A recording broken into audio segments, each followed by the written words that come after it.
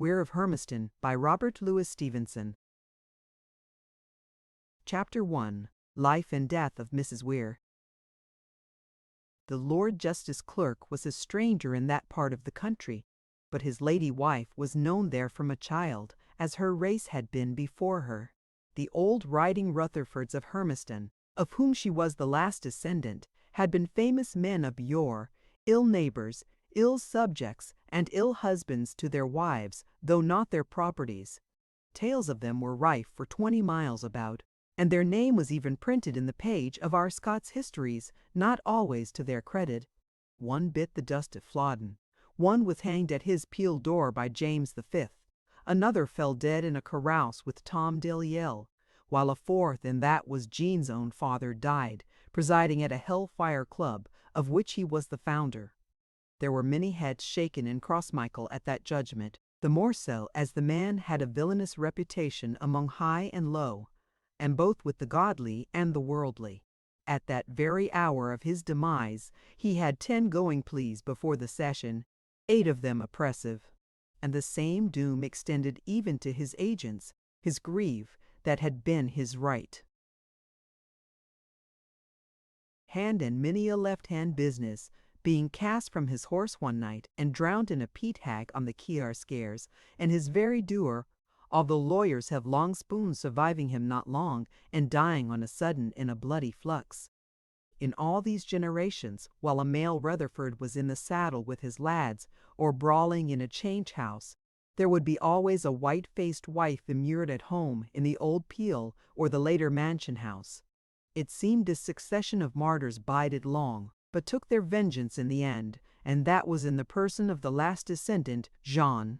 She bore the name of the Rutherfords, but she was the daughter of their trembling wives. At the first she was not wholly without charm. Neighbors recalled in her, as a child, a strain of elfin willfulness, gentle little mutinies, sad little gaieties, even a morning gleam of beauty that was not to be fulfilled. She withered in the growing, and whether it was the sins of her sires or the sorrows of her mothers came to her maturity, depressed and, as it were, defaced. No blood of life in her, no grasp or gaiety. Pious, anxious, tender, tearful, and incompetent. It was a wonder to many that she had married seeming so wholly of the stuff that makes old maids.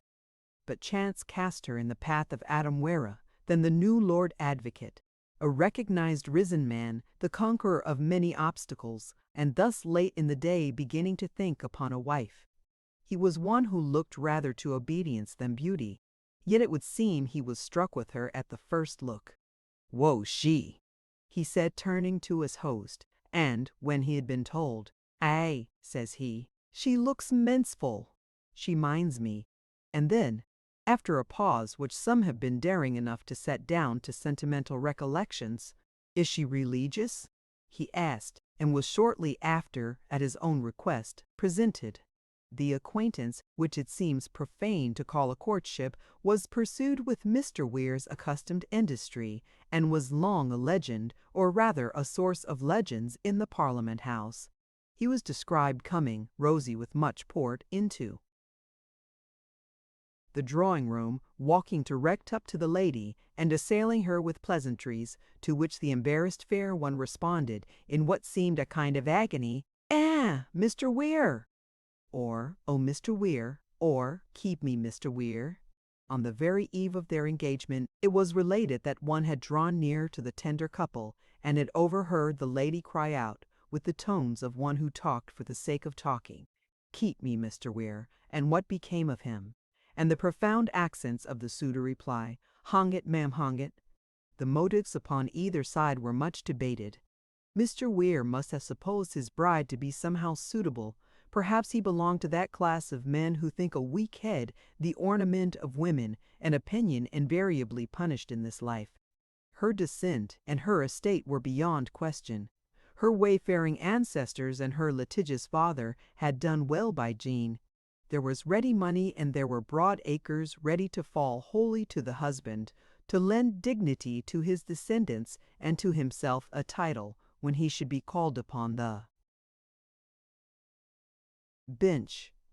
On the side of Jeanne, there was perhaps some fascination of curiosity as to this unknown male animal that approached her with the roughness of a plowman and the aplomb of an advocate. Being so trenchantly opposed to all she knew, loved, or understood, he may well have seemed to her the extreme, if scarcely the ideal, of his sex. And besides, he was an ill man to refuse. A little over 40 at the period of his marriage, he looked already older, and to the force of manhood added the senatorial dignity of years. It was, perhaps, with an unreverend awe, but he was awful.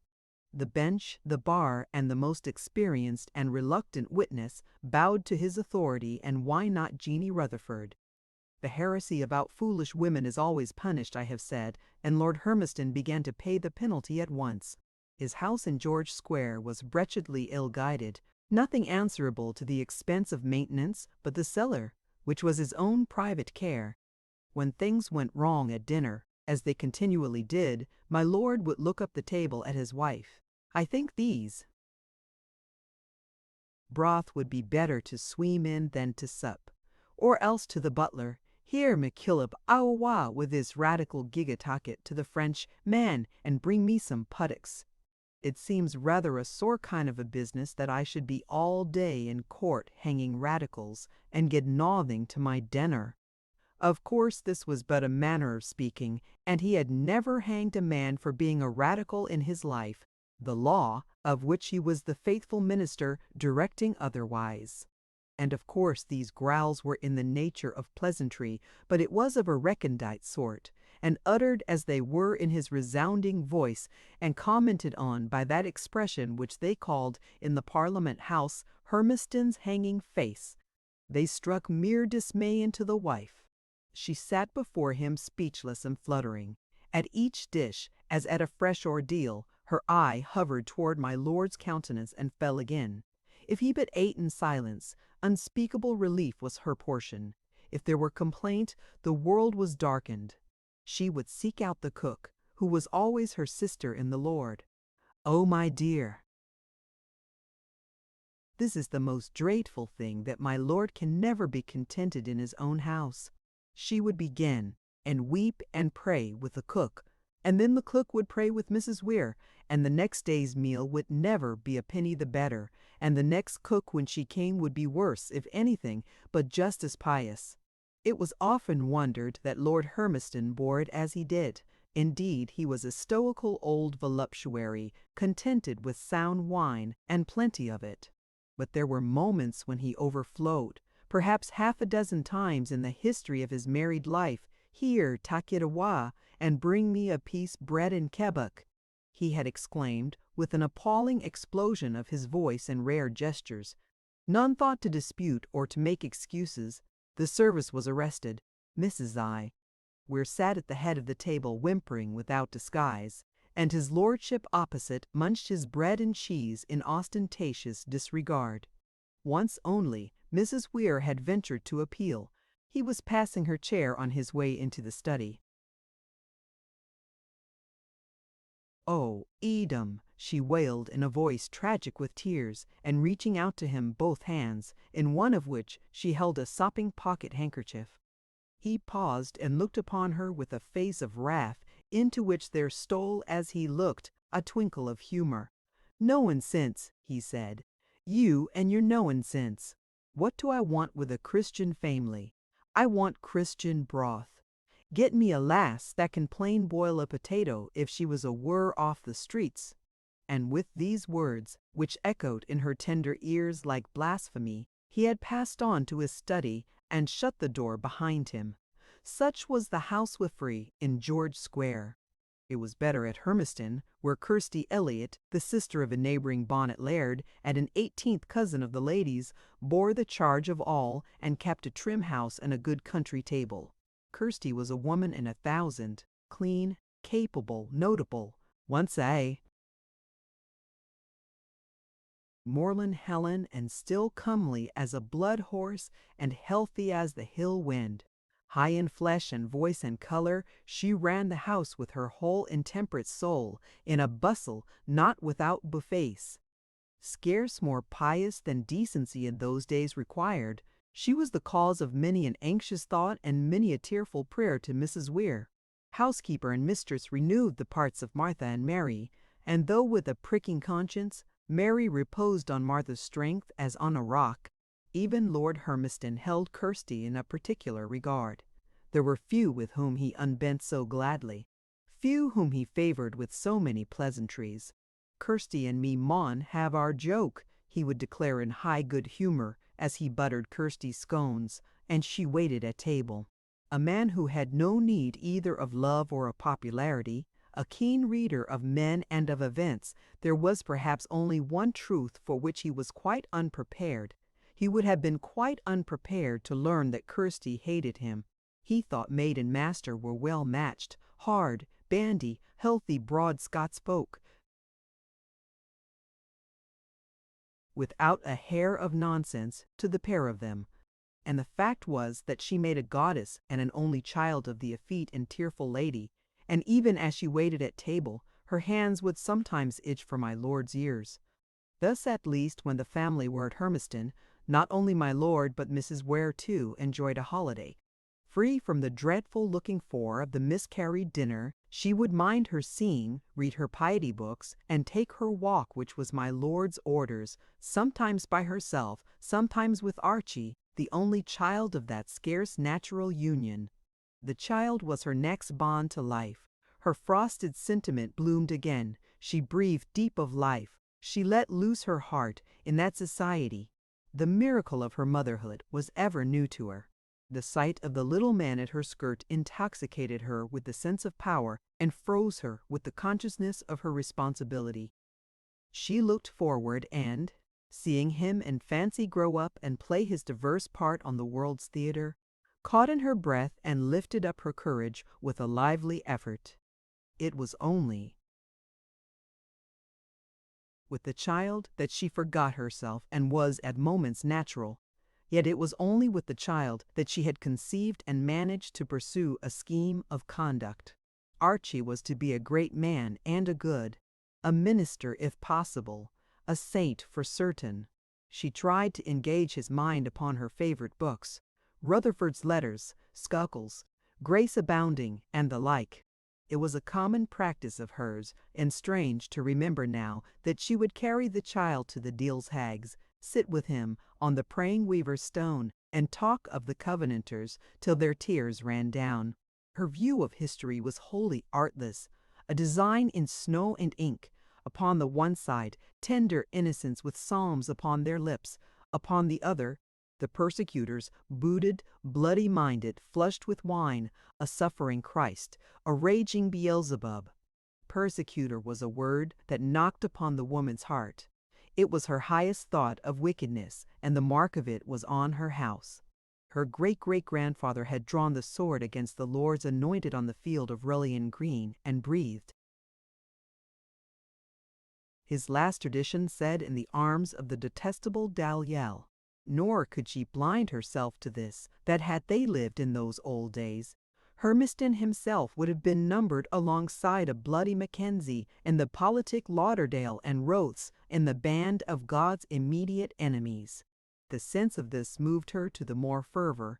She had a voice for that name of persecutor that thrilled in the child's marrow, and when one day the mob hooted and hissed them all in my lord's traveling carriage and cried, "Down with the persecutor, down with hanging Hermiston," and Mamma covered her eyes and wept, and Papa let down the glass and looked out upon the rabble with his droll, formidable face, bitter and smiling, as they said he sometimes looked when he gave sentence.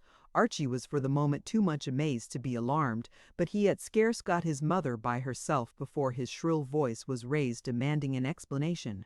Why had they called Papa a persecutor? "Keep me, my precious," she exclaimed. "Keep me, my dear. This is political. Yeah. Must never ask me anything political, Archie.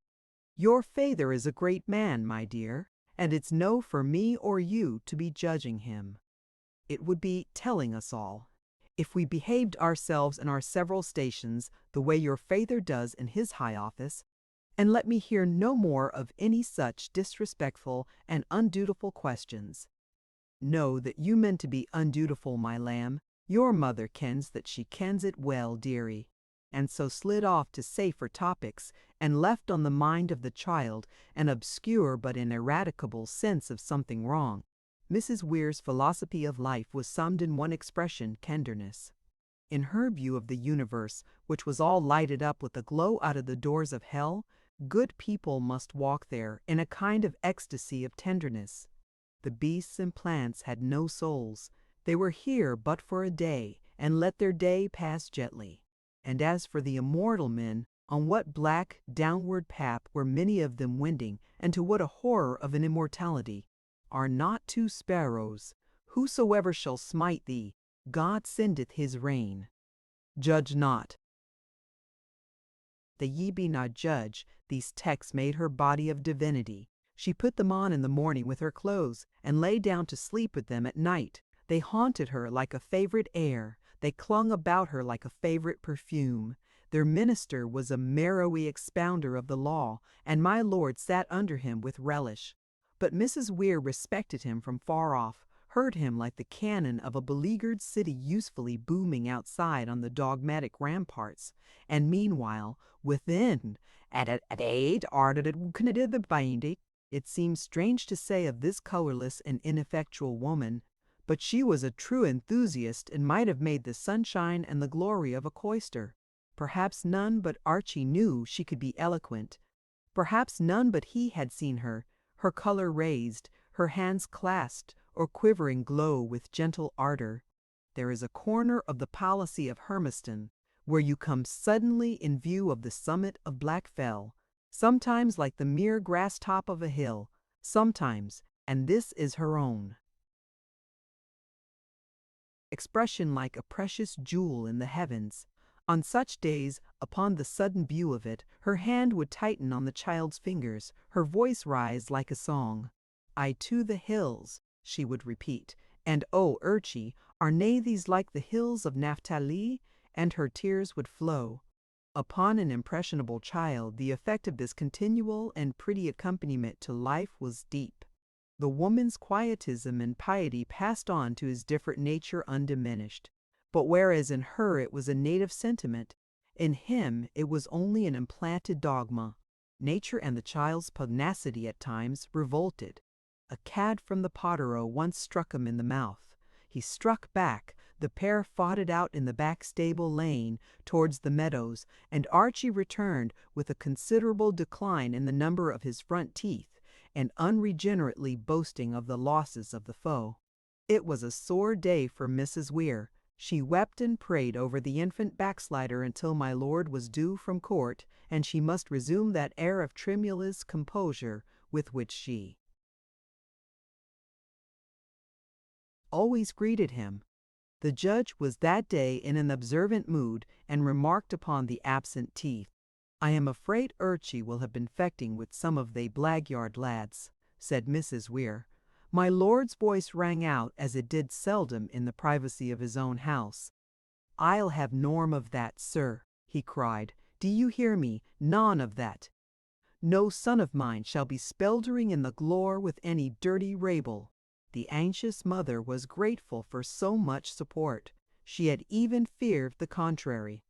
And that night, when she put the child to bed, "Now, my dear, ye see," she said, "I told you what your feather would think of it if he heard ye had fallen into this dreadful sin, and let you and me pray to God that ye may be keep it from the like temptation or strengthened to resist it."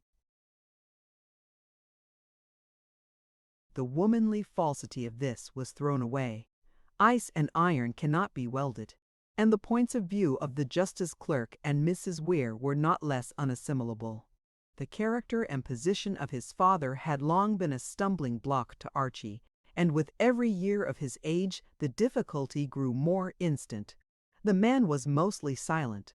When he spoke at all, it was to speak of the things of the world, always in a worldly spirit, often in language that the child had been schooled to think coarse, and sometimes with words that he knew to be sins in themselves. Tenderness was the first duty, and my lord was invariably harsh, God was love. The name of my Lord to all who knew him was fear. In the world, as schematis for Archie by his mother, the place was marked for such a creature. There were some whom it was good to pity, and well though very likely useless to pray for. They were named reprobates, goats, God's enemies, brands for the burning, and Archie tallied every mark of identification and drew the inevitable private inference that the Lord Justice Clerk was the chief of sinners. The mother's honesty was scarce complete. There was one influence she feared for the child, and still secretly combated. That was my lord's, and half unconsciously, half in a wilful blindness, she continued to undermine our husband with his son. As long as Archie remained silent, she did so ruthlessly, with a single eye to heaven and the child's salvation. But the day came when Archie spoke. It was 1801, and Archie was 7, and beyond his years for curiosity and logic when he brought the case up openly. If judging were sinful and forbidden, how came Papa to be a judge? To have that sin for a trait? To bear the name of it for a distinction? I can't see it, said the little rabbi, and wagged his head. Mrs. Weir abounded in commonplace replies. No, I canna see it, reiterated Archie. And I'll tell you what, Mama, I don't think you and me is just tifed in staying with him. The woman awoke to remorse. She saw herself disloyal to her man, her sovereign and breadwinner, in whom with what she had of worldliness she took a certain subdued pride. She expatiated in reply on my lord's honor and greatness, his useful services in this world of sorrow and wrong, and the place in which he stood, far above where babes and innocents could hope to see or criticize. But she had builded too well. Archie had his answers pat. Were not babes and innocents the type of the kingdom of heaven? Were not honor and greatness the badges of the world? And at any rate, how about the mob that had once seethed about the carriage? It's all very fine, he concluded, but in my opinion, Papa has no right to be it. And it seems that's not the worst yet of it. It seems he's called the hanging judge. It seems he's cruel. I'll tell you what it is, Mama. There's a Texas born in upon me. It were better for that man if a milestone were bound upon his back and him flung into the deepest most parts of the sea. Oh, my lamb, you must never say the like of that, she cried. You're to honor father and mother dear, that your days may be long in the land.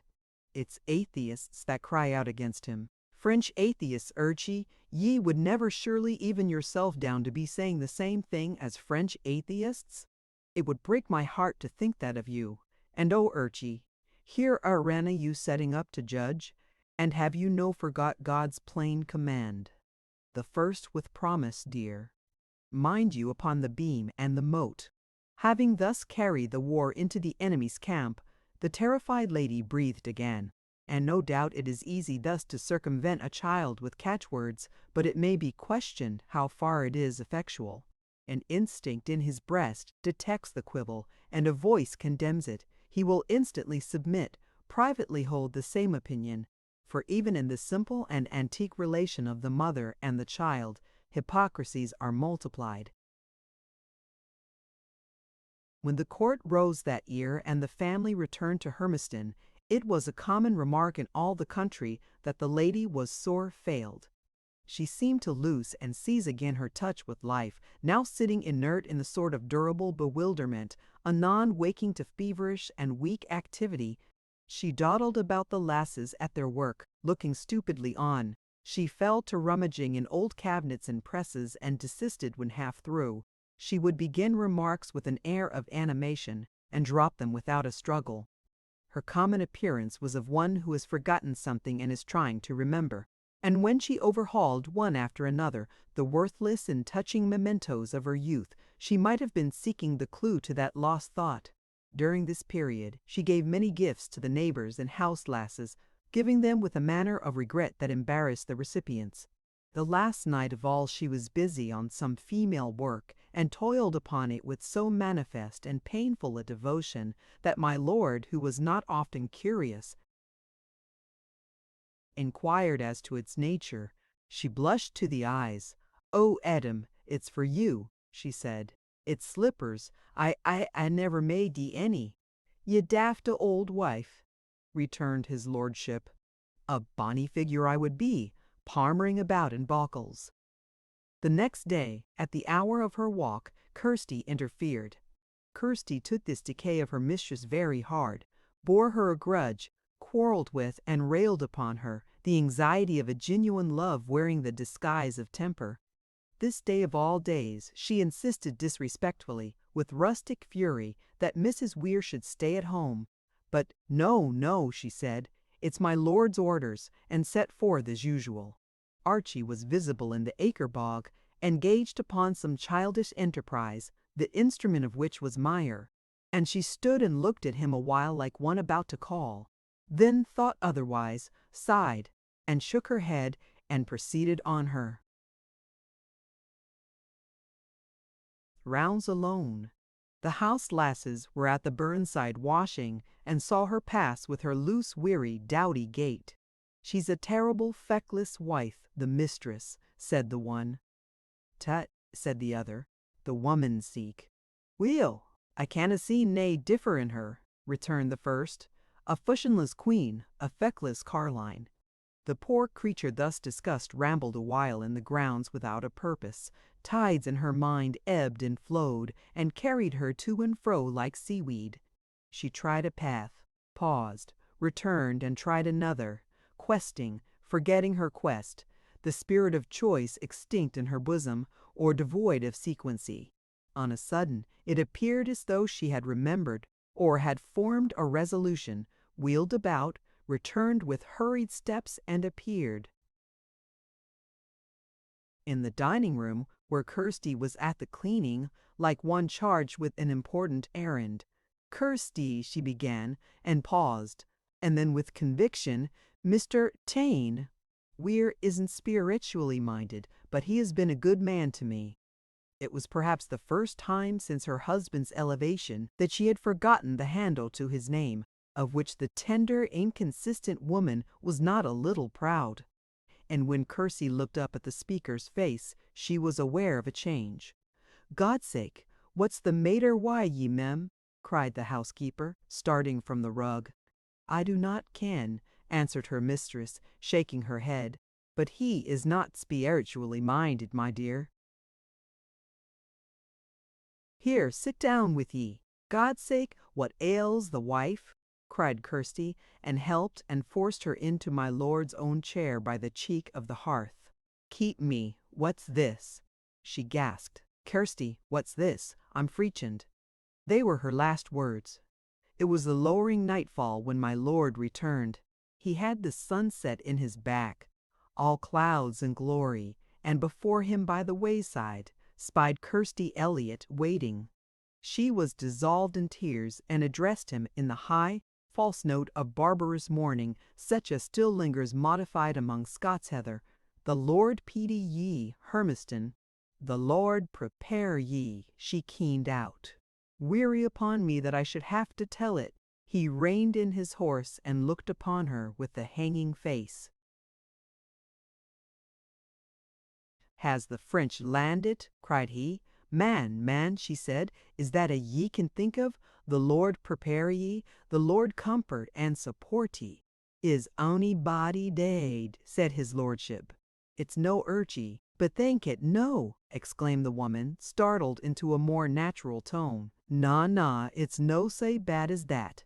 It's the mistress, my lord. She just fair flit before my een. She just get a sab and was by Wyatt. My bonny Miss Jeanie, that I mind sae weel." And forth again upon that pouring tide of lamentation in which women of her class excel and overabound. Lord Hermiston sat in the saddle beholding her. Then he seemed to recover command upon himself. "Well, it's something of the suddenest," said he, "but she was a daywaibly body from the first." And he rode home at a precipitate amble with Kirsty at his horse's heels. Dressed as she was for her last walk, they had laid the dead lady on her bed. She was never interesting in life. In death she was not impressive. and as her husband stood before her with his hands crossed behind his powerful back, that which he looked upon was the very image of the insignificant. "Her and me were never cut out for one another," he remarked at last. "It was a daft-like marriage." And then, with a most unusual gentleness of tone, "Poor bitch," said he, "poor bitch." Then suddenly, "Where's Urchy?" Kirsty had decoyed him to her room and given him a geely piece. "'E have some kind of gumption too," observed the judge, and considered his housekeeper grimly. "When all's said," he added, "I misht have done war I. Misht have been married upon a skirting Jezebel like you." "There's naebody thinking of you, Hermiston," cried the offended woman. "We think of her that's out of her sorrows. And could she have done wur? Tell me that, Hermiston, tell me that before her clay-called court." "Weel, there's some of them gay and ill to please," observed his lordship. Chapter 2. Father and Son. My Lord Justice Clerk was known to many, the man Adam Weir perhaps to none. He had nothing to explain or to conceal. He sufficed wholly and silently to himself. And that part of our nature which goes out too often with false coin to acquire glory or love seemed in him to be omitted. He did not try to be loved. He did not care to be. It is probable the very thought of it was a stranger to his mind. He was an admired lawyer, a highly unpopular judge, and he looked down upon those who were his inferiors in either distinction, who were lawyers of less grasp, or judges not so much detested. In all the rest of his days and doings, not one trace of vanity appeared, and he went on through life with a mechanical movement as of the unconscious, that was almost august. He saw little of his son. In the childish maladies with which the boy was troubled, he would make daily inquiries and daily pay him a visit, entering the sick room with a facetious and appalling countenance, letting off a few perfunctory jests, and going again swiftly to the patient's relief. Once, a court. Holiday falling opportunely, my lord had his carriage and drove the child himself to Hermiston, the customary place of convalescence. It is conceivable he had been more than usually anxious, for that journey always remained in Archie's memory as a thing apart, his father having related to him from beginning to end, and with much detail, 3 authentic murder cases. Archie went the usual round of other Edinburgh boys, the high school and the college, and Hermiston looked on, or rather looked away, with scarce an affectation of interest in his progress. Daily, indeed, upon a signal after dinner, he was brought in, given nuts and a glass of port, regarded sardonically, sarcastically questioned. "Well, sir, and what have you done with your book today?" my lord might begin, and set him pausers in law Latin. To a child just stumbling into Corderius, Papinian and Paul proved quite invincible, but Papa had memory of no other. He was not harsh to the little scholar, having a vast fund of patience learned upon the bench, and was at no pains whether to conceal or to express his disappointment. "Well, you have a long jaunt before ye yet," he might observe, yawning, and fall back on his own thoughts as like as not, until the time came for separation, and my lord would take the decanter and the glass and be off to the back chamber looking on the meadows, where he toiled on his cases till the hours were small. There was no fuller man on the bench. His memory was marvellous, though wholly legal. If he had to advise extempore, none did it better, yet there was none who more earnestly prepared. As he thus watched in the night, or sat at table and forgot the presence of his son, no doubt but he tasted deeply of recondite pleasures.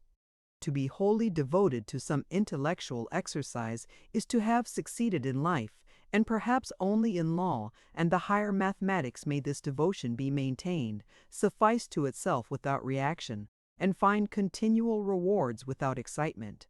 This atmosphere of his father's sterling industry was the best of Archie's education. Assuredly it did not attract him. Assuredly it rather rebutted and depressed. Yet it was still present, unobserved, like the ticking of a clock, an arid ideal, a tasteless stimulant in the boy's life. But Hermiston was not all of one piece.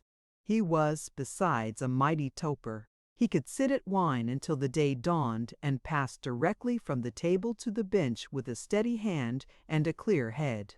Beyond the third bottle he showed the plebeian in a larger print. The low, gross accent, the low, foul mirth, grew broader and commoner. He became less formidable and infinitely more disgusting. Now, the boy had inherited from Jean Rutherford a shivering delicacy, unequally mated with potential violence. In the playing fields and amongst his own companions, he repaid a coarse expression with a blow. At his father's table, when the time came for him to join these revels, he turned pale and sickened in silence. Of all the guests whom he there encountered, he had toleration for only one, David Keith Carnegie, Lord Glenalmond. Lord Glenalmond was tall and emaciated, with long features and long delicate hands. He was often compared with the statue of Forbes of Culloden in the Parliament House, and his blue eye, at more than 60, preserved some of the fire of youth. His exquisite disparity with any of his fellow guests, his appearance as of an artist and an aristocrat stranded in rude company, riveted the boy's attention. And as curiosity and interest are the things in the world that are the most immediately and certainly rewarded, Lord Glenalmond was attracted by the boy. "And so this is your son Hermiston?" he asked, laying his hand on Archie's shoulder. "He's getting a big lad." "How?" said the gracious father. "Just his mother over again, Dorna say boo to a goose." But the stranger retained the boy, talked to him, drew him out, found in him a taste for letters, and a fine, ardent, modest, youthful soul, and encouraged him to be a visitor on Sunday evenings in his bare, cold, lonely dining room, where he sat and read in the isolation of a bachelor grown old in refinement. The beautiful gentleness and grace of the old judge, and the delicacy of his person, thoughts, and language, spoke to Archie's heart in its own tongue.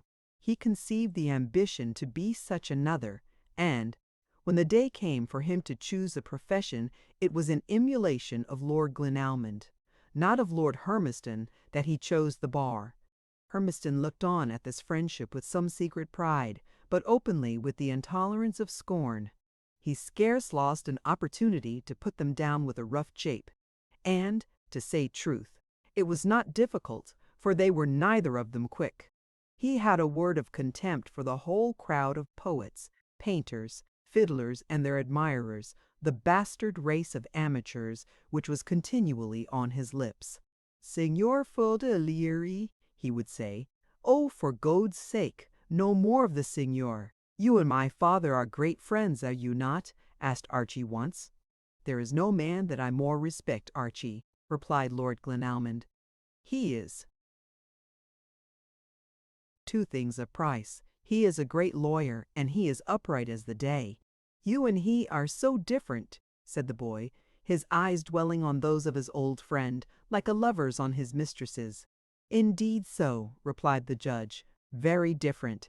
And so I fear are you and he. Yet I would like it very ill if my young friend were to misjudge his father. He has all the Roman virtues. Cato and Brutus were such. I think a son's heart might well be proud of such an ancestry of one." "And I would sooner he were a plated herd," cried Archie with sudden bitterness. "And that is neither very wise, nor I believe entirely true," returned Glenalmond. "Before you are done, you will find some of these expressions rise on you like a remorse. They are merely literary and decorative. They do not aptly express your thought, nor is your thought clearly apprehended, and no doubt your father, if he were here, would say, 'Signor Fodelieri.'" With the infinitely delicate sense of youth, Archie avoided the subject from that hour. It was perhaps a pity.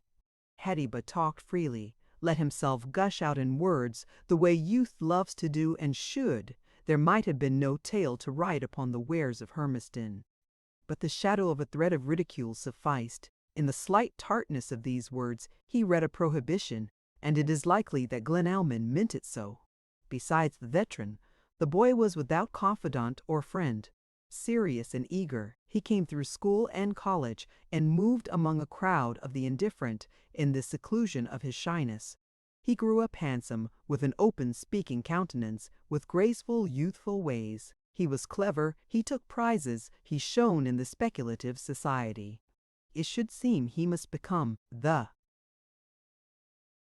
center of a crowd of friends, but something that was in part the delicacy of his mother, in part the austerity of his father, held him aloof from all.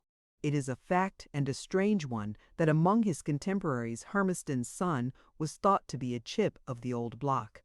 "You're a friend of Archie Weir's?" said one to Frank Ennis, and Ennis replied, with his usual flippancy and more than his usual insight, "I know Weir, but I never met Archie." No one had met Archie, a malady most incident to only sons. He flew his private signal and none heeded it. It seemed he was abroad in a world from which the very hope of intimacy was banished, and he looked round about him on the concourse of his fellow students and forward to the trivial days and acquaintances that were to come, without hope or interest.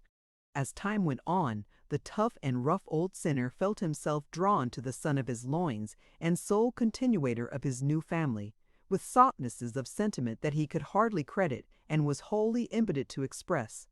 With a face, voice, and manner trained through 40 years to terrify and repel, Rhadamanthus may be great, but he will scarce be engaging. It is a fact that he tried to propitiate Archie, but a fact that cannot be too lightly taken. The attempt was so unconspicuously made, the failure so stoically supported. Sympathy is not due to these steadfast iron natures. If he failed to gain his son's friendship, or even his son's toleration, on he went up the great, bare staircase of his duty, uncheered and undepressed. There might have been more pleasure in his relations with Archie, so much he may have recognized at moments, but pleasure was a by-product of the singular chemistry of life, which only fools expected. An idea of Archie's attitude, since we are all grown up and have forgotten the days of our youth, it is more difficult to convey. He made no attempt whatsoever to understand the man with whom he dined and breakfasted. Parsimony of pain, glut of pleasure, these are the two alternating ends of youth, and Archie was of the parsimonious. The wind blew cold out of a certain quarter. He turned his back upon it, stayed as little as was possible in his father's presence, and when there, averted his eyes as much as was decent from his father's face. The lamp shone for many hundred days upon these two. At table my lord, ruddy, gloomy, and unreverent. Archie, with a potential brightness that was always dimmed and veiled in that society, and there were not, perhaps, in Christendom, two men more radically strangers. The father, with a grand simplicity, either spoke of what interested himself or maintained an unaffected silence. The son turned in his head for some topic that should be quite safe, that would spare him fresh evidences either of my lord's inherent grossness or of the innocence of his inhumanity, treading gingerly the ways of intercourse, like a lady gathering up her skirts in a by-path. If he made a mistake, and my lord began to abound in matter of offense, Archie drew himself up, his brow grew dark, his share of the talk expired. But my lord would faithfully and cheerfully continue to pour out the worst of himself before his silent and offended son. "Well, it's a poor hurt that never rejoices," he would say at the conclusion of such a nightmare interview.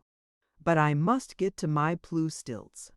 And he would seclude himself as usual in his back room, and Archie go forth into the night in the city quivering with animosity and scorn. Chapter 3. In the matter of the hanging of Duncan Jopp. It chanced in the year 1813 that Archie strayed one day into the justiciary court. The master made room for the son of the presiding judge. In the dock, the centre of men's eyes, there stood a whey-coloured, misbegotten caitiff, Duncan Jopp, on trial for his life. His story, as it was raked out before him in that public scene, was one of disgrace and vice and cowardice, the very nakedness of crime. And the creature heard, and it seemed at times as though he understood, as if at times he forgot the horror of the place he stood in, and remembered the shame of what had brought him there. He kept his head bowed and his hands clutched upon the rail. His hair dropped in his eyes, and at times he flung it back, and now he glanced about the audience in a sudden fellness of terror, and now looked in the face of his judge and gulped. There was pinned about his throat a piece of dingy flannel, and this it was perhaps that turned the scale in Archie's mind between disgust and pity. The creature stood in a vanishing point, yet a little while, and he was still a man, and had eyes and apprehension, yet a little longer, and with a last sordid piece of pageantry he would cease to be. And here, in the meantime, with a trait of human nature that caught at the beholder's breath, he was tending a sore throat. Over against him, my Lord Hermiston occupied the bench in the red robes of criminal jurisdiction, his face framed in the white wig. Honest all through, he did not affect the virtue of impartiality. This was no case for refinement. There was a man to be hanged, he would have said, and he was hanging him. Nor was it possible to see his lordship and acquit him of gusto in the task. It was plain he gloried in the exercise of his trained faculties, in the clear sight which pierced at once into the joint of fact, in the rude, unvarnished gibes with which he demolished every figment of defense. He took his ease and jested, unbending in that solemn place with some of the freedom of the tavern, and the rag of man with the flannel round his neck was hunted gallowsward with jeers.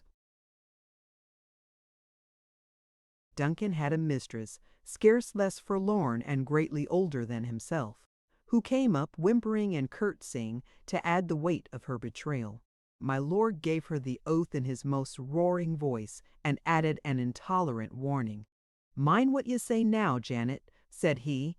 "I have an eye upon ye I am ill to jest with." Presently, after she was tremblingly embarked on her story, "And what made ye do this, ye old runt?" the court interposed. "Do ye mean to tell me ye was the panel's mistress?" "If you please, my lord," whined the female. "God's sake!" "Ye made a bonny couple," observed his lordship, and there was something so formidable and ferocious in his scorn that not even the galleries thought to laugh. The summing up contains some jewels. These two peachable creatures seem to have made up the gether. It's not for us to explain why. The panel, who whatever else he may be appears to be equally ill set out in mind and body. Neither the panel nor yet the old wife appears to have had so much common sense as even to tell a lie when it was necessary. And in the course of sentencing, my lord had this obiter dictum: "I have been the means, under God, of hanging a great number, but never just such a disjasked rascal as yourself." The words were strong in themselves. The light and heat and detonation of their delivery, and the savage pleasure of the speaker in his task, made them tingle in the ears. When all was over, Archie came forth again into a changed world. Had there been the least redeeming greatness in the crime, any obscurity, any dubiety, perhaps he might have understood, but the culprit stood, with his sore throat, in the sweat of his mortal agony, without defense or excuse, a thing to cover up with blushes, a being so much sunk beneath the zones of sympathy that pity might seem harmless. And the judge had pursued him with a monstrous, relishing gaiety, horrible to be conceived, a trait for nightmares. It is one thing to spear a tiger, another to crush a toad. There are aesthetics even of the slaughterhouse, and the loathsomeness of Duncan Jopp enveloped and infected the image of his judge. Archie passed by his friends in the High Street with incoherent words and gestures. He saw Holyrood in a dream. Remembrance of its romance awoke in him and faded. He had a vision of the old radiant stories, of Queen Mary and Prince Charlie, of the hooded stag, of the splendor and crime, the velvet and bright iron of the past, and dismissed them with a cry of pain. He lay and moaned in the hunter's bog, and the heavens were dark above him, and the grass of the field in offence. "This is my father," he said. "I draw my life from him. The flesh upon my bones is his. The bread I am fed with is the wages of these horrors." He recalled his mother, and ground his forehead in the earth. He thought of flight, and where was he to flee to?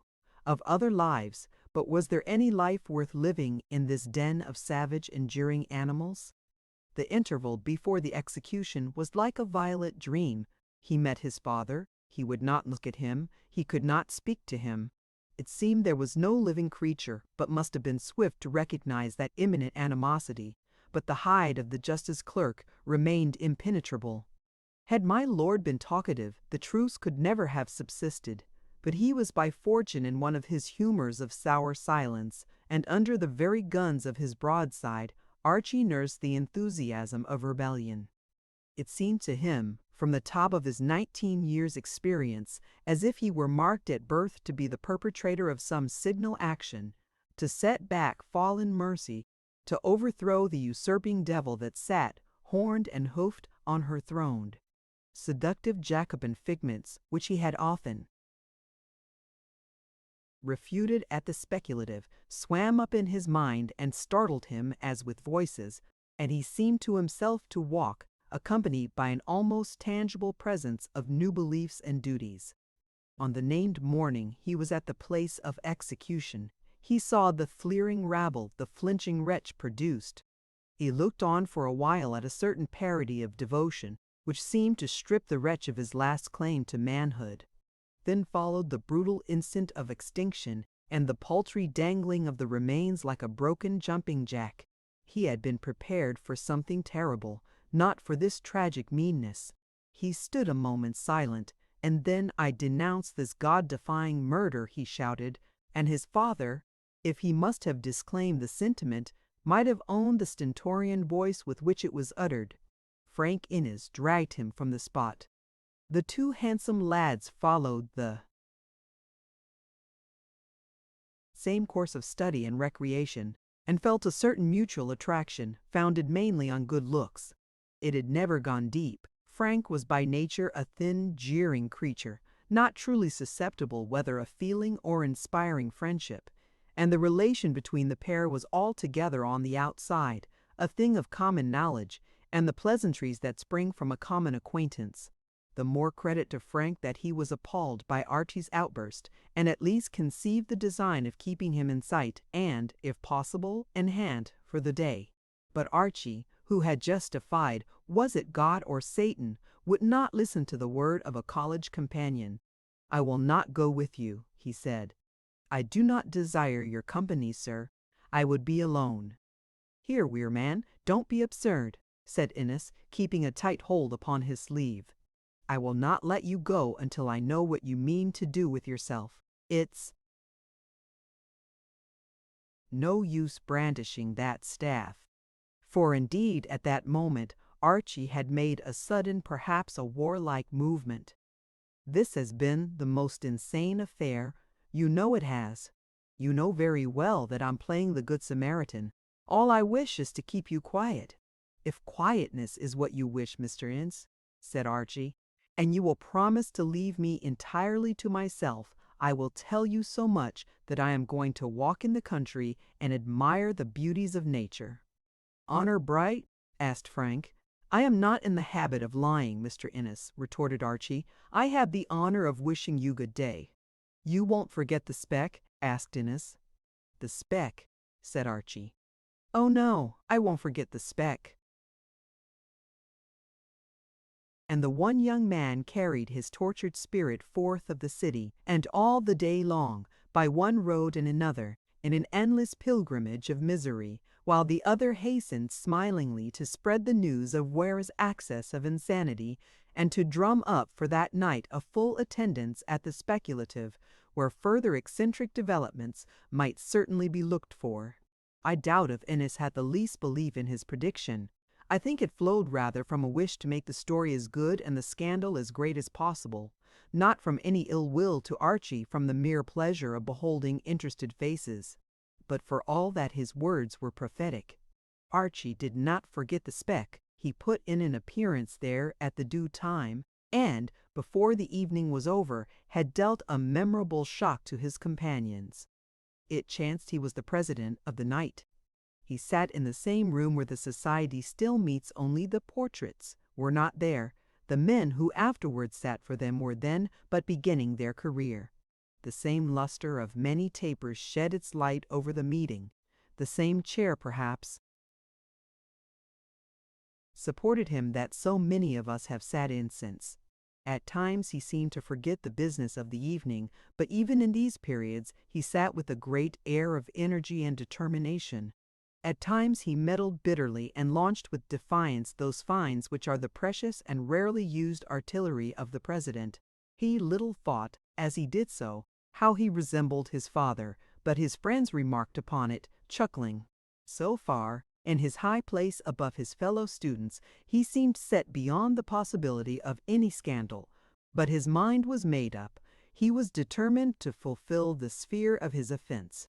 He signed to Innes, whom he had just fined, and who just impeached his ruling, to succeed him in the chair, stepped down from the platform, and took his place by the chimney-piece, the shine of many wax tapers from above illuminating his pale face, the glow of the great red fire relieving from behind his slim figure.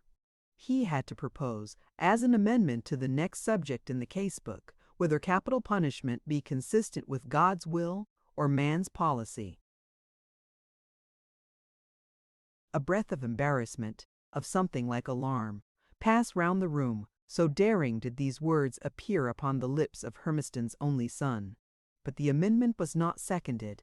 The previous question was promptly moved and unanimously voted, and the momentary scandal smuggled by. Innes triumphed in the fulfillment of his prophecy.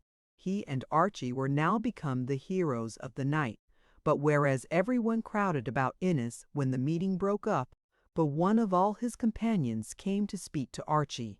"Weir, man, that was an extraordinary raid of yours," observed this courageous member, taking him confidentially by the arm as they went out. "I don't think it a raid," said Archie grimly, "more like a war. I saw that poor brute hanged this morning, and my gorge rises at it yet." "Hut tut," returned his companion, and, dropping his arm like something hot, he sought the less tense society of others. Archie found himself alone. The last of the faithful, or was it only the boldest of the curious, had fled. He watched the black huddle of his fellow students draw off down and up the street in whispering or boisterous gangs, and the isolation of the moment weighed upon him like an omen and an emblem of his destiny in life. Bred up in unbroken fear himself, among trembling servants, and in a house which at the least ruffle in the master's voice shuddered into silence, he saw himself on the brink of the red valley of war, and measured the danger and length of it with awe. He made a detour in the glimmer and shadow of the streets, came into the back stable lane, and watched for a long while the light burn steady in the judge's room. The longer he gazed upon that illuminated window blind, the more blank became the picture of the man who sat behind it, endlessly turning over sheets of process, pausing to sip a glass of port, or rising and passing heavily about his book-lined walls to verify some reference. He could not combine the brutal judge and the industrious, dispassionate student. Connecting link escaped him. From such a dual nature it was impossible he should predict behavior, and he asked himself if he had done well to plunge into a business of which the end could not be foreseen. And presently after, with a sickening decline of confidence, if he had done loyally to strike his father?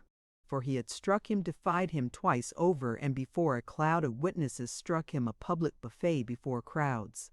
Who had called him to judge his father in these precarious and high questions? The office was usurped. It might have become a stranger. In a son, there was no blinking it. In a son, it was disloyal. And now, between these two natures so antipathetic, so hateful to each other, there was depending an unpardonable affront, and the providence of God alone might foresee the manner in which it would be resented by Lord Hermiston. These misgivings tortured him all night, and arose with him in the winter's morning. They followed him from class to class. They made him shrinkingly sensitive to every shade of manner in his companions. They sounded in his ears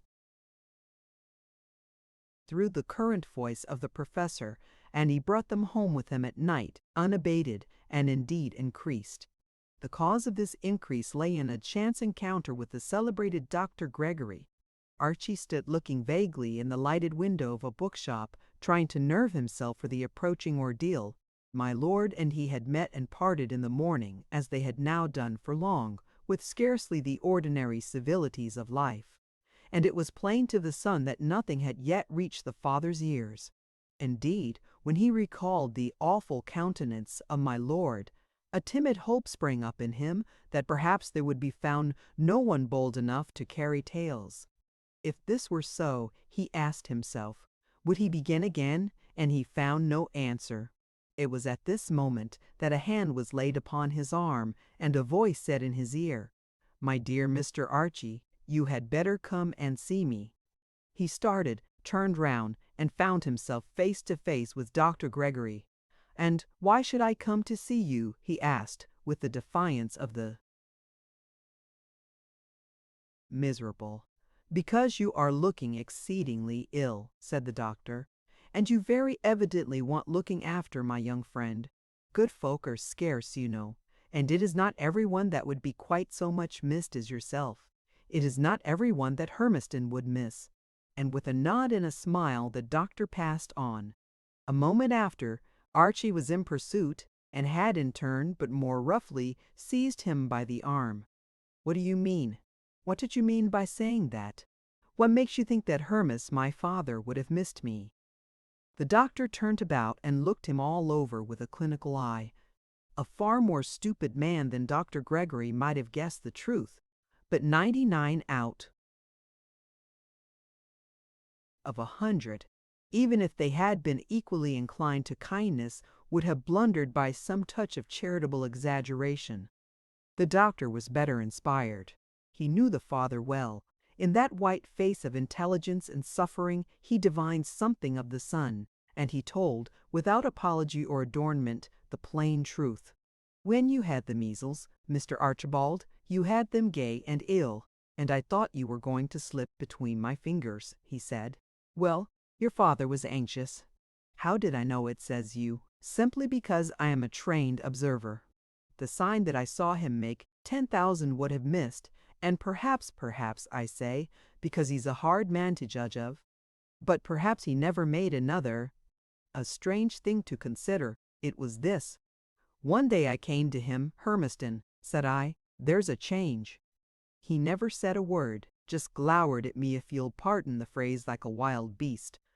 'A change for the better,' said I, and I distinctly heard him take his breath."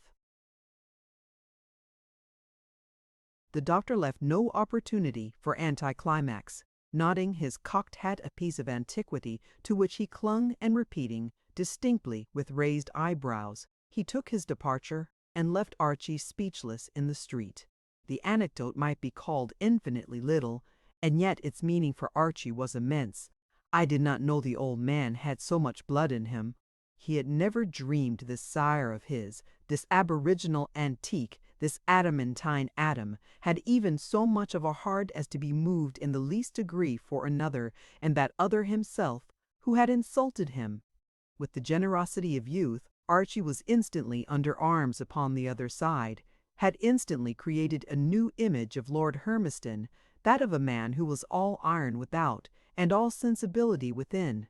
The mind of the vile jester, the tongue that had pursued Duncan Jopp with unmanly insults, the unbeloved countenance that he had known and feared for so long, were all forgotten, and he hastened home, impatient to confess his misdeeds, impatient to throw himself on the mercy of this imaginary character. He was not to be long without a rude awakening.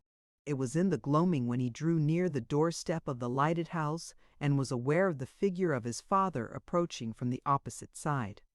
Little daylight lingered, but on the door being opened, the strong yellow shine of the lamp gushed out upon the landing and shone full on Archie as he stood in the old-fashioned observance of respect to yield precedence. The judge came without haste, stepping stately and firm, his chin raised, his face as he entered the lamplight strongly illumined, his mouth set hard. There was never a wink of change in his expression. Without looking to the right or left, he mounted the stair, passed close to Archie, and entered the house. Instinctively, the boy, upon his first coming, had made a movement to meet him. Instinctively, he recoiled against the railing, as the old man swept by him in a pomp of indignation. Words were needless. He knew all, perhaps more than all, and the hour of judgment was at hand. It is possible that, in this sudden revulsion of hope, and before these symptoms of impending danger, Archie might have fled, but not even that was left to him. My lord, after hanging up his cloak and hat, turned round in the lighted entry, and made him an imperative and silent gesture with his thumb, and with the strange instinct of obedience, Archie followed him into the house. All dinner time there reigned over the judge's table a palpable silence, and as soon as the solids were dispatched, he rose to his feet. "McKillop, take the wine into my room," said he, and then to his son, "Archie, you and me has to have a talk." It was at the sickening moment that Archie's courage, for the first and last time, entirely deserted him. "I have an appointment," said he. "It'll have to be broken then," said Hermiston, and led the way into his study. The lamp was shaded, the fire trimmed to a nicety, the table covered deep with orderly documents. The backs of law books made a frame upon all sides that was only broken by the window and the doors. For a moment Hermiston warmed his hands at the fire, presenting his back to Archie, then suddenly disclosed on him the terrors of the hanging face. "What's this I hear of ye?" he asked. There was no answer possible to Archie. "I'll have to tell ye then," pursued Hermiston. "It seems you've been skirting against the father that begot ye, and one of his Majesty's judges in this land, and that in the public street, and while an order of the court was being executed, for by which it would appear that you've been airing your opinions in a college debatin society." He paused a moment, and then with extraordinary bitterness added, "Ye damned idiot." "I had meant to tell you," stammered Archie. "I see you are well informed." "Muckle obleed to ye," said his lordship, and took his usual seat. "And so you disapprove of capital punishment?" he added. "I am sorry, sir, I do," said Archie. "I am sorry too," said his lordship. "And now, if you please, we shall approach this business with a little more particularity. I hear that at the hanging of Duncan Jopp and, man, ye had a fine client there in the middle of all the riffraff of the city, ye thought fit to cry out, 'This is a damned murder, and my gorge rises at the man that hanged him.'" "No, sir, these were not my words," cried Archie. "What were your words then?" asked the judge. "I believe I said I denounce it as a murder," said the son. "I beg your pardon, a God-defying murder. I have no wish to conceal the truth," he added, and looked his father for a moment in the face. "God, it would only need that of it next," cried Hermiston. "There was nothing about your gorge rising then?" "That was afterwards, my lord, as I was leaving the speculative.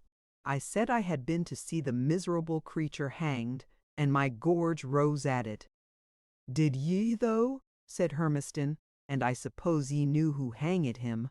"I was present at the trial. I ought to tell you that. I ought to explain. I ask your pardon beforehand for any expression that may seem undutiful." "The position in which I stand is wretched," said the unhappy hero, now fairly face to face with the business he had chosen. "I have been reading some of your cases. I was present while Jopp was tried. It was a hideous business. Father, it was a hideous thing. Grant he was vile. Why should you hunt him with a vileness equal to his own? It was done with glee, that is the word, you did it with glee, and I looked on, God help me, with horror. "You're a young gentleman that doesn't approve of capital punishment," said Hermiston. "Weel, I'm an old man that does. I was glad to get job hanged, and what for would I pretend I wasn't? You're all for honesty, it seems. You couldn't even stake your mouth on the public street. What for should I stike mines upon the bench? The king's officer bearing the sword, a dread to evil-doers, as I was from the beginning, and as I will be to the end. Mair than enough of it. Hideous. I never gave twa thoughts to hideousness. I have no call to be bonny. I'm a man that gets through with my day's business, and let that suffice." The ring of sarcasm had died out of his voice as he went on. The plain words became invested with some of the dignity of the justice seat. "It would be telling you if you could say as much," the speaker resumed. "But ye cannot. You've been reading some of my cases, ye say, but it was not for the law in them. It was to spy out your feathers' nakedness, a fine employment in a son. You're splurging, you're running at largee, and life like a wild knout. It's impossible you should think any longer of coming to the bar. You're not fit for it, no splurger is. And another thing, son of mines or no son of mines, you have flung filement in public on one of the senators of the College of Justice, and I would make it my business to see that you are never admitted there yourself. There is a kind of a decency to be observed. Then comes the next of it. What am I to do with ye next? You'll have to find some kind of a trade, for I'll never support ye in idle set. What do ye fancy you'll be fit for? The pulpit? Nah, they could never get divinity into that blockhead. Him that the law of man whammels is no likely to do muckle better by the law of God. What would ye make of hell? Wouldna? Your gorge rise at that? Nah, there's no room for splurgers under the fower quarters of John Calvin.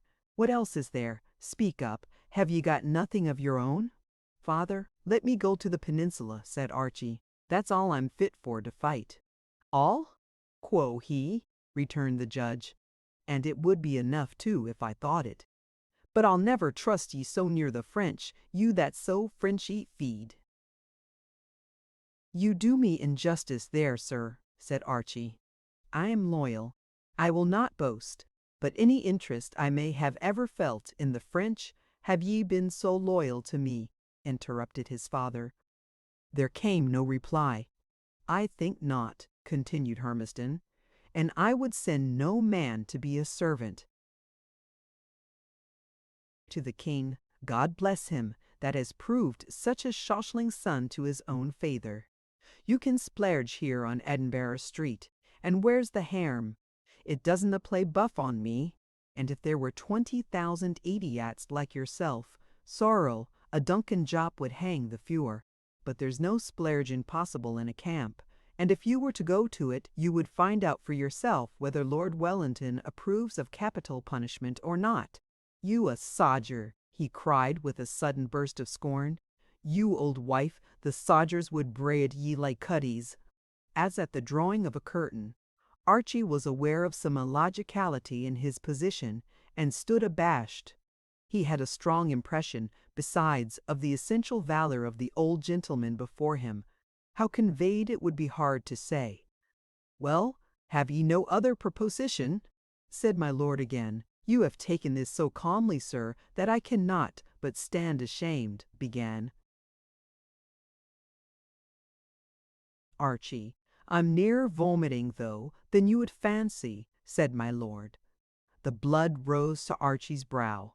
"I beg your pardon. I should have said that you had accepted my affront. I admit it was an affront. I did not think to apologize, but I do. I ask your pardon. It will not be so again. I pass you my word of honor." "I should have said that I admired your magnanimity with this offender," Archie concluded with a gulp. "I have no other son, you see," said Hermiston.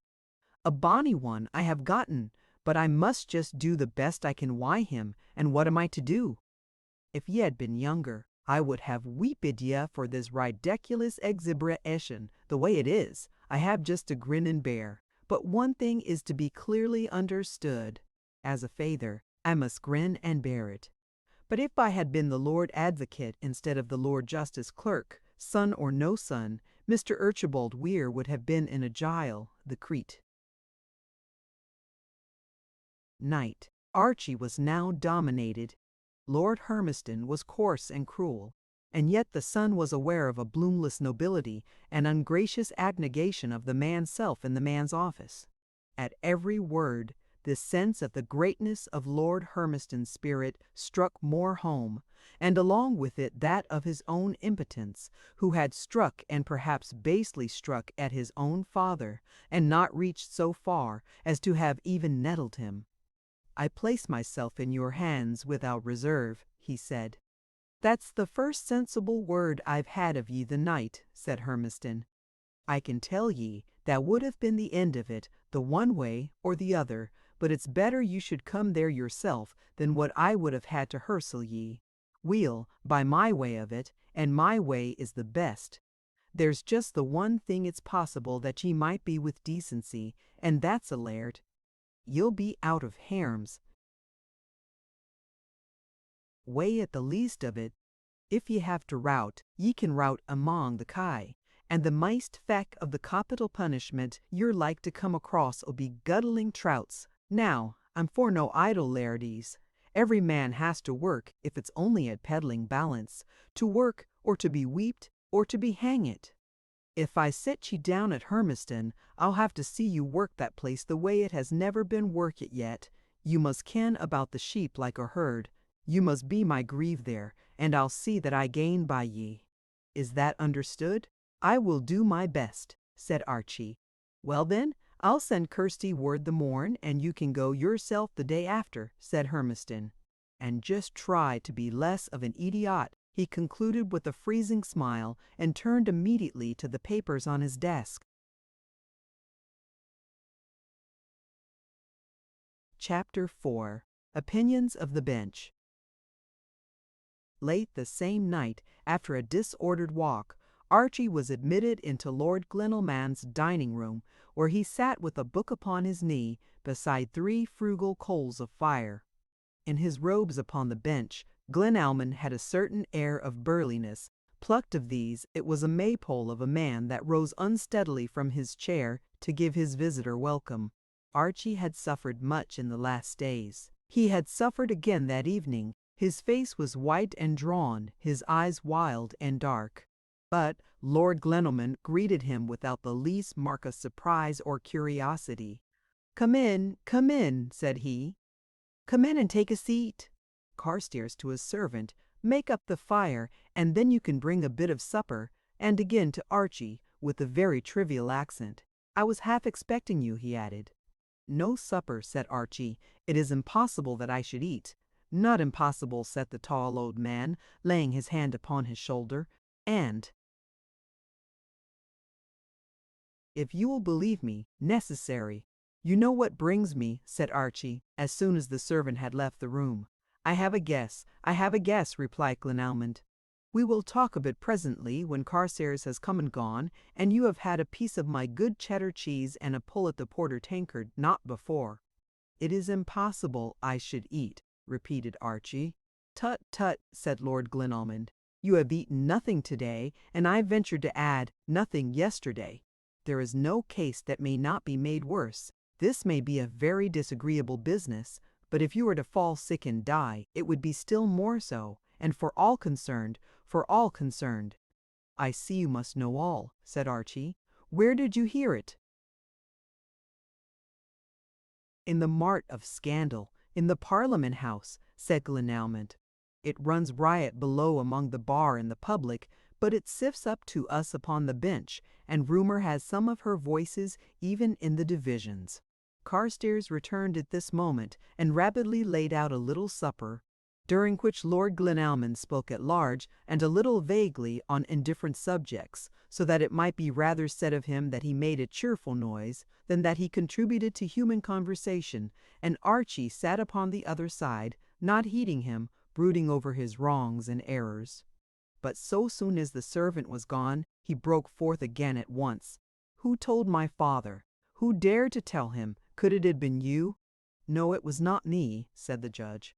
Although, to be quite frank with you, and after I had seen and warned you it might have been me, I believe it was Glenkendy." "That shrimp!" cried Archie. "As you say, that shrimp," returned my lord, "although really it is scarce a fitting mode of expression for one of the senators of the College of Justice. We were hearing the parties in a long, crucial case before the 15. Creech was moving at some length for an enfeoffment, when I saw Glenkendy lean forward to Hermiston with his hand over his mouth and make him a secret communication. No one could have guessed its nature from your father, from Glenkendy. Yes, his malice sparked out of him a little grossly, but your father, no. A man of granite. The next moment he pounced upon Creech. "Mr. Pertley, Creech," says he, "I'll take a look of that Cecine." And for 30 minutes after, said Glenalmond with a smile, Messrs. Creech and Co. were fighting a pretty uphill battle which resulted, I need hardly add, in their total rout. The case was dismissed. No, I doubt if ever I heard Hermiston better inspired. He was literally rejoicing in apicibus juris. Archie was able to endure no longer. He thrust his plate away and interrupted the deliberate and insignificant stream of talk. "Here," he said, "I have made a fool of myself, if I have not made something worse. Do you judge between us judge between a father and a son? I can speak to you. It is not like. I will tell you what I feel and what I mean to do, and you shall be the judge," he repeated. "I decline jurisdiction," said Glenalmond with extreme seriousness. "But, my dear boy, if it will do you any good to talk, and if it will interest you at all to hear what I may choose to say when I have heard you, I am quite at your command. Let an old man say it for once, and not need to blush, 'I love you like a son.'" There came a sudden sharp sound in Archie's throat. "Ay," he cried, "and there it is. Love, like a son. And how do you think I love my father? Quietly, quietly," says my lord. "I will be very quiet," replied Archie, "and I will be baldly frank. I do not love my father. I wonder sometimes if I do not hate him. There's my shame. Perhaps my sin, at least, and in the sight of God not my fault. How was I to love him? He has never spoken to me, never smiled upon me. I do not think he ever touched me. You know the way he talks? You do not talk so, yet you can sit and hear him without shuddering, and I cannot. My soul is sick when he begins with it. I could smite him in the mouth. And all that's nothing. I was at the trial of this Jop. You were not there, but you must have heard him often. The man's notorious for it, for being look at my position. He's my father, and this is how I had to speak of him. Notorious for being a brute and cruel and a coward. Lord Glenalmond, I give you my word, when I came out of that court I longed to die. The shame of it was beyond my strength, but He rose from his seat and began to pace the room in a disorder. Well, who am I? A boy who have never been tried, have never done anything except this twopenny impotent folly with my father. But I tell you Lord, and I know myself, I am at least that kind of a man, or that kind of a boy, if you prefer it, that I could die in torments rather than that anyone should suffer as that scoundrel suffered. Well, and what have I done? I see it now.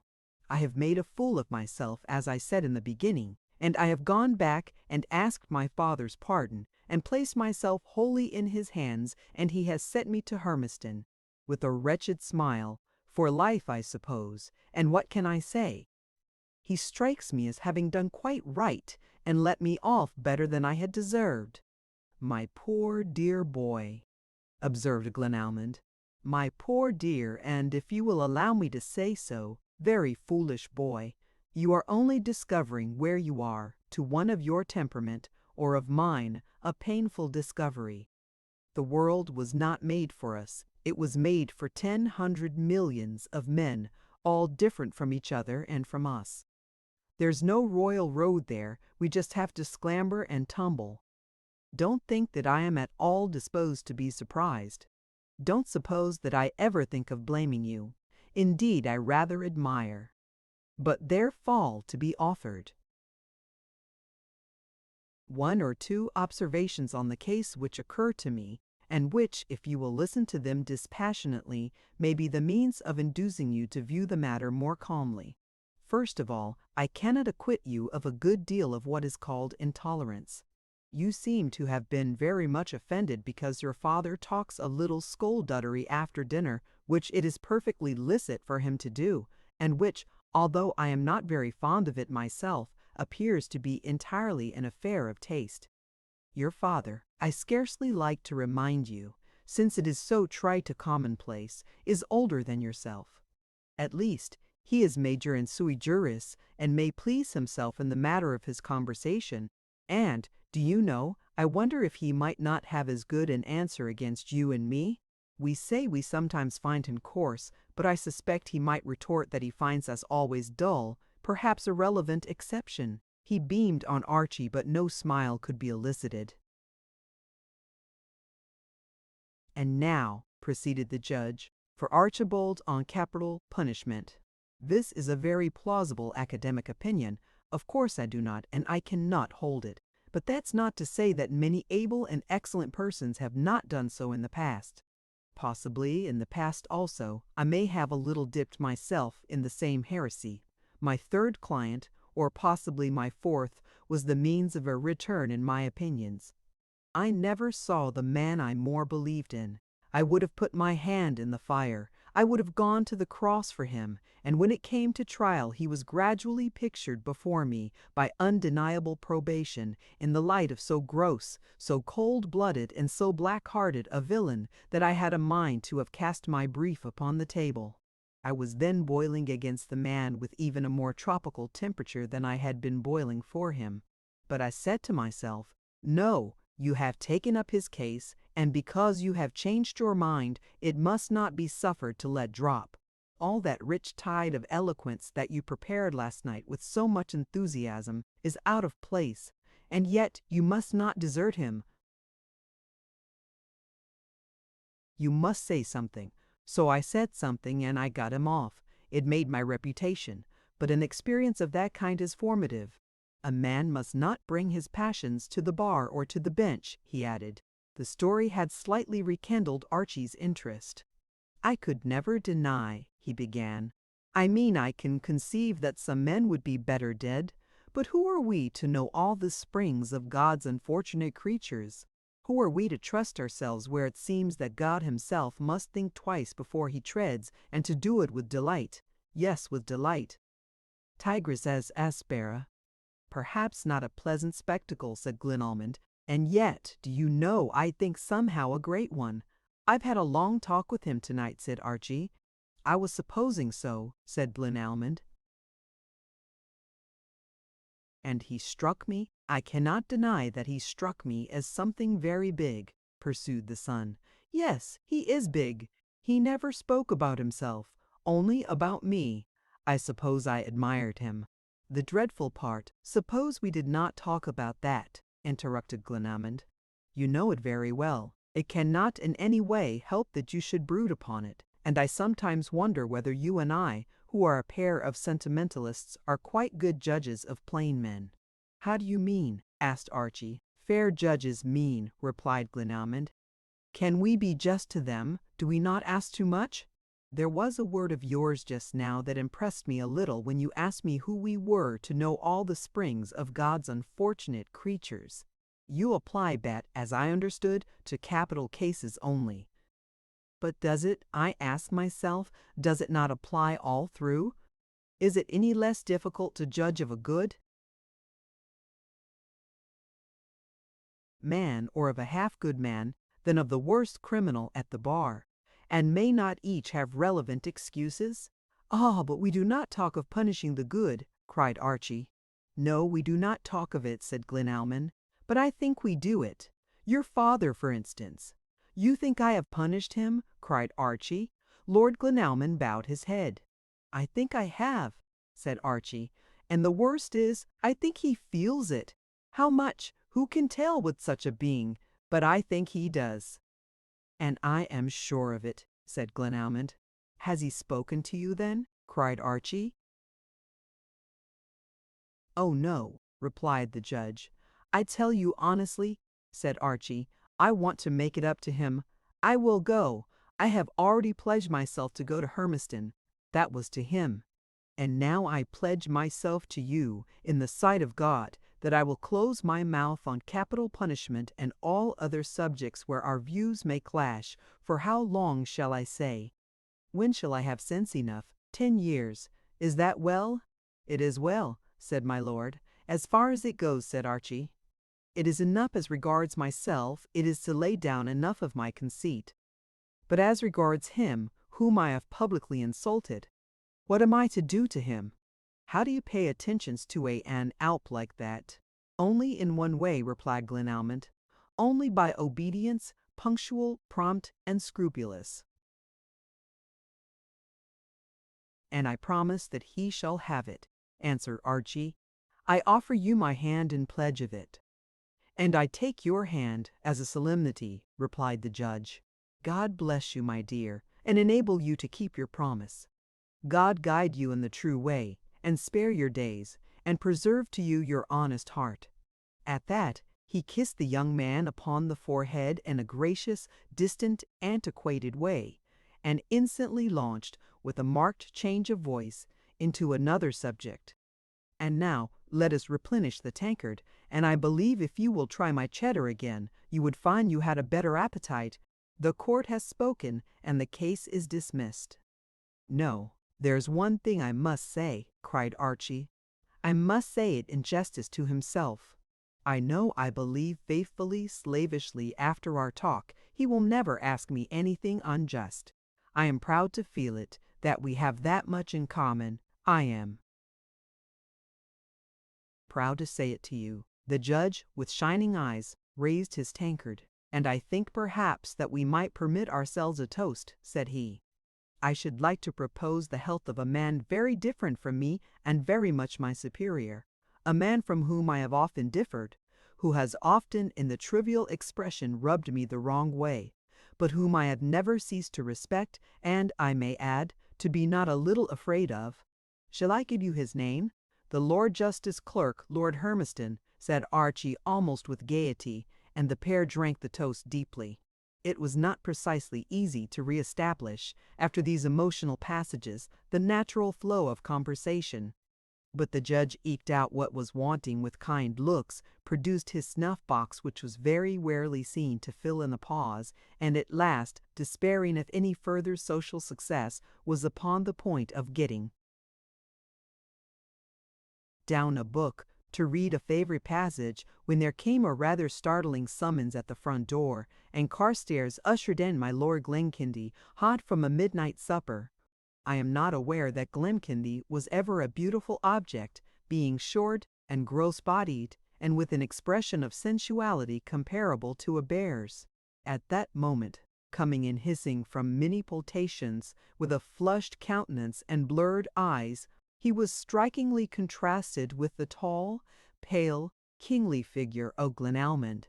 A rush of confused thought came over Archie of shame that this was one of his father's elect friends, of pride that at the least of it Hermiston could carry his liquor, and last of all, of rage that he should have here under his eyes the man that had betrayed him. And then that too passed away, and he sat quiet, biding his opportunity. The tipsy senator plunged at once into an explanation with Glenalmond. There was a point reserved yesterday. He had been able to make neither head nor tail of it, and seeing lights in the house, he had just dropped in for a glass of porter and— At this point he became aware of the third person. Archie saw the cod's mouth and the blunt lips of Glencindie gape at him for a moment, and the recognition twinkle in his eyes. "Who's this?" said he. "What, is this possibly you, Don Quickshot? And how are ye? And how's your father? And what's all this we hear of you? It seems you're a most extraordinary leveller, by old tales. No king, no parliaments, and your gorge rises at the macers. Worthy men, hoot, toot. Dear, dear me. Your father's son, too. Most ridiculous." Archie was on his feet, flushing a little at the reappearance of his unhappy figure of speech, but perfectly self-possessed. "My lord, and you, Lord Glenalmond?" "My dear friend," he began, "this is a happy chance for me, that I can make my confession and offer my apologies to two of you at once. Ah, but I don't know about that. Confession? It'll be judicial, my young." "Friend," cried the jocular Glenkendy, "and I'm afraid to listen to ye. Think if ye were to make me a convert." "If you would allow me, my lord," returned Archie, "what I have to say is very serious to me, and be pleased to be humorous after I am gone." "Remember, I'll hear nothing against the masters," put in the incorrigible Glenkendy. But Archie continued as though he had not spoken. "I have played, both yesterday and today, a part for which I can only offer the excuse of youth. I was so unwise as to go to an execution. It seems I made a scene at the gallows. Not content with which, I spoke the same night in a college society against capital punishment. This is the extent of what I have done, and in case you hear more alleged against me, I protest my innocence. I have expressed my regret already to my father, who was so good as to pass my conduct over in a degree, and upon the condition that I am to leave my law studies." Chapter 5. Winter on the Moors. The road to Hermiston runs for a great part of the way up the valley of a stream, a favorite with anglers and with midges, full of falls and pools and shaded by willows and natural woods of birch. Here and there, but at great distances, a byway branches off, and a gaunt farmhouse may be descried above in a fold of the hill, but the more part of the time the road would be quite empty of passage and the hills of habitation. Hermiston parish is one of the least populous in Scotland, and by the time you came that length, you would scarce be surprised at the inimitable smallness of the kirk, a dwarfish, ancient place, seated for 50 and standing in a green by the burn side among 20 grey stones. The manse close by, although no more than a cottage, is surrounded by the brightness of a flower garden and the straw roofs of bees, and the whole colony, kirk and manse, garden and graveyard, finds harbourage in a grove of roans, and is all the year round in a great silence, broken only by the drone of the bees, the tinkle of the burn, and the bell on Sundays. A mile beyond the kirk the road leaves the valley by a precipitous ascent, and brings you a little after to the place of Hermiston, where it comes to an end in the back yard before the coach house. All beyond and about is the great field of the hills. The plover, the curlew, and the lark cry there. The wind blows as it blows in a ship's rigging, hard and cold and pure, and the hilltops huddle one behind another like a herd of cattle into the sunset. The house was 60 years old, unsightly, comfortable, a farmyard and a kitchen garden on the left, with a fruit wall where little hard green pears came to their maturity about the end of October. The policy as who should say the park was of some extent, but very ill reclaimed. Heather and moorfowl had crossed the boundary wall and spread and roosted within, and it would have tasked a landscape gardener to say where policy ended and unpolicied nature began. My lord had been led by the influence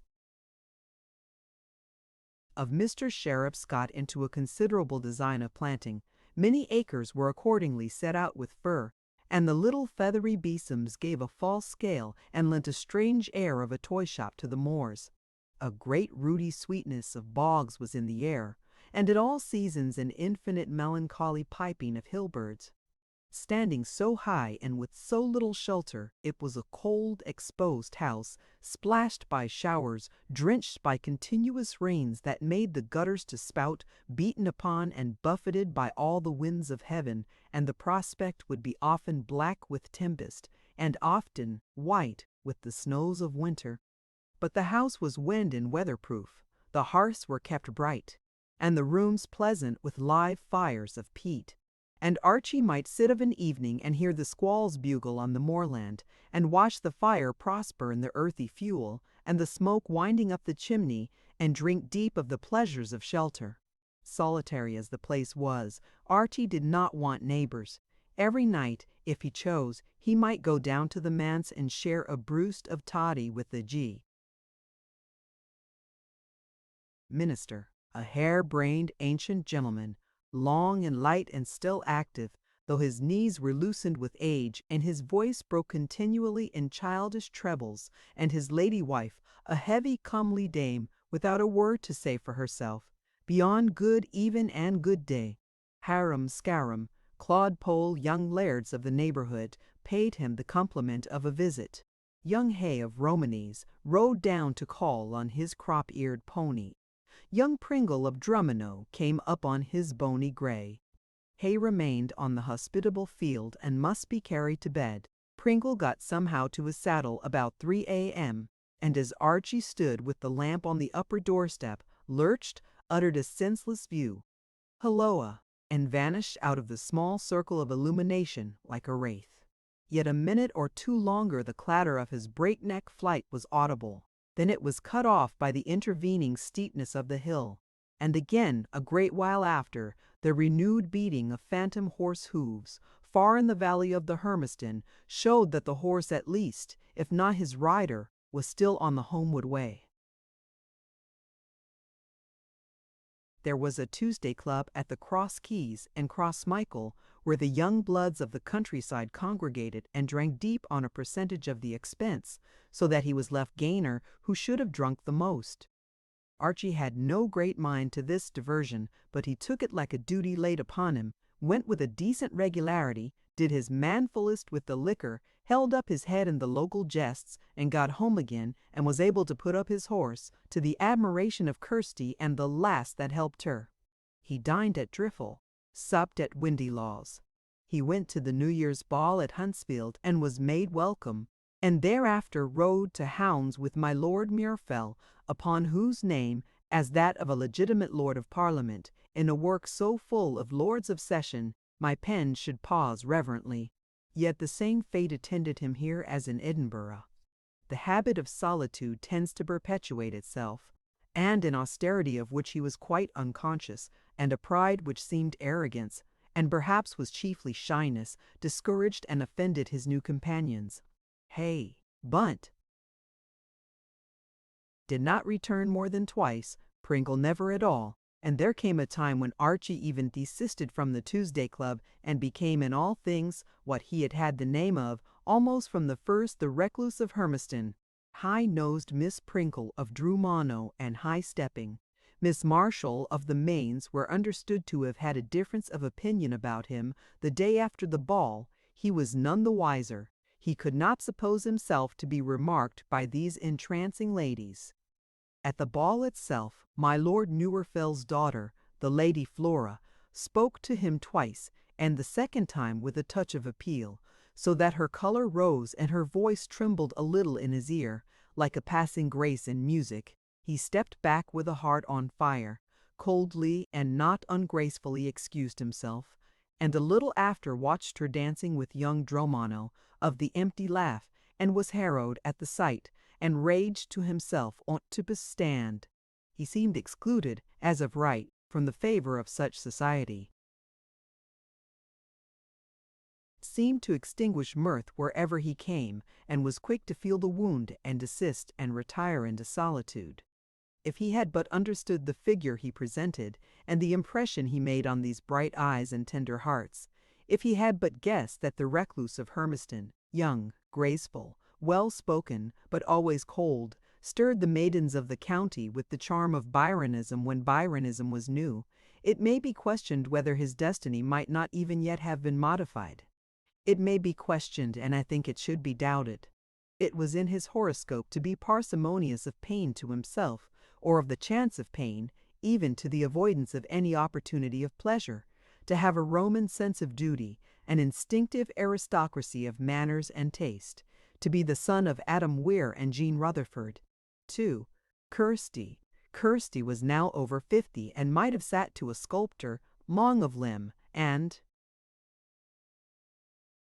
still light of foot, deep-breasted, robust-loined, her golden hair not yet mingled with any trace of silver, the years had but caressed and embellished her.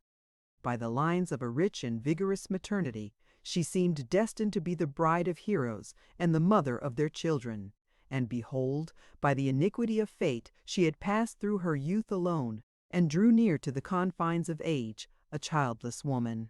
The tender ambitions that she had received at birth had been, by time and disappointment, diverted into a certain barren zeal of industry and fury of interference. She carried her thwarted ardors into housework. She washed floors with her empty heart. If she could not win the love of one with love, she must dominate all by her temper. Hasty, wordy, and wrathful, she had a drawn quarrel with most of her neighbors, and with the others not much more than armed neutrality. The Gree's wife had been Snisty. The sister of the gardener who kept house for him had shown herself obstinate, and she wrote to Lord Hermiston about once a year demanding the discharge of the offenders and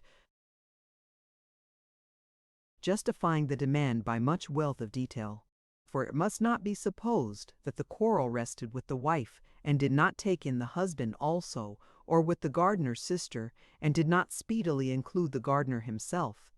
As the upshot of all this petty quarreling and intemperate speech, she was practically excluded like a light-keeper on his tower from the comforts of human association, except with her own indoor drudge who, being but a lassie and entirely at her mercy, must submit to the shifty weather of the mistress's moods without complaint and be willing to take buffets or caresses according to the temper of the hour. To Kirsty, thus situate and in the Indian summer of her heart, which was slow to submit to age, the gods sent this equivocal good thing of Archie's presence. She had known him in the cradle and paddled him when he misbehaved, and yet, as she had not so much as set eyes on him since he was 11 and had his last serious illness, the tall, slender, refined, and rather melancholy young gentleman of 20 came upon her with the shock of a new acquaintance. He was young Hermiston, the Laird himself.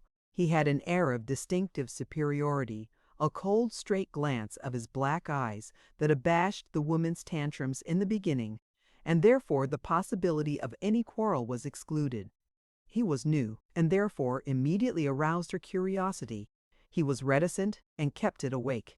And lastly, he was dark and she fair, and he was male and she female, the everlasting fountains of interest. Her feeling partook of the loyalty of a clanswoman, the hero worship of a maiden aunt, and the idolatry due to a god. No matter what he had asked of her, ridiculous or tragic, she would have done it and joyed to do it.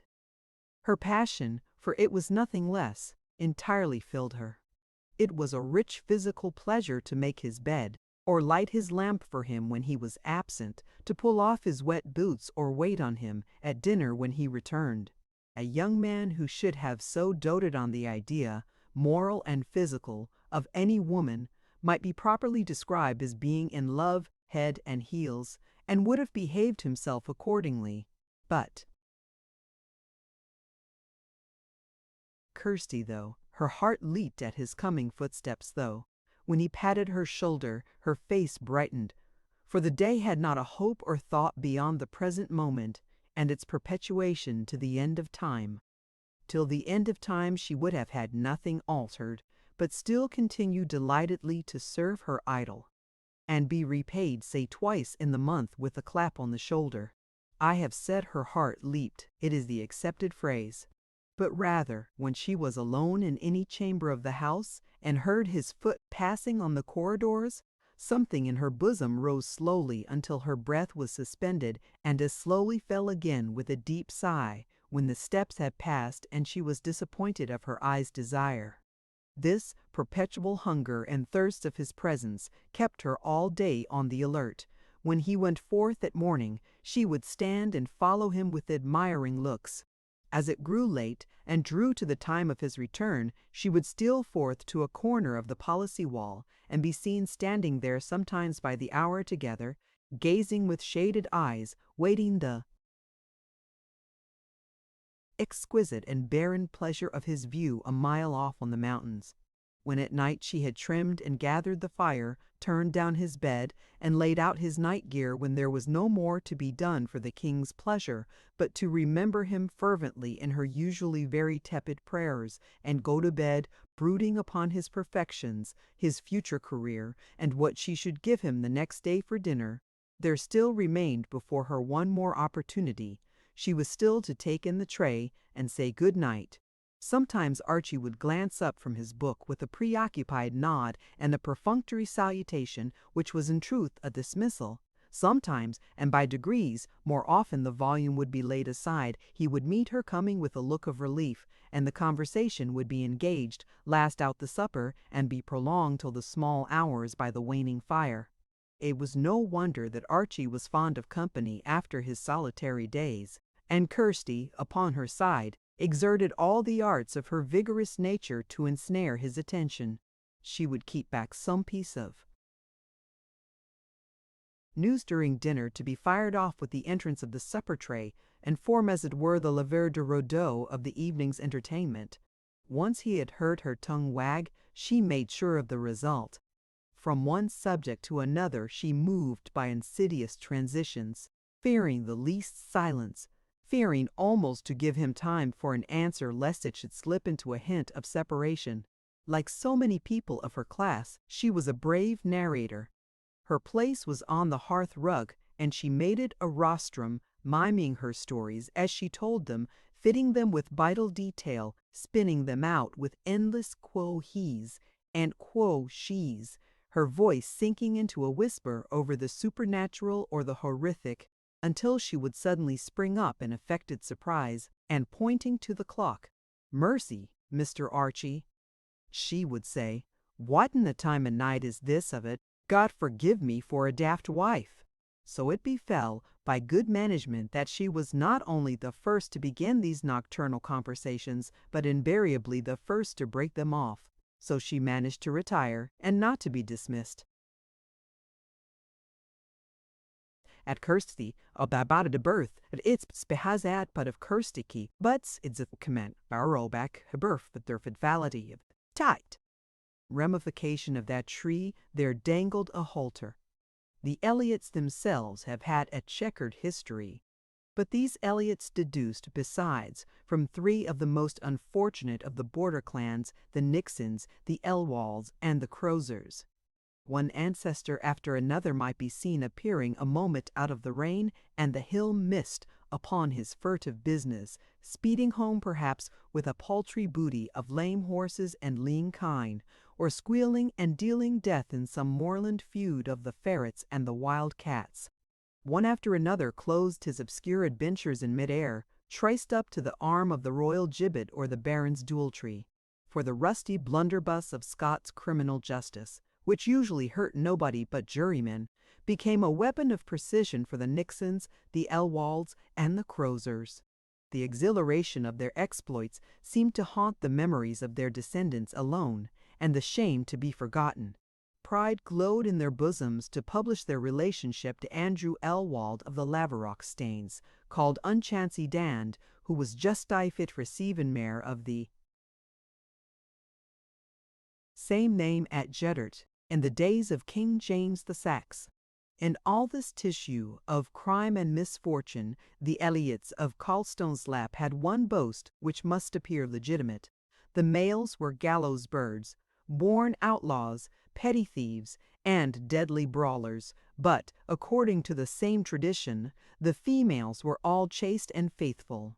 The power of ancestry on the character is not limited to the inheritance of cells.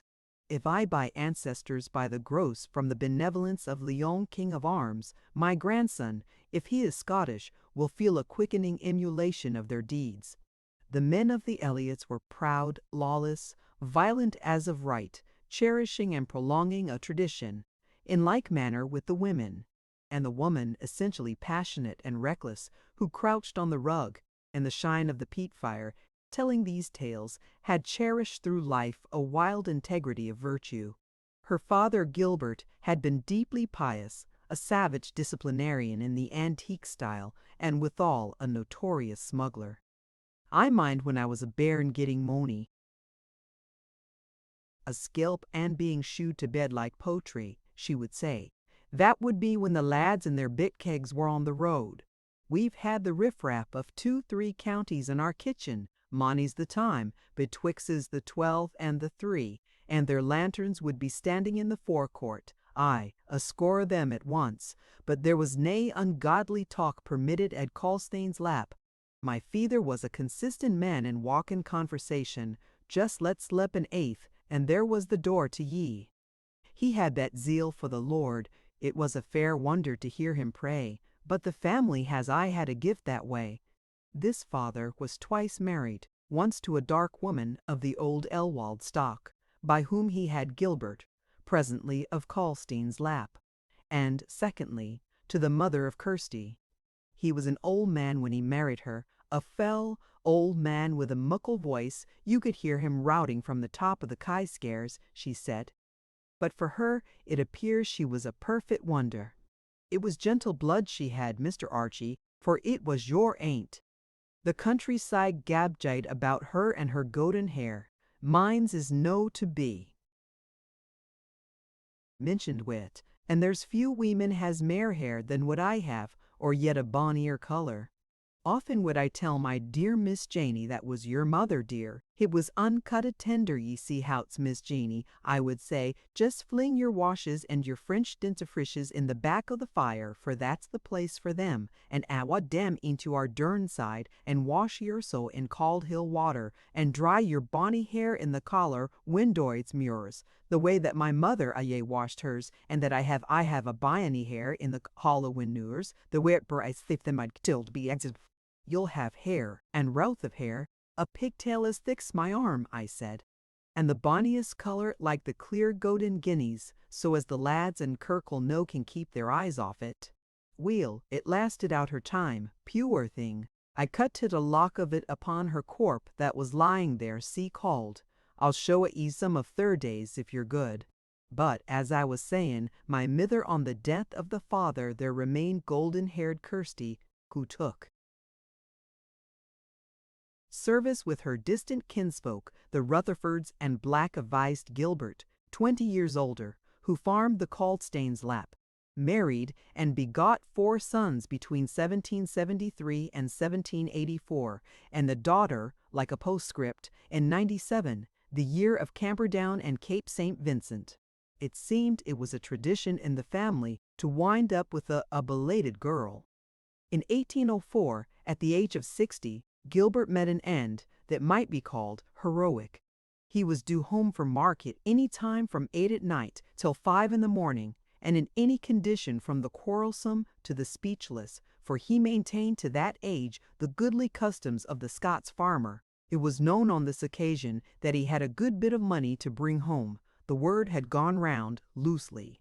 The laird had shown his guineas, and if anybody had but noticed it, there was an ill-looking vagabond crew, the scum of Edinburgh, that drew out of the market long ere it was dusk and took the hill road by Hermiston, where it was not to be believed that they had lawful business. One of the countryside, one Dickyson, they took with them to be their guide.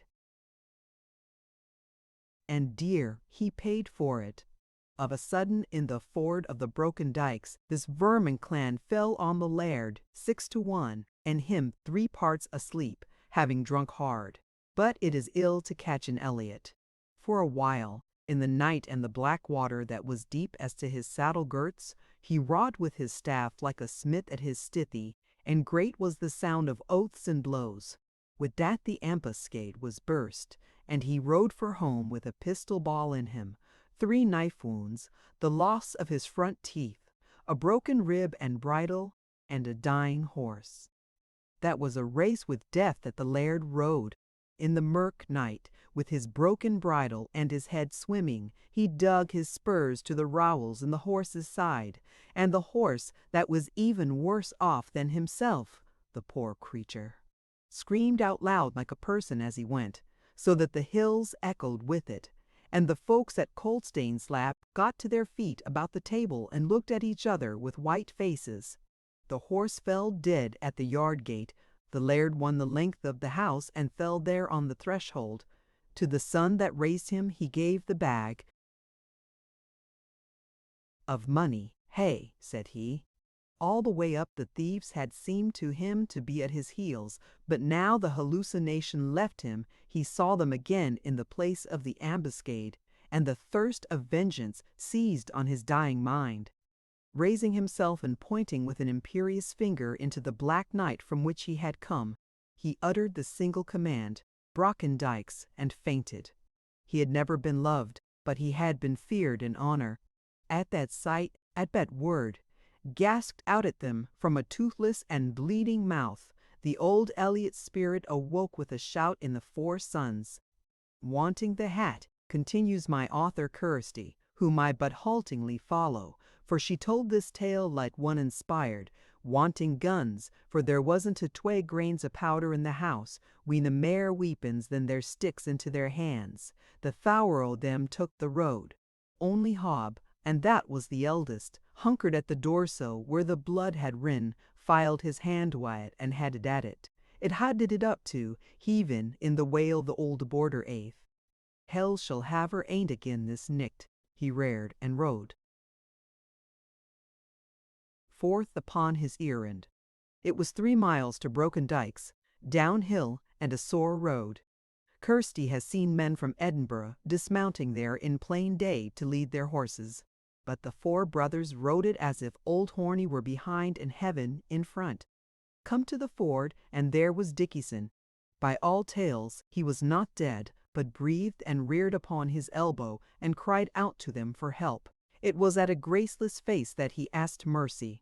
As soon as Hop saw, by the glint of a lantern, the eye shining and the whiteness of the teeth in the man's face, "Damn you," says he, "ye ha your teeth, hey ye," and rode his horse to and fro upon that human remnant. Beyond that, Dandy must dismount with the lantern to be their guide. He was the youngest son, scarce 20 at the time. Annick long they gied in the wet heath and jenipers, and whar they gied, they neither knew nor cared, but just followed the bluet stains and the footprints of their fathers, murderers. And a Nick Dundee had his nose to the grund like a tyke, and the ithers followed and spake neaving, neither black nor white. There was nae noise to be heard, but just the sough of the swalled burns, and Hob, the dour yin, risping his teeth as he gad. With the first glint of the morning they saw they were on the drove road, and at that the 4 stopped and had a dram to their breakfasts, for they knew that Dan must have guided them right, and the rogues could be but little ahead, hotfoot for Edinburgh by the way of the Petland Hills. By 8 o'clock they had word of them. A shepherd had seen 4 men, uncoly mishandled, go by in the last hour. "That's yin a piece," says Clem, and swung his cudgel. "5 of them," says Hob, "God's death, but the feather was a man, and him drunk." And then there befell them what my author termed a sire misbegauk, for they were overtaken by a posse of mounted neighbors, come to aid in the pursuit.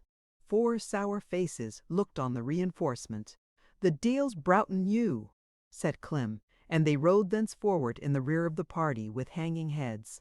Before 10, they had found and secured the rogues, and by 3 of the afternoon, as they rode up the Vinnel with their prisoners, they were aware of a concourse of people bearing in their midst something that dripped.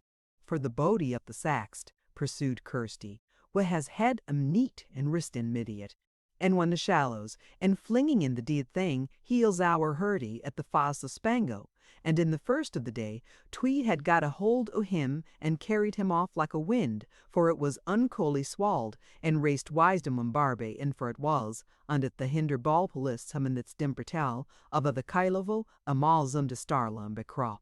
Say there, they were a deather at last, for Dickieson had been brought in on a cart long Sinanny, and folk could see what manner o' mon my brither had been, that had held his head again, sacks and saved a siller, and him drunk. Thus died of honourable injuries, and in the savour of fame, Gilbert Elliot of the Colston's lap, but his sons had scarce less glory out of the business. Their savage haste, the skill with which Dan had found and followed the trail, the barbarity to the wounded Dickieson, which was like an open secret in the county, and the doom which it was currently supposed they had intended for the others struck and stirred popular imagination. Some century earlier, the last of the minstrels might have fashioned the last of the ballads out of that Homeric fight and chase, but the spirit was dead, or had been reincarnated already in Mr. Sheriff Scott, and the degenerate moorsman must be content to tell the tale in prose, and to make of the 4 black brothers a unit after the fashion of the 12 apostles, or the 3 musketeers. Robert, Gilbert, Clement, and Andrew in the proper border diminutives, Hob, Gib, Clem, and Dan Eliot, these ballad heroes, had much in common, in particular their high sense of the family and the family honor, but they went diverse ways, and prospered and failed in different businesses. According to Kirsty, they had a bees in their bonnets, but Hob, the laird, was indeed essentially a decent man, an elder of the kirk nobody had heard an oath upon. His lips say perhaps thrice or so at the sheep-washing since the chase of his father's murderers. The figure he had shown on that eventful night disappeared as if swallowed by a trap. He who had ecstatically dipped his hand in the red blood, he who had ridden down Dickinson, became, from that moment on, a stiff and rather graceless model of the rustic proprieties, cannily profiting by the high war prices and yearly stowing away a little nest egg in the bank against calamity, approved of and sometimes consulted by the greater lairds for the massive and placid sense of what he said, when he could be induced to say anything, and particularly valued by the minister, Mr. Torrent Mithan and Maud. The transfiguration had been for the moment only. Some Barbarossa, some old Adam of our ancestors, sleeps in all of us till the fit circumstance shall call it into action, and, for as sober as he now seemed, Hob had given once for all the measure of the devil that haunted him. He was married, and, by reason of the effulgence of that legendary night, was adored by his wife. He had a mob of little lusty, barefoot children who marched in a caravan the long miles to school, the stages of whose pilgrimage were marked by acts of spoliation and mischief, and who were qualified in the countryside as fair pests. But in the house, if favor was in, they were quiet as mice. In short, Hob moved through life in a great peace, the reward of anyone who shall have killed his man, with any formidable and figurative circumstance, in the midst of a country gagged and swaddled with civilization. It was a current remark that the Elliots were guyed and bad, like Sanguishes, and certainly there was a curious distinction, the men of business coming alternately with the dreamers. The second brother, Gib, was a weaver by trade, had gone out early into the world to Edinburgh and come home again with his wings singed. There was an exaltation in his nature which had led him to embrace with enthusiasm the principles of the French Revolution, and had ended by bringing him under the halls of my Lord Hermiston in that furious onslaught of his upon the Liberals, which sent Muir and Palmer into exile and dashed the party into chaff. It was whispered that my lord, in his great scorn for the movement, and prevailed upon a little by a sense of neighborliness, had given Gib a hint. Meeting him one day in the Potterrow, my lord had stopped in front of him. "Gib, ye idiot," he had said, "what's this I hear of you? Politics, politics, politics, weavers' politics is the way of it, I hear. If ye arena at together, dozent with cadacy, you'll gang your ways back to Colston's lap, and call your loom, man." And Gilbert had taken him at the word and returned, with an expedition almost to be called flight, to the house of his father. The clearest of his inheritance was that family gift of prayer of which Kirsty had boasted, and the baffled politician now turned his attention to religious matters, or, as others said, to heresy and schism. Every Sunday morning he was in Cross Michael, where he had gathered together, one by one, a sect of about a dozen persons who called themselves God's remnant of the true faithful, or, for short, God's remnant. To the profane, they were known as Gibbs Dales. Bailey Sweetie, a noted humorist in the town, vowed that the proceedings always opened to the tune of the Deal Fly Away with the Exciseman, and that the sacrament was dispensed in the form of hot whiskey toddy, both wicked hits at the evangelist, who had been suspected of smuggling in his youth, and had been overtaken, as the phrase went, on the streets of Crossmichael one fair day. It was known that every Sunday they prayed for a blessing on the arms of Bonaparte. For this God's remnant, as they were scaling from the cottage that did duty for a temple, had been repeatedly stoned by the bairns, and Gib himself hooted by a squadron of border volunteers in which his own brother, Dan, rode in a uniform and with a drawn sword. The remnant were believed, besides, to be antinomian in principle, which might otherwise have been a serious charge, but the way public opinion then blew it was quite swallowed up and forgotten in the scandal about Bonaparte. For the rest, Gilbert had set up his loom in an outhouse at Culstane's Lap, where he labored assiduously 6 days of the week. His brothers, appalled by his political opinions and willing to avoid dissension in the household, spoke but little to him, he less to them, remaining absorbed in the study of the Bible and almost constant prayer. The gaunt weaver was dry nurse at Culstane's Lap, and the bairns loved him dearly. Except when he was carrying an infant in his arms, he was rarely seen to smile, as, indeed, there were few smilers in that family. When his sister-in-law rallied him and proposed that he should get a wife and bairns of his own, since he was so fond of them, "I have no clearness of mind upon that point," he would reply. If nobody called him in to dinner, he stayed out. Mrs. Hobb, a hard, unsympathetic woman, once tried the experiment. He went without food all day, but at dusk, as the light began to fail him, he came into the house of his own accord, looking puzzled. "I've had a great gale of prayer upon my spirit," said he. "I canna mind say muckles what I had for dinner." The creed of God's remnant was justified in the life of its founder. "And yet I dinna kin," said Kirsty, "he's maybe no more stockfish than his need boors." He rode with the rest of them and had a good stomach to the work, by a that I hear, God's remnant, the deal's clavers. There wasn't a muckle Christianity in the way Hobb guided Johnny Dickieson, at the least of it, but Guid kens. Is he a Christian even? He might be a Mohammedan or a devil or a fire worshipper, for what I ken. The third brother had his name on a doorplate, no less, in the city of Glasgow. Mr. 2, Clement Elliot, as long as your arm.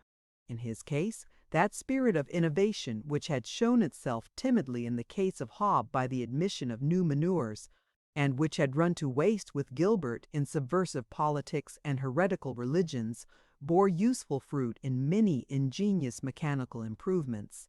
In boyhood, from his addiction to strange devices of sticks and string, he had been counted the most eccentric of the family.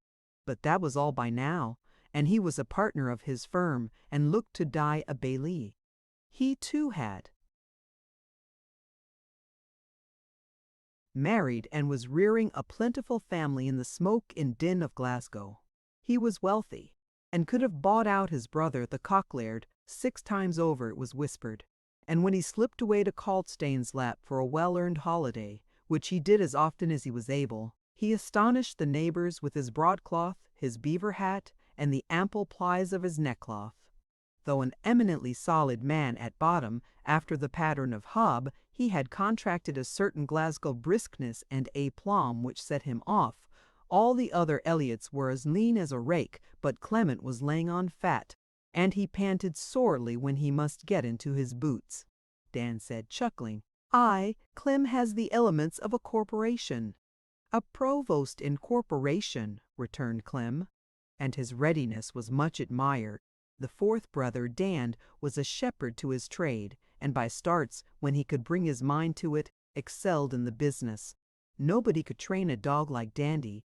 Nobody, through the peril of great storms in the winter time, could do more gallantly. But if his dexterity were exquisite, his diligence was but fitful, and he served his brother for bed and board, and a trifle of pocket money when he asked for it. He loved money well enough, knew very well how to spend it, and could make a shrewd bargain when he liked.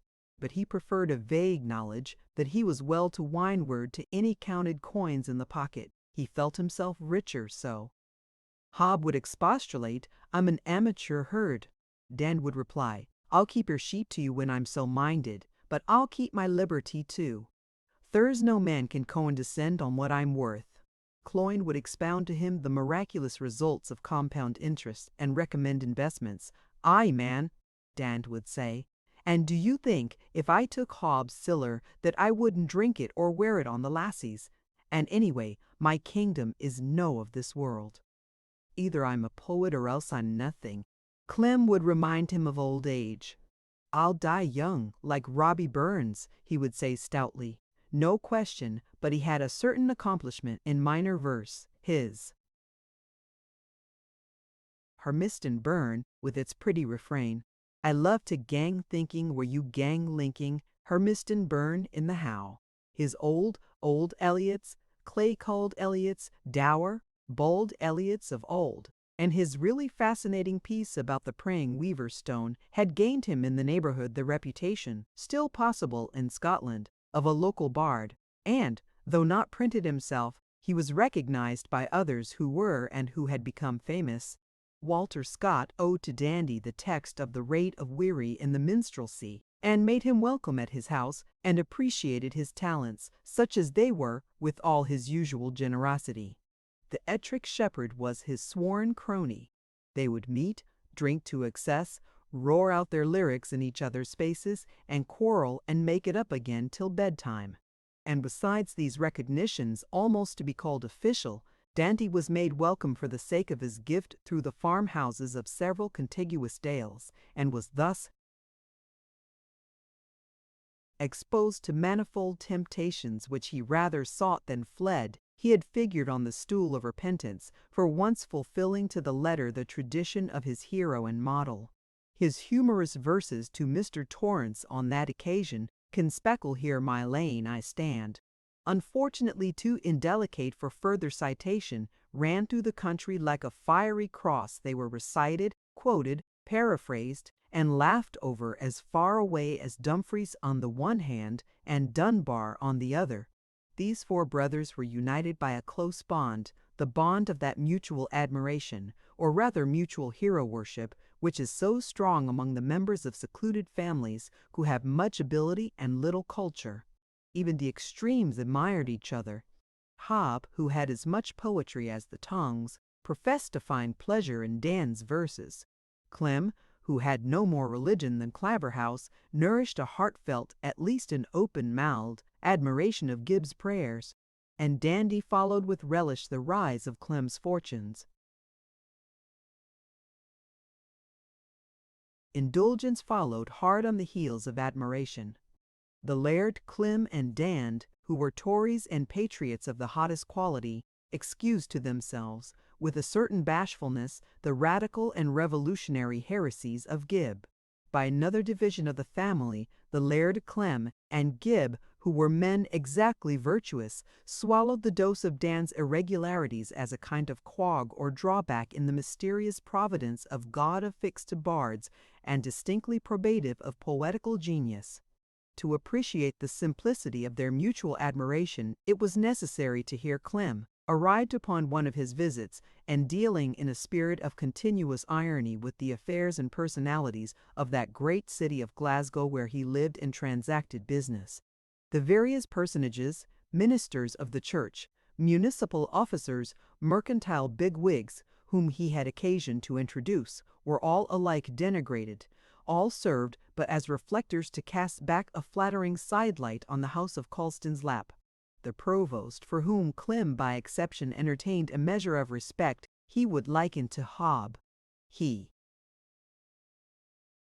minds me o' the laird there, he would say. He has some of Hob's grand, one-stained sense, and the same way with him of stiking his mouth when he's no very pleased.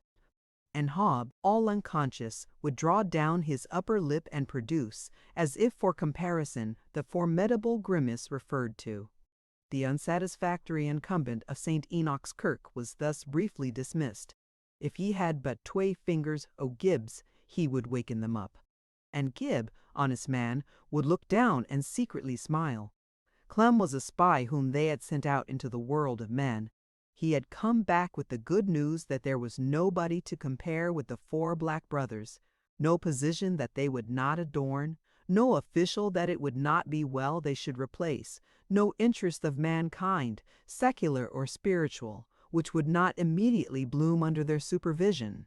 The excuse of their folly is in two words. Scarce the breadth of a hair divided them from the peasantry. The measure of their sense is this, that these symposia of rustic vanity were kept entirely within the family, like some secret ancestral practice.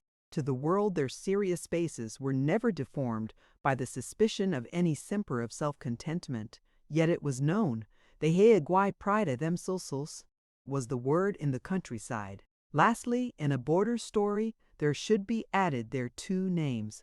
Hob was the laird, Roy Napius, Prince na Dane. He was the laird of Caldstone, say 50 acres of Sissimos. Clement was Mr. Elliot, as upon his doorplate, the earlier Dafty having been discarded as no longer applicable, and indeed only a reminder of misjudgment and the imbecility of the public, and the youngest, in honor of his perpetual wanderings, was known by the sobriquet of Randy Dand. It will be understood that not all this information was communicated by the aunt, who had too much of the family failing herself to appreciate it thoroughly in others. But as time went on, Archie began to observe an omission in the family. Chronicle. Is there not a girl, too? He asked. Aye, Kirsty. She was named for me, or my grandmother. At least, it's the same thing, returned the aunt, and went on again about Dand, whom she secretly preferred by reason of his gallantries. But what is your niece like? Said Archie at the next opportunity. Her, as black's your hat. But I dinna suppose she would maybe be what you would kyle looked at as tidden. Nah, she's a kind of a handsome jawed. A kind of gipsy, said the aunt, who had two sets of scales for men and women, or perhaps it would be more fair to say that she had three, and the third and the most loaded was for girls. How comes it that I never see her in church? Said Archie. Deed, and I believe she's in Glegie with Clem and his wife. A heap good she's like to get of it. I dinna say for menfolk, but where weemen folk are born, there let them bide. Glory to God, I was never far from here than Crossmichael. In the meanwhile, it began to strike Archie as strange, that while she thus sang the praises of her kinsfolk, and manifestly relished their virtues, and I may say their vices like a thing creditable to herself, there should appear not the least sign of cordiality between the house of Hermiston and that of Caldstone. Going to church of a Sunday, as the lady housekeeper stepped with her skirts kilted, 3 tucks of her white petticoat showing below, and her best India shawl upon her back, if the day were fine in a pattern of radiant dyes, she would sometimes overtake her relatives, preceding her more leisurely in the same direction. Gib, of course, was absent. By scray of day he had been gone to Crossmichael and his fellow heretics, but the rest of the family would be seen marching in open order, Hob and Dand, stiff-necked, straight-backed 6-footers with severe dark faces, and their plaids about their shoulders. The convoy of children scattering in a state of high polish on the wayside, and every now and again collected by the shrill summons of the mother, and the mother herself, by a suggestive circumstance which might have afforded matter of thought to a more experienced observer than Archie, wrapped in a shawl nearly identical with Kirsty's, but a thought more gaudy and conspicuously newer. At the sight Kirsty grew more tall. Kirsty showed her classical profile, nose in air and nostrils spread. The pure blood came in her cheek evenly in a delicate living pink. A broad day to ye, Mistress Elliot, said she, and hostility and gentility were nicely mingled in her tones. A fine day, mem, the laird's wife would reply with a miraculous curtsy, spreading the while her plumage setting off, in other words, and with arts unknown to the mere man, the pattern of her India shawl. Behind her, The whole Callstane's Lap contingent marched in closer order and with an indescribable air of being in the presence of the foe, and while Dandy saluted his aunt with a certain familiarity as of one who was well in court, Hob marched on in awful immobility. There appeared upon the face of this attitude in the family the consequences of some dreadful feud. Presumably the two women had been principals in the original encounter, and the laird had probably been drawn into the quarrel by the ears, too late to be included in the present skin-deep reconciliation. "Kirsty," said Archie one day, "what is this you have against your family?" "I dinna complain," said Kirsty with a flush. "I say naething."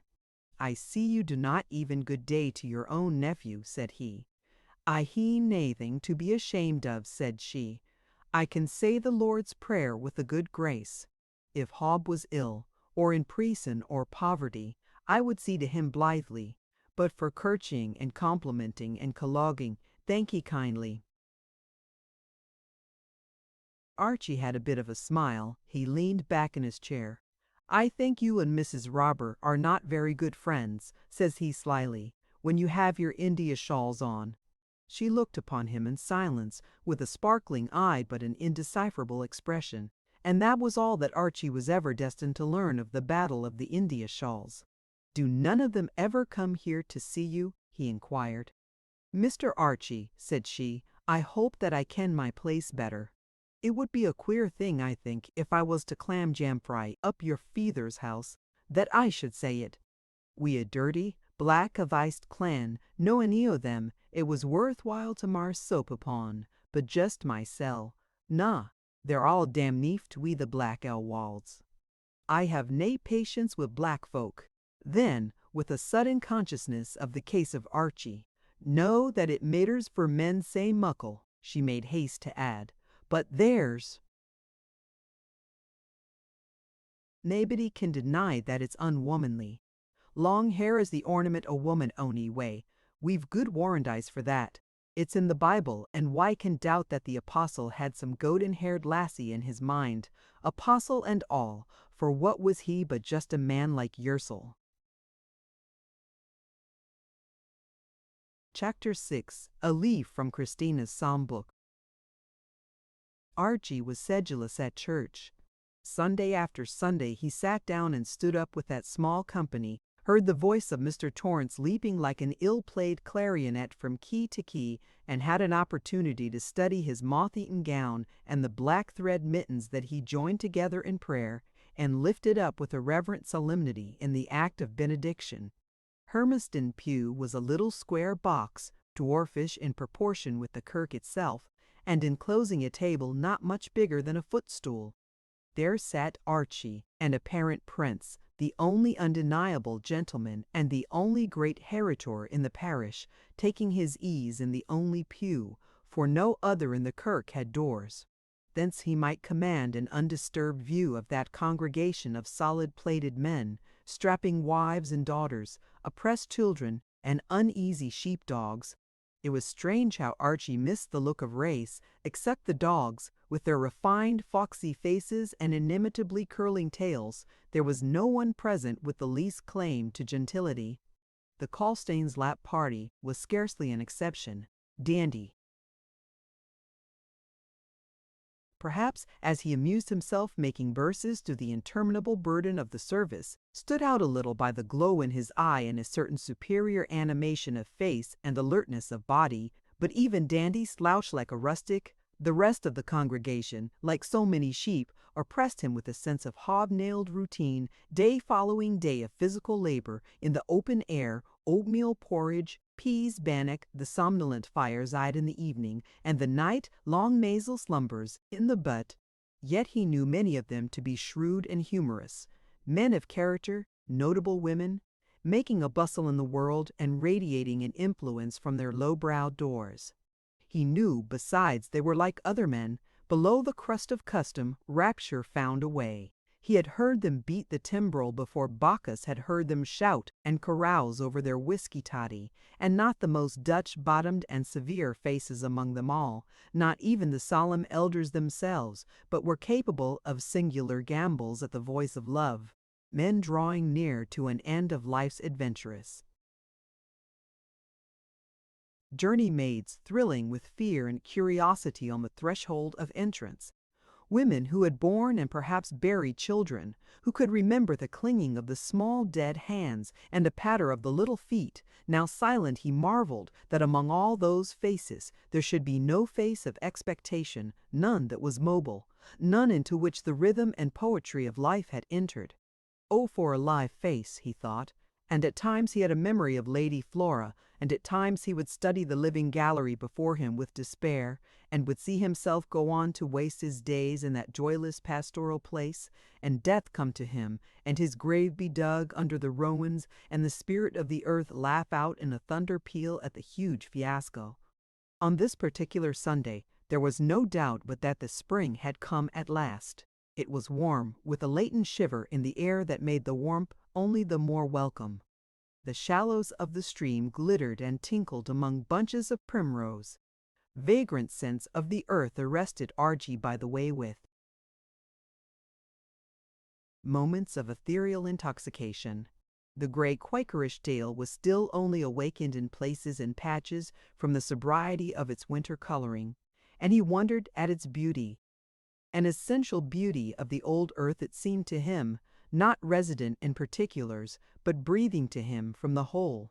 He surprised himself by a sudden impulse to write poetry. He did so sometimes, loose, galloping octosyllabics in the vein of Scott, and when he had taken his place on a boulder, near some fairy falls, and shaded by a whip of a tree that was already radiant with new leaves, it still more surprised him that he should have nothing to write. His heart perhaps beat in time to some vast and welling rhythm of the universe. By the time he came to a corner of the valley and could see the kirk, he had so lingered by the way that the first psalm was finishing. The nasal psalmody, full of turns and trills and graceless graces, seemed the essential voice of the kirk itself, upraised in thanksgiving. Everything's alive, he said. And again cries it aloud, thank God, everything's alive. He lingered yet a while in the kirkyard. A tuft of primroses was blooming hard by the leg of an old black table tombstone, and he stopped to contemplate the random apologue. They stood forth on the cold earth with a trenchancy of contrast, and he was struck with the sense of incompleteness in the day, the season, and the beauty that surrounded him, the chill there was in the warmth, the gross black clods about the opening primroses, the damp earthy smell that was everywhere intermingled with the scents. The voice of the aged Torrance within rose in an ecstasy, and he wondered if Torrance also felt in his old bones the joyous influence of the spring morning, Torrance, or the shadow of what once was Torrance, that must come so soon to lie outside here in the sun and rain with all his rheumatisms, while a new minister stood in his room and thundered from his own familiar pulpit. The pity of it and something of the chill of the grave shook him for a moment as he made haste to enter. He went up the aisle reverently and took his place in the pew with lowered eyes, for he feared he had already offended the kind old gentleman in the pulpit, and was sedulous to offend no further. He could not follow the prayer, not even the heads of it. Brightnesses of azure, clouds of fragrance, a tinkle of falling water and singing birds, rose like exhalations from some deeper, aboriginal memory that was not his, but belonged to the flesh on his bones. His body remembered, and it seemed to him that his body was in no way gross, but ethereal and perishable like a strain of music. And he felt for it an exquisite tenderness, as for a child, an innocent, full of beautiful instincts, and destined to an early death. And he felt for old Torrance of the many supplications, of the few days of pity that was near to tears. The prayer ended. Right over him was a tablet in the wall. The only ornament in the roughly masoned chapel for it was no more. The tablet commemorated, I was about to say the virtues, but rather the existence of a former Rutherford of Hermiston, and Archie, under that trophy of his long descent and local greatness, leaned back in the pew and contemplated vacancy,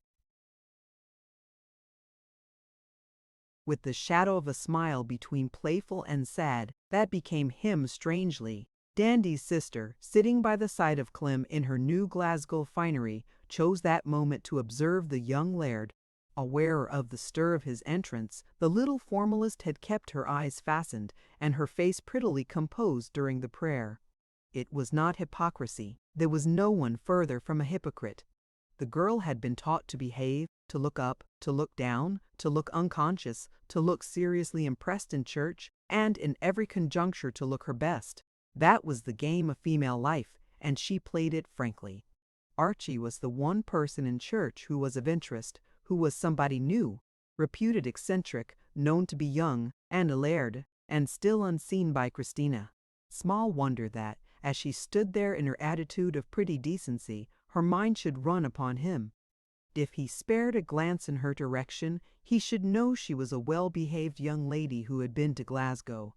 In reason, he must admire her clothes, and it was possible that he should think her pretty. At that, her heart beat the least thing in the world, and she proceeded, by way of a corrective, to call up and dismiss a series of fancy pictures of the young man who should now, by rights, be looking at her. She settled on the plainest of them, a pink short young man with a dish face and no figure, at whose admiration she could afford to smile. But for all that, the consciousness of his gaze, which was really fixed on Torrance and his mittens, kept her in something of a flutter till the word Amen.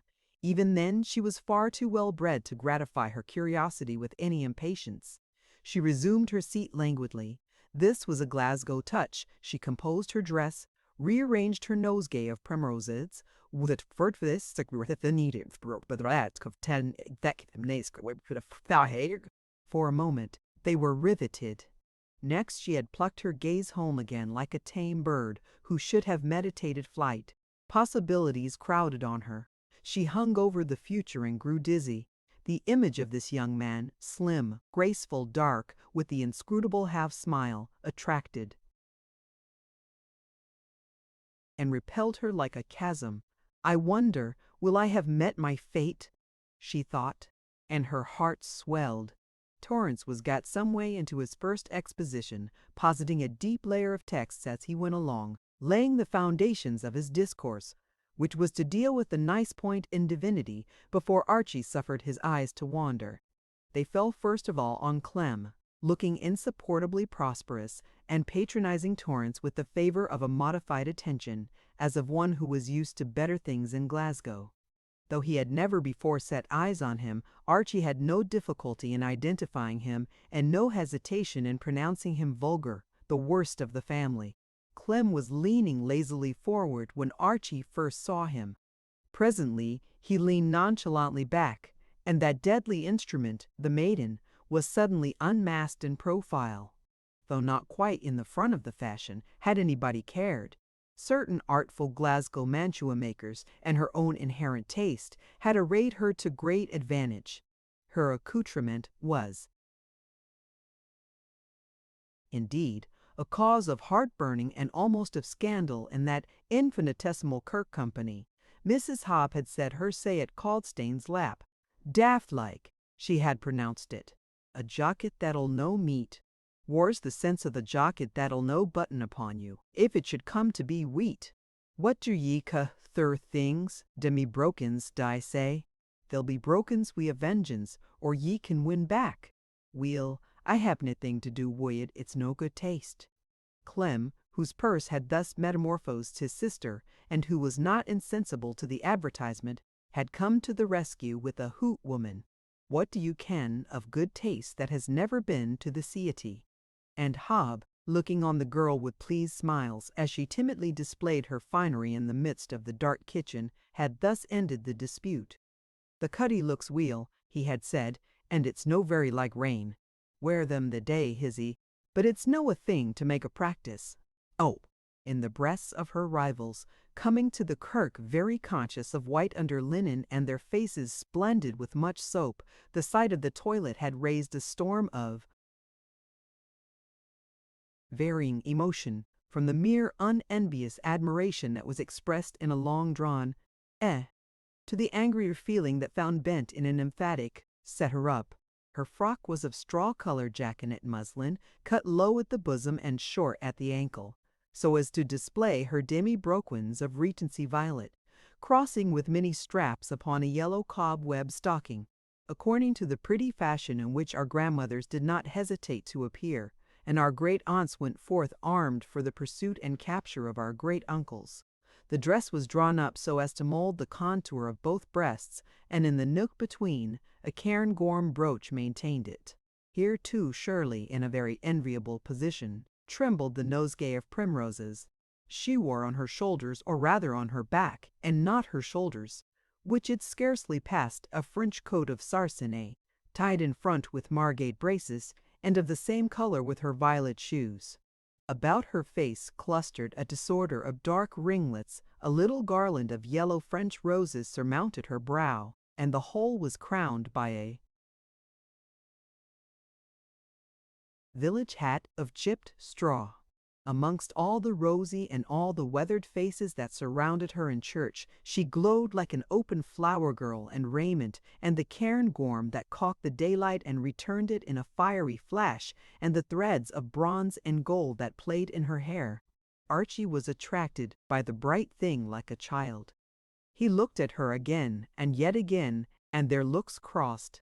The lip was lifted from her little teeth. He saw the red bloodwork vividly under her tawny skin. Her eye, which was great as a stag's, struck and held his gaze. He knew who she must be, Kirsty, she of the harsh diminutive, his housekeeper's niece, the sister of the rustic prophet. Gibbon he found in her the answer to his wishes. Christina felt the shock of their encountering glances, and seemed to rise, clothed in smiles, into a region of the vague and bright.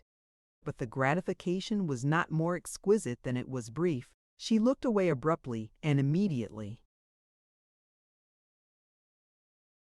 began to blame herself for that abruptness. She knew what she should have done, too late turned slowly with her nose in the air.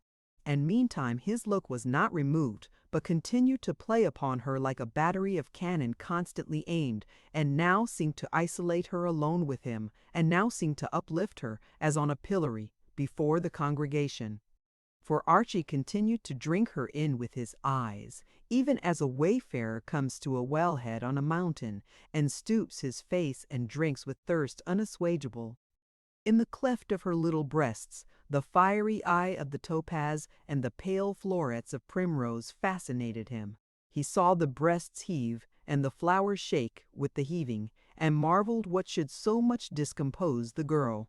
And Christina was conscious of his gaze, saw it, perhaps, with the dainty plaything of an ear that peeped among her ringlets. She was conscious of changing color, conscious of her unsteady breath. Like a creature tracked, run down, surrounded, she sought in a dozen ways to give herself a countenance. She used her handkerchief. It was a really fine one. Then she desisted in a panic. He would only think I was too warm. She took to reading in the metrical psalms, and then remembered it was sermon time. Last she put a sugar bowl in her mouth, and the next moment repented of the step. It was such a homely-like thing. Mr. Archie would never be eating sweeties in Kirk. And, with a palpable effort, she swallowed it whole, and her color flamed high. At this signal of distress, Archie awoke to a sense of his ill behavior. What had he been doing? He had been exquisitely rude in church to the niece of his housekeeper. He had stared like a lackey and a libertine at a beautiful and modest girl. It was possible, it was even likely, he would be presented to her after service in the kirkyard, and then how was he to look? And there was no excuse. He had marked the tokens of her shame, of her increasing indignation, and he was such a fool that he had not understood them. Shame bowed him down, and he looked resolutely at Mr. Torrance, who little supposed, good, worthy man, as he continued to expound justification by faith, What was his true business? To play the part of derivative to a pair of children at the old game of falling in love. Christina was greatly relieved at first. It seemed to her that she was clothed again. She looked back on what had passed. All would have been right if she had not blushed. A silly fool. There was nothing to blush at if she had taken a sugar bowl. Mrs. MacTaggart, the elder's wife in St. Enoch's, took them often. And if he had looked at her, what was more natural than that a young gentleman should look at the best-dressed girl in church? And at the same time she knew far otherwise. She knew there was nothing casual or ordinary in the look, and valued herself on its memory like a decoration. Well, it was a blessing he had found something else to look at. And presently she began to have other thoughts. It was necessary, she fancied, that she should put herself right by a repetition of the incident, better managed. If the wish was father to the thought, she did not know, or she would not recognize it. It was simply as a manifeste propriety, as something called for to lessen the significance of what had gone before, that she should a second time meet his eyes, and this time without blushing. And at the memory of the blush, she blushed again, and became one general blush, burning from head to foot. Was ever anything so indelicate, so forward, done by a girl before? And here she was making an exhibition of herself before the congregation about nothing. She stole a glance upon her neighbors, and behold, they were steadily indifferent, and Clem had gone to sleep. And still the one idea was becoming more and more potent with her, that in common prudence she must look again before the service ended. Something of the same sort was going forward in the mind of Archie as he struggled with the load of penitence. So it chanced that, in the flutter of the moment when the last psalm was given out, and Torrance was reading the verse, and the leaves of every psalm book in church were rustling under busy fingers, 2 stealthy glances were sent out like Antony among the pews, and on the indifferent and absorbed occupants, and drew timidly nearer to the straight line between Archie and Christina. They met, they lingered together for the least fraction of time, and that was enough. A charge as of electricity passed through Christina, and behold, the leaf of her psalm book was torn across. Archie was outside by the gate of the graveyard, conversing with Hob and the minister, and shaking hands all round with the scattering congregation, when Clem and Christina were brought up to be presented. The laird took off his hat and bowed to her with grace and respect. Christina made her Glasgow curtsy to the laird, and went on again up the road for Hermiston and Colston's lap, walking fast, breathing hurriedly with a heightened color, and in this strange frame of mind, that when she was alone she seemed in high happiness, and when anyone addressed her, she resented it like a contradiction. A part of the way she had the company of some neighbor girls, and a loutish young man. Never had they seemed so insipid, never had she made herself so disagreeable. But these struck aside to their various destinations, or were outwalked and left behind, and when she had driven off with sharp words the proffered convoy of some of her nephews and nieces, she was free to go on alone up Hermiston Brae, walking on air, dwelling intoxicated among clouds of happiness. Near to the summit she heard steps behind her, a man's steps, light and very rapid. She knew the foot at once, and walked the faster. If it's me he's wanting, he can run for it, she thought, smiling. Archie overtook her like a man whose mind was made up. "Miss Kirsty," he began. "Miss Christina, if you please, Mr. Weir," she interrupted. "I canna bear the contraction. You forget it has a friendly sound for me. Your aunt is an old friend of mine, and a very good one. I hope we shall see much of you at Hermiston." "My aunt and my sister-in-law Dussanah agree very well. Not that I have much ado with it, but still when I'm stopping in the house, if I was to be visiting my aunt, it would not look considerate like." "I am sorry," said Archie. "I thank you kindly, Mr. Weir," she said. "I whiles think myself it's a great pity." "Ah, I am sure your voice would always be for peace," he cried. "I wouldna be too sure of that," she said. I have my days like other folk, I suppose. Do you know, in our old kirk, among our good old grey dames, you made an effect like sunshine. Ah, but that would be my Glasgow clothes. I did not think I was so much under the influence of pretty frocks. She smiled with a half look at him. There's more than you, she said. But you see, I'm only Cinderella. I'll have to put all these things by in my trunk. Next Sunday I'll be as grey as the rest. They're Glasgow clothes, you see, and it would never do to make a practice of it. It would seem terrible conspicuous. By that they were come to the place where their ways severed. The old grey moors were all about them. In the midst a few sheep wandered, and they could see on the one hand the straggling caravan scaling the braes in front of them, for Caldstain's lap, and on the other the contingent from Hermiston bending off and beginning to disappear by detachments into the Policy Gate. It was in these circumstances that they turned to say farewell, and deliberately exchanged a glance as they shook hands. All passed as it should genteelly, and in Christina's mind as she mounted the first steep ascent for Caldstain's lap, a gratifying sense of triumph prevailed over the recollection of minor lapses and mistakes. She had kilted her gown, as she did usually at that rugged pass, but when she spied Archie still standing and gazing after her, the skirts came down again as if by enchantment. Here was a piece of nicety for that upland parish, where the matrons marched with their coats kilted in the rain, and the lasses walked barefoot to kirk through the dust of summer, and went bravely down by the burn side, and sat on stones to make a public toilet before entering.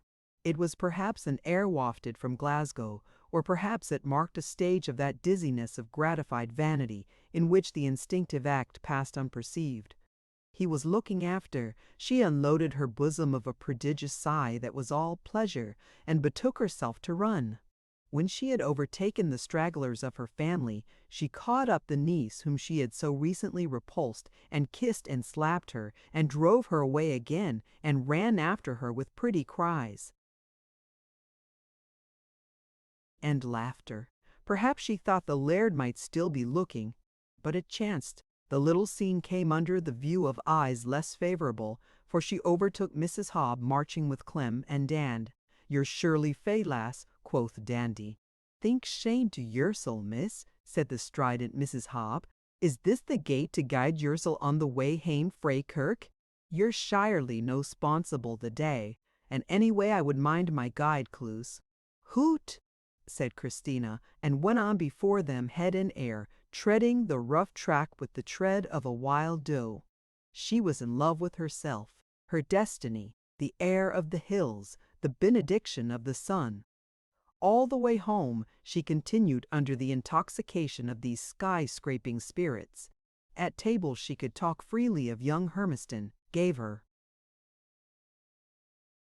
opinion of him off-hand and with a loud voice that he was a handsome young gentleman, real well-mannered and sensible-like, but it was a pity he looked doleful.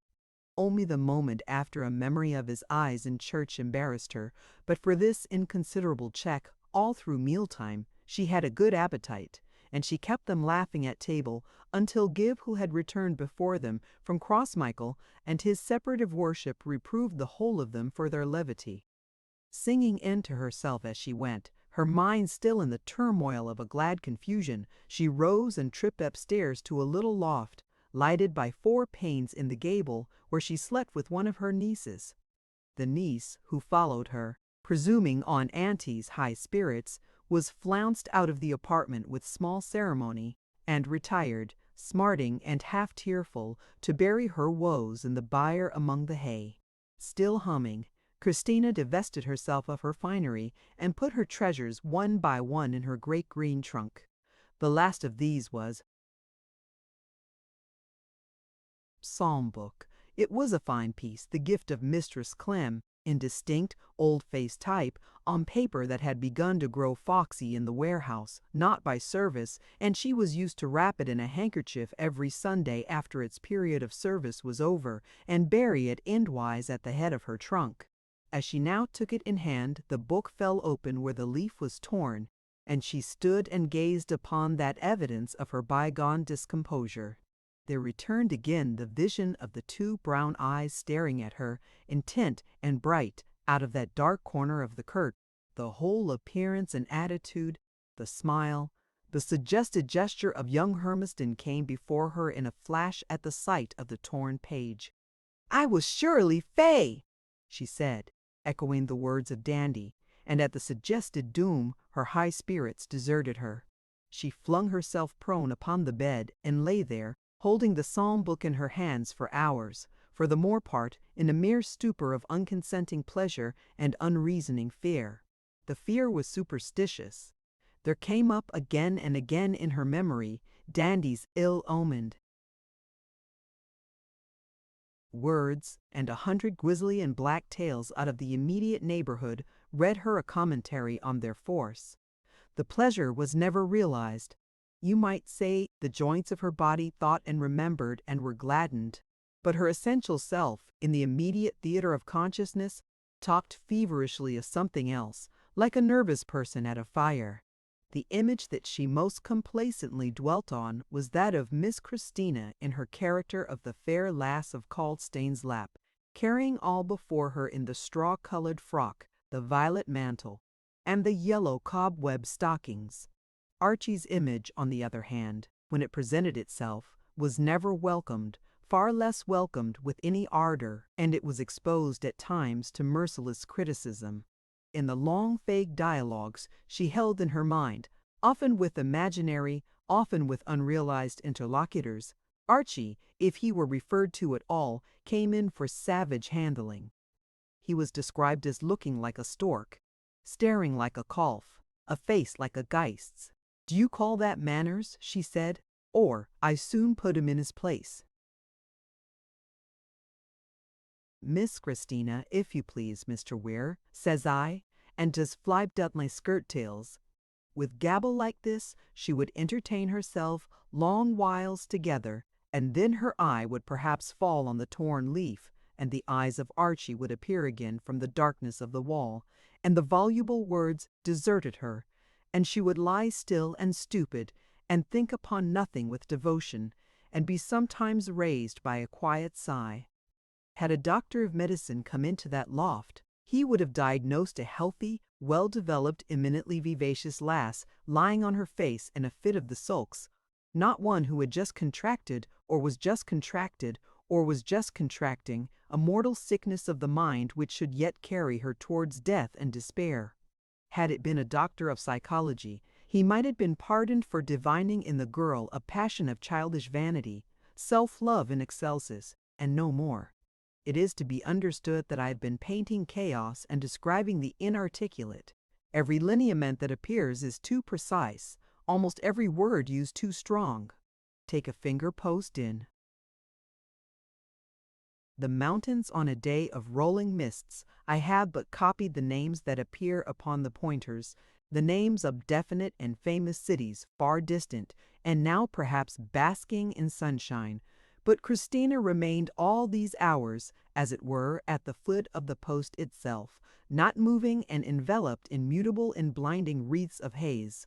The day was growing late, and the sunbeams long and level when she sat suddenly up, and wrapped in its handkerchief, and put by that psalm book which had already played a part so decisive in the first chapter of her love story.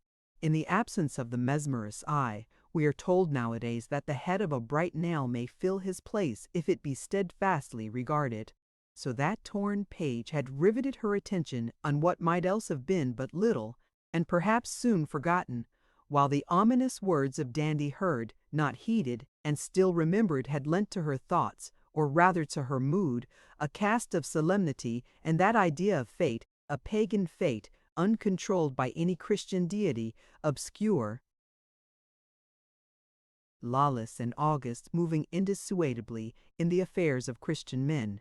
Thus even that phenomenon of love at first sight, which is so rare and seems so simple and violent, like a disruption of life's tissue, may be decomposed into a sequence of accidents happily concurring.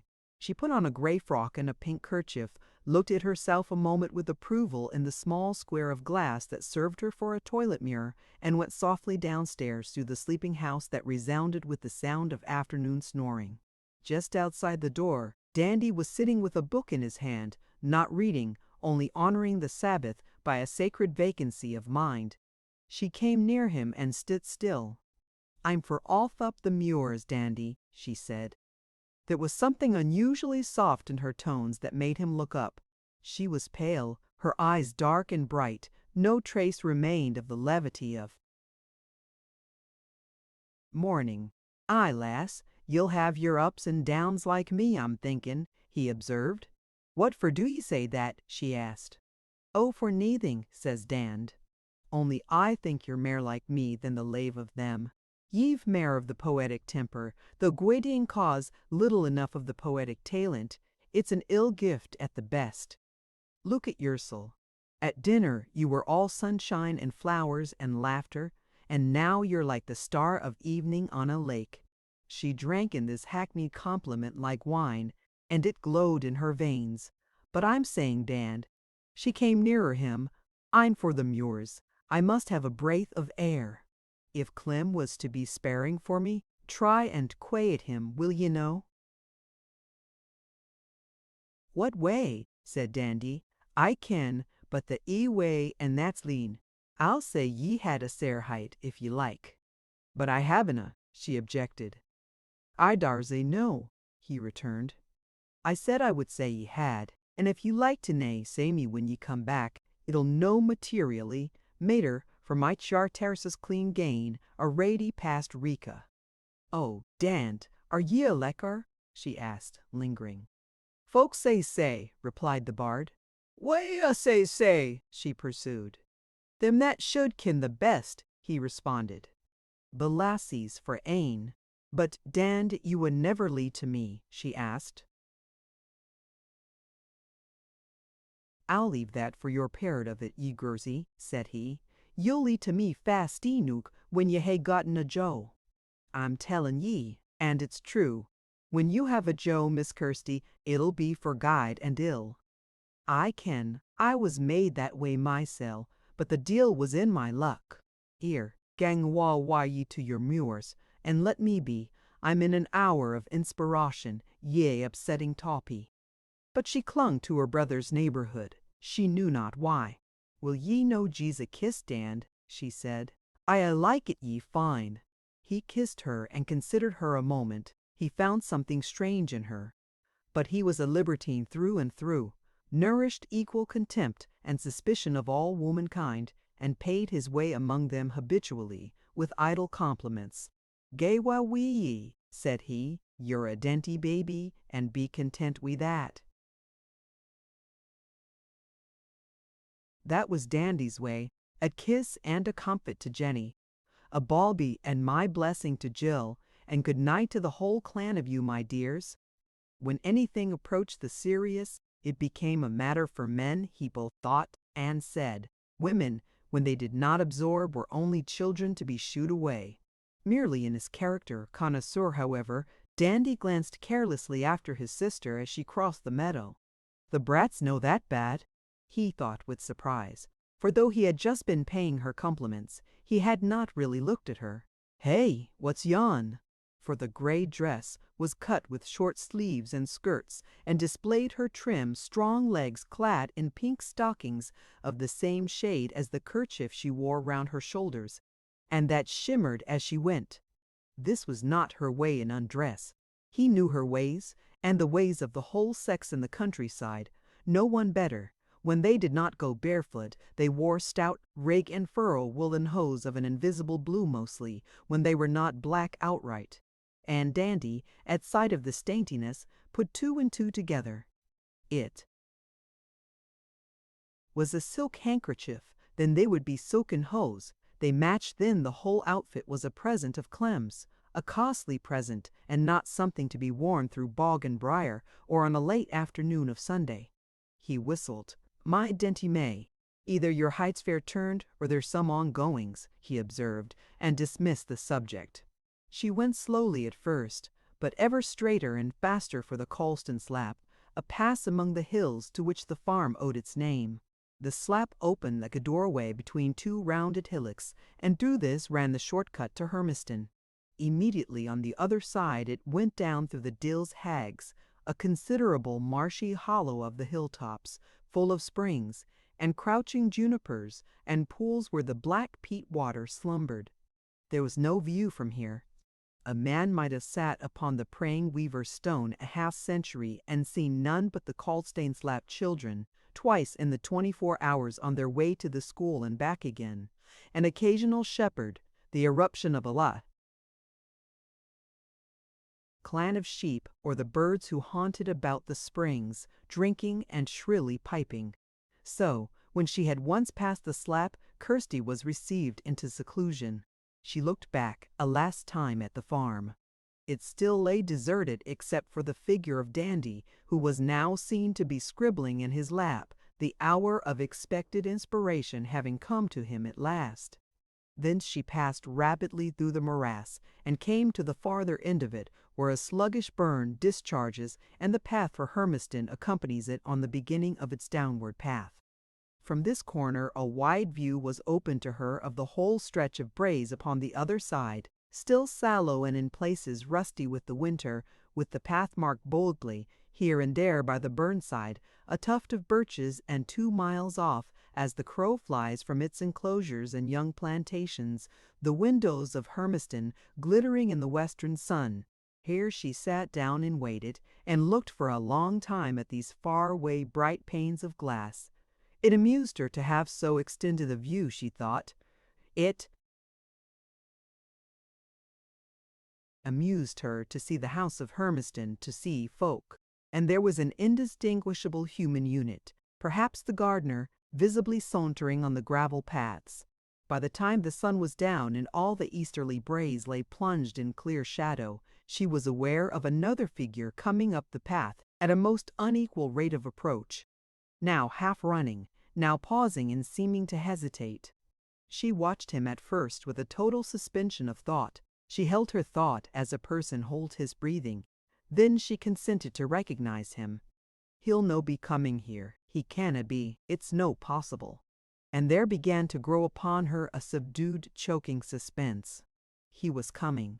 His hesitations had quite ceased. His step grew firm and swift.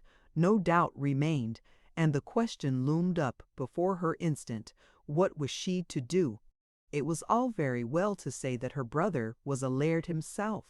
It was all very well to speak of casual intermarriages and to count cousinship like Auntie Kirsty. The difference in their social station was trenchant. Propriety, prudence, all that she had ever learned, all that she knew, bade her flee. But on the other hand, the cup of life now offered to her was too enchanting. For one moment she saw the question clearly and definitely made her choice. She stood up and showed herself an instant in the gap relieved upon the skyline, and the next fled trembling and sat down glowing with excitement on the weaver's stone. She shut her eyes, seeking, praying for composure. Her hand shook in her lap, and her mind was full of incongruous and futile speeches. What was there to make a work about? She could take care of herself, she supposed. There was no harm in seeing the laird. It was the best thing that could happen. She would mark a proper distance to him once and for all. Gradually the wheels of her nature ceased to go round so madly, and she sat in passive expectation, a quiet, solitary figure in the midst of the grey moss. I have said she was no hypocrite, but here I am at fault. She never admitted to herself that she had come up the hill to look for Archie, and perhaps after all she did not know. Perhaps came as a stone falls, for the steps of love in the young, and especially in girls, are instinctive and unconscious.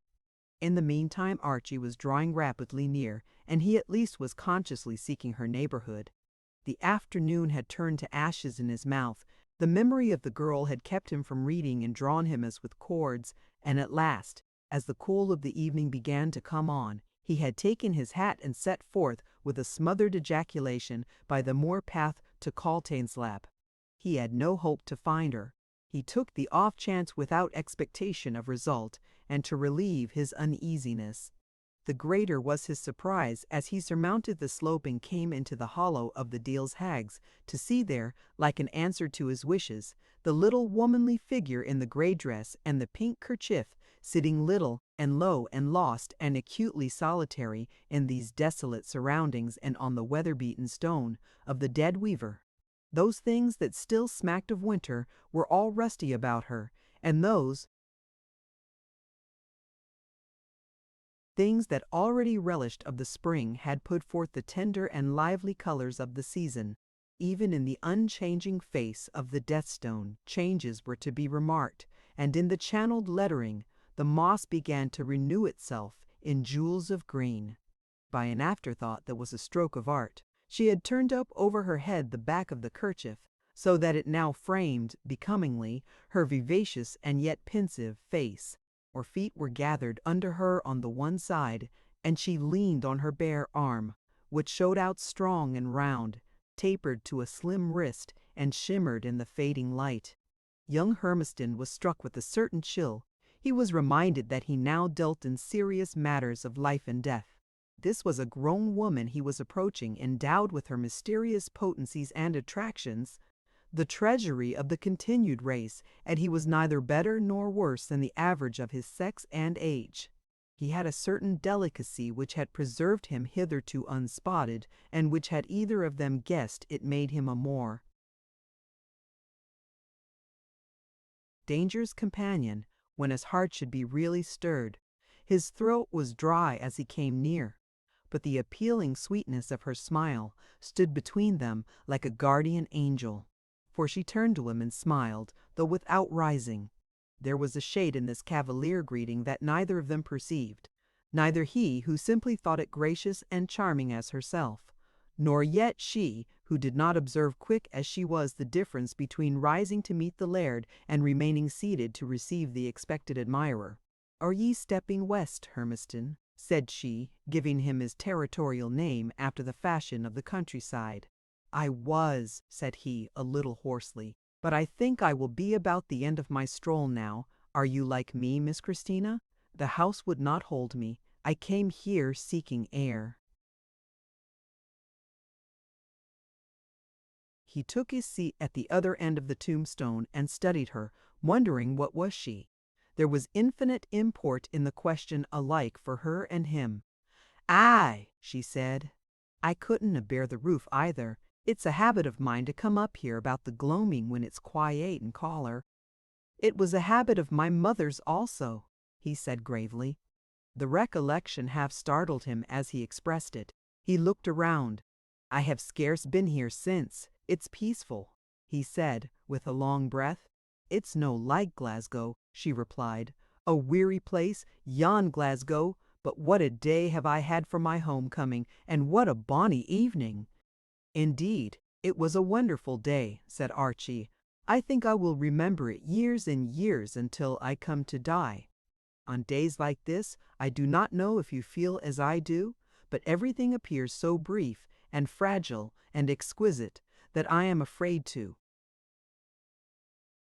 touch life.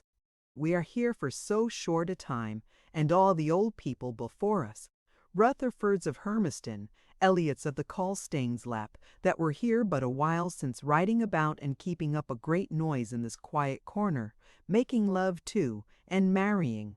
Why, where are they now? It's deadly commonplace, but, after all, the commonplaces are the great poetic truths." He was sounding her, semi-consciously, to see if she could understand him, to learn if she were only an animal the color of flowers, or had a soul in her to keep her sweet. She, on her part, her means well in hand, watched, womanlike, for any opportunity to shine, to abound in his humor, whatever that might be. The dramatic artist that lies dormant or only half awake in most human beings had in her sprung to his feet in a divine fury, and chance had served her well. She looked upon him with a subdued twilight look that became the hour of the day and the train of thought.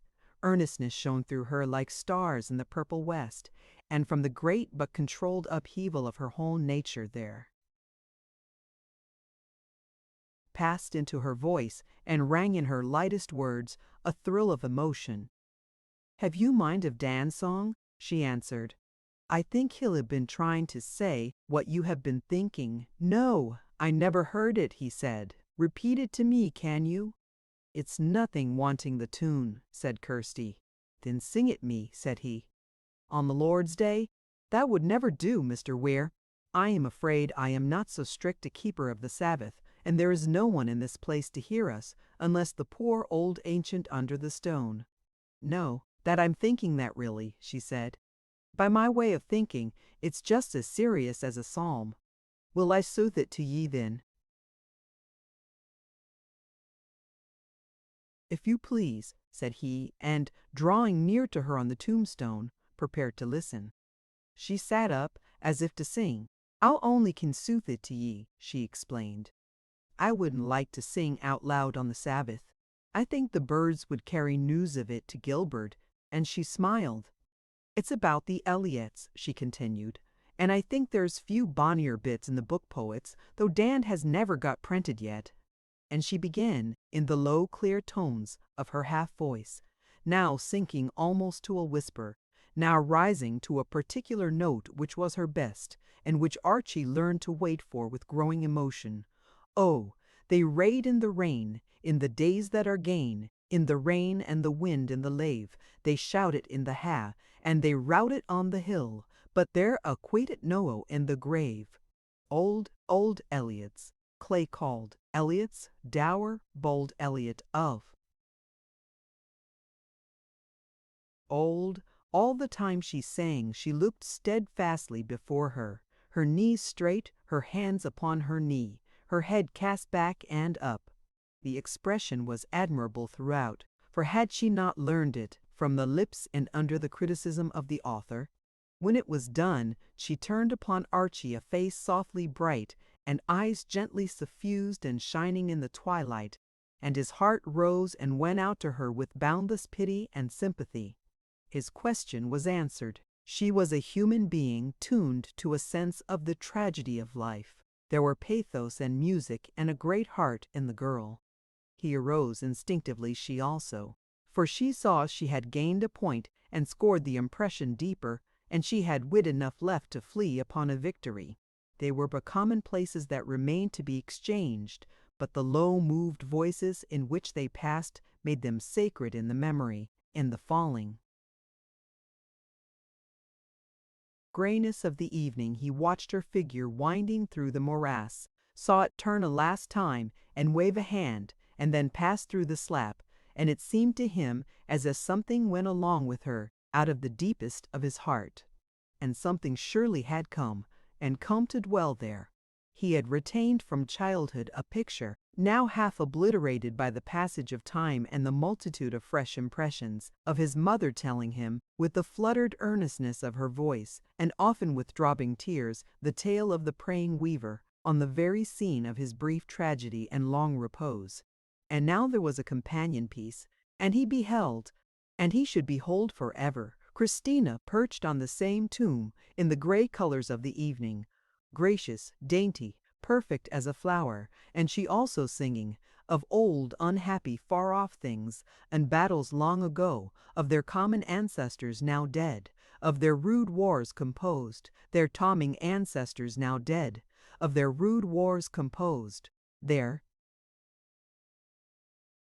weapons buried with them, and of these strange changelings, their descendants, who lingered a little in their places, and would soon be gone also, and perhaps sung of by others at the gloaming hour.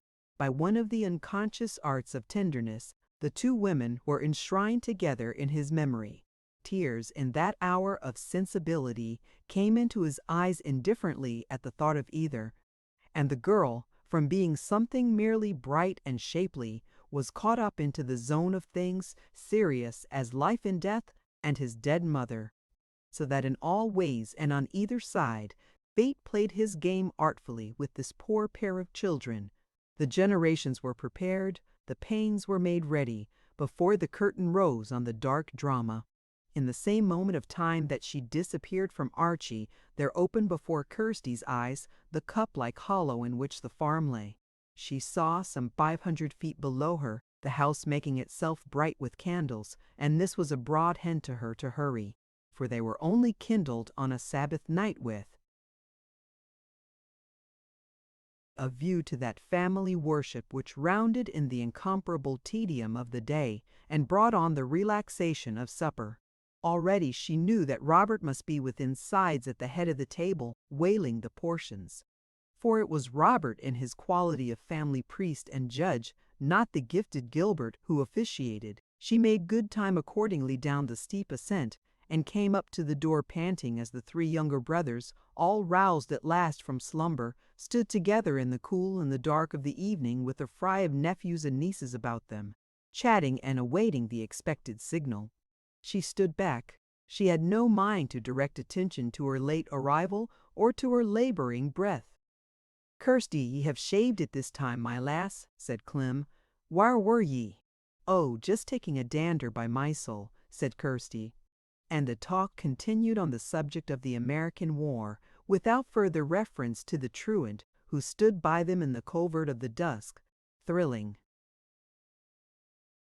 with happiness and the sense of guilt. The signal was given, and the brothers began to go in one after another, amid the jostle and throng of Hobbs' children. Only Dandy, waiting till the last, caught Kirsty by the arm. "When did ye begin to dander in pink hosen, Mistress Elliot?" he whispered slyly. She looked down. She was one blush. "I maun have forgotten to change them," said she, and went into prayers in her turn with a troubled mind, between anxiety as to whether Dan should have observed her yellow stockings at church, and should thus detect her in a palpable falsehood, and shame that she had already made good his prophecy. She remembered the words of it, how it was to be when she had gotten a Joe, and that would be for good and evil. "Will I have gotten my Joe now?" she thought with a secret rapture. And all through prayers, where was her principal business to conceal the pink stockings from the eyes of the indifferent Mrs. Hobb, and all through supper, as she made a feint of eating and sat at the table radiant and constrained, and again when she had left them and come into her chamber, and was alone with her sleeping niece, and could at last lay aside the armor of society, the same word sounded within her, the same profound note of happiness, of a world all changed and redoued, a day that had been passed in paradise, and of a woe of mode of all night she seemed to be conveyed smoothly upon a shallow stream of sleep and waking, and through the bowers of Beulah. All night she cherished to her heart that exquisite hope, and if, towards morning, she forgot it a while in a more profound unconsciousness, it was to catch again the rainbow thought with her first moment of awaking. Chapter 7. Enter Mephistopheles. 2 days later, a gig from Crossmichael deposited Frank Innes at the doors of Hermiston. Once in a way, during the past winter, Archie, in some acute phase of boredom, had written him a letter. It had contained something in the nature of an invitation or a reference to an invitation. Precisely what, neither of them now remembered. When Innes had received it, there had been nothing further from his mind than to bury himself in the moors with Archie, but not even the most acute political heads are guided through the steps of life with unerring directness. That would require a gift of prophecy which has been denied to man. For instance, who could have imagined that, not a month after he had received the letter and turned it into mockery and put off answering it, and in the end lost it, misfortunes of a gloomy cast should begin to thicken over Frank's career? His case may be briefly stated. His father, a small Morayshire laird with a large family, became recalcitrant and cut off the supplies. He had fitted himself out with the beginnings of quite a good law library, which, upon some sudden losses on the turf, he had been obliged to sell before they were paid for, and his bookseller, hearing some rumor of the event, took out a warrant for his arrest. Innes had early word of it, and was able to take precautions. In this immediate welter of his affairs, with an unpleasant charge hanging over him, he had judged it the part of prudence to be off instantly. had written a fervid letter to his father at Inverwald, and put himself in the coach for Crossmichael. Any port in a storm, he was manfully turning his back on the Parliament House and its gay babble, on porter and oysters, the race-course and the ring, and manfully prepared, until these clouds should have blown by, to share a living grave with Archie Weir at Hermiston. To do him justice, he was no less surprised to be going than Archie was to see him come, and he carried off his wonder with an infinitely better grace. "Well, here I am," said he, as he alighted. "Pylades has come to Orestes at last. Bye." "The way, did you get my answer? No? How very provoking. Well, here I am to answer for myself, and that's better still." "I am very glad to see you, of course," said Archie. "I make you heartily welcome, of course, but you surely had not come to stay, with the court still sitting. Is that not most unwise?" "Damn the courts," says Frank. "What are the courts to friendship and a little fishing?" And so it was agreed that he was to stay, with no term to the visit but the term which he had privily set to it himself the day, namely, when his father should have come down with the dust, and he should be able to pacify the bookseller. On such vague conditions there began for these two young men who were not even friends a life of great familiarity, and, as the days drew on, less and less intimacy. They were together at meal times, together in nights when the hour had come for whiskey toddy, but it might have been noticed had there been any one to pay heed that they were rarely so much together by day. Archie had Hermiston to attend to, multifarious activities in the hills, in which he did not require, and had even refused, Frank's escort. He would be off sometimes in the morning, and leave only a note on the breakfast table to announce the fact, and sometimes, with no notice at all, he would not return for dinner until the hour was long past. Innes groaned under these desertions. It required all his philosophy to sit down to a solitary breakfast with composure, and all his unaffected good nature to be able to greet Archie with friendliness on the more rare occasions when he came home late for dinner. "I wonder what on earth he finds to do, Mrs. Elliot," said he one morning after he had just read the hasty billet and sat down to table. "I suppose it will be business, sir," replied the housekeeper dryly, measuring his distance off to him by an indicated curtsy. "But I can't imagine what business," he reiterated. "I suppose it will be his business," retorted the austere Kirsty. He turned to her with that happy brightness that made the charm of his disposition, and broke into a peal of healthy and natural laughter. "Well played, Mrs. Elliot," he cried, and the housekeeper's face relaxed into the shadow of an iron smile. "Well played indeed," said he. "But you must not be making a stranger of me like that. Why, Archie and I were at the high school together, and we've been to college together, and we were going to the bar together, when you know. Dear, dear me, what a pity that was. A life spoiled, a fine young fellow as good as buried here in the wilderness with rustics, and all for what? A frolic, silly if you like, but no more. God, how good your scones are!" "Mrs. Elliot, they're no mines. It was the lassie made them," said Kirsty. "And, saving your presence, there's little sense in taking the Lord's name in vain about idle vivers that you fill your kite. Why?" "I dare say you're perfectly right, ma'am," quoth the imperturbable Frank. "But as I was saying, this is a pitiable business, this about poor Archie, and you and I might do worse than put our heads together, like a couple of sensible people, and bring it to an end. Let me tell you, ma'am, that Archie is really quite a promising young man, and in my opinion he would do well at the bar. As for his father, no one can deny his ability, and I don't fancy anyone would care to deny that he has the deal's own temper. If you'll excuse me, Mr. Innes, I think the lass is crying on me," said Kirsty, and flounced from the room. "The damned, cross-grained old broomstick!" ejaculated Innes. In the meantime, Kirsty had escaped into the kitchen, and before her vassal gave vent to her feelings. "Here, Ettercap, you'll have to wait on yon ends. I canna hod myself in. Poor Urchy, I'd poor Urchy him if I had my way, and Hermiston with the Dale's ain temper. God let him take Hermiston's scones out of his mouth first.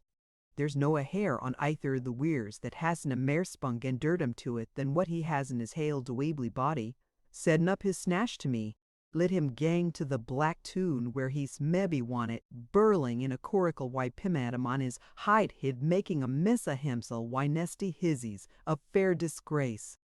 It was impossible to hear without admiration Kirsty's graduated disgust as she brought forth one after another these somewhat baseless charges. Then she remembered her immediate purpose and turned again on her fascinated auditor. Do ye no hear?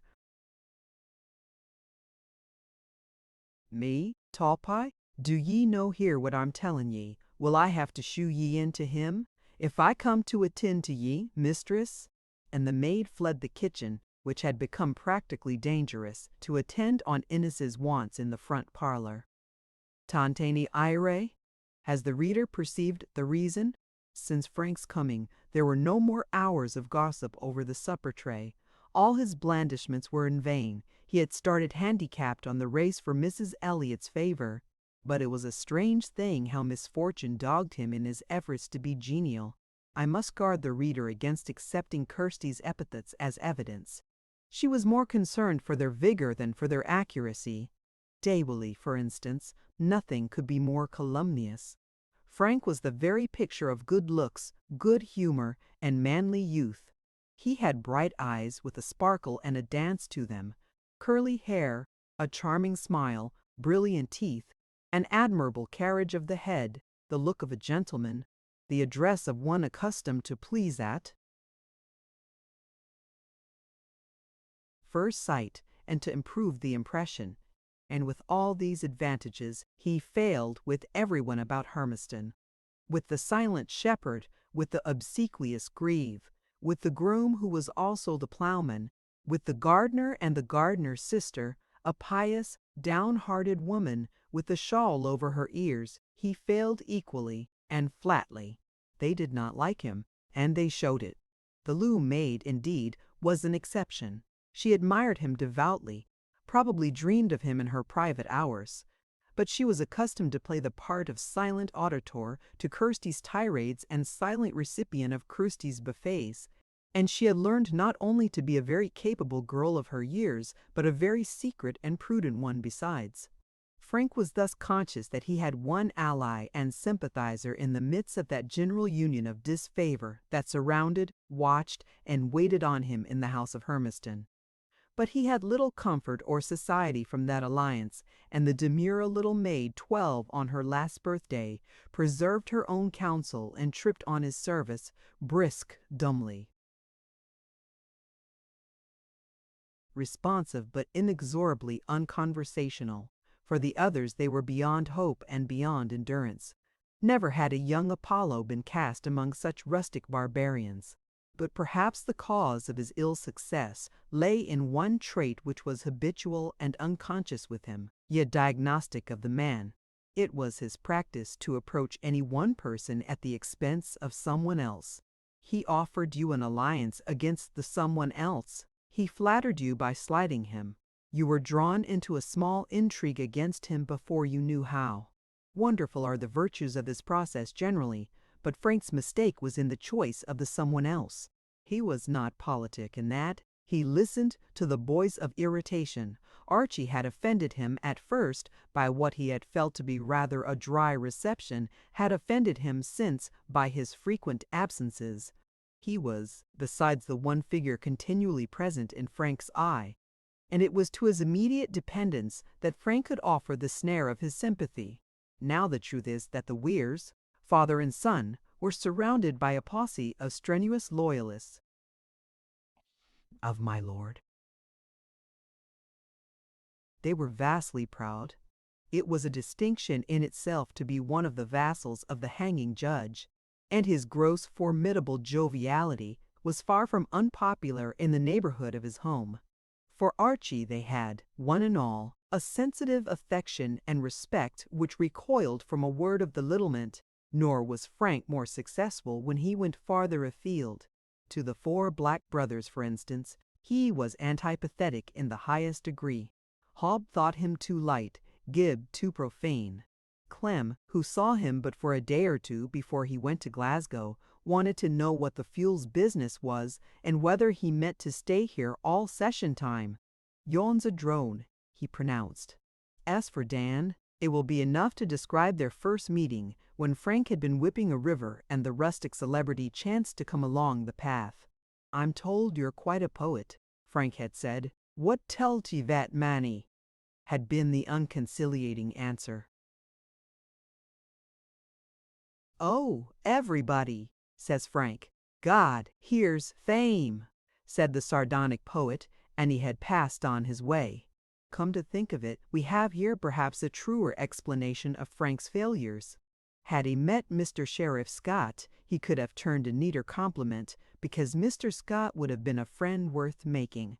Dan, on the other hand, he did not value sixpence, and he showed it even while he tried to flatter. Condescension is an excellent thing, but it is strange how one-sided the pleasure of it is. He who goes fishing among the Scots peasantry with condescension for a bait will have an empty basket by evening. In proof of this theory, Frank made a great success of it at the Cross Michael Club, to which Archie took him immediately on his arrival, his own last appearance on that scene of gaiety. Frank was made welcome there at once, continued to go regularly, and had attended a meeting as the members ever after.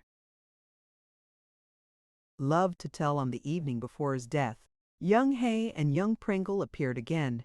There was another supper at Windyclaws, another dinner at Driffle, and it resulted in Frank being taken to the bosom of the county people as unreservedly as he had been repudiated by the country folk. He occupied Hermiston, after the manner of an invader in a conquered capital.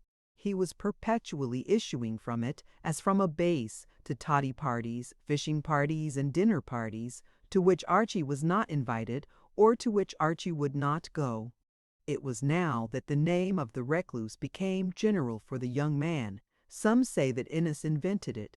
Innes at least spread it abroad. "How's all with your recluse today?" people would ask. "Oh, reclusing away," Innes would declare, with his bright air of saying something witty, and immediately interrupt the general laughter which he had provoked much more by his air than his words. "Mind you, it's all very well." Laughing, but I'm not very well pleased. Poor Archie is a good fellow, an excellent fellow, a fellow I always liked. I think it small of him to take his little disgrace so hard and shut himself up. Grant that it is a ridiculous story, painfully ridiculous, I keep telling him. Be a man. Live it down, man. But not he. Of course it's just solitude and shame and all that. But I confess I'm beginning to fear the result. It would be all the pities in the world if a really promising fellow like Weir was to end ill. I'm seriously tempted to write to Lord Hermiston and put it plainly to him. "I would if I were you," some of his auditors would say, shaking the head, sitting bewildered and confused at this new view of the matter, so deftly indicated by a single word. A capital idea. They would add and wonder at the aplomb and position of this young man, who talked as a matter of course of writing to Hermiston and correcting him upon his private affairs. And Frank would proceed, sweetly confidential. "I'll give you an idea now. He's actually sore about the way that I'm received, and he's left out in the county actually jealous and sore. I've rallied him, and I've reasoned with him, told him that everyone was most kindly inclined towards him, told him even that I was received merely because I was his guest. But it's no use. He will neither accept the invitations he gets, nor stop brooding about the ones where he's left out. What I'm afraid of is that the wound's ulcerating. He had always one of those dark, secret, angry natures, a little underhand and plenty of bile, you know the sort. He must have inherited it from the Weirs, whom I suspect to have been a worthy family of weavers somewhere. What's the cant phrase? Sedentary occupation. It's precisely the kind of character to go wrong in a false position like what his father's made for him or he's making for himself, whichever you like to call it. And for my part, I think it a disgrace. Frank would say generously. Presently, the sorrow and anxiety of this disinterested friend took shape. He began in private, in conversations of two, to talk vaguely of bad habits and low habits. "I must say I'm afraid he's going wrong altogether," he would say. "I'll tell you plainly, and between ourselves, I scarcely like to stay there any longer. Only, man, I'm positively afraid to leave him alone. You'll see, I shall be blamed for it later on. I'm staying at a great sacrifice. I'm hindering my chances at the bar, and I can't blind my eyes to it. And what I'm afraid of is that I'm going to get kicked for it all round before all's done. You see, nobody believes in friendship nowadays." "Well, Innes," his interlocutor would reply, "it's very good of you, I must say that. If there's any blame going, you'll always be sure of my good word for one thing." "Well," Frank would continue, "candidly, I don't say it's pleasant. He has a very rough way with him. His father's son, you know. I don't say he's rude, of course. I couldn't be expected to stand that, but he steers very near the wind. No, it's not pleasant, but I tell ye, man, in conscience I don't think it would be fair to leave him. Mind you, I don't say there's anything actually wrong. What I say is that I don't like the looks of it, man." And he would press the arm of his momentary confidant. In the early stages I am persuaded there was no malice. He talked but for the pleasure of airing himself. He was essentially glib, as becomes the young advocate, and essentially careless of the truth, which is the mark of the young ass, and so he talked at random. There was no particular bias, but that one which is indigenous and universal, to flatter himself, and to please and interest the present friend. And by thus milling air out of his mouth, he had presently built up a presentation of Archie, which was known and talked of in all corners of the county. Wherever there was a residential house and a walled garden, wherever there was a dwarfish castle and a park, wherever a quadruple cottage by the ruins of a peel tower showed an old family going down, and wherever a handsome villa with a carriage approach and a shrubbery marked the coming up of a new one, probably on the wheels of machinery, Archie began to be regarded in the light of a dark, perhaps a vicious mystery, and the future developments of his career to be looked for with uneasiness and confidential whispering. He had done something disgraceful, my dear. What was not precisely known, and that good kind young man, Mr. Innes, did his best to make light of it, but there it was. And Mr. Innes was very anxious about him now. He was really uneasy, my dear. He was positively wrecking his own prospects, because he dared not leave him alone. How wholly we all lie at the mercy of a single prater, not needfully with any malign purpose. And if a man but talks of himself in the right spirit, refers to his virtuous actions by the way, and never applies to them the name of virtue, how easily his evidence is accepted in the court of public opinion.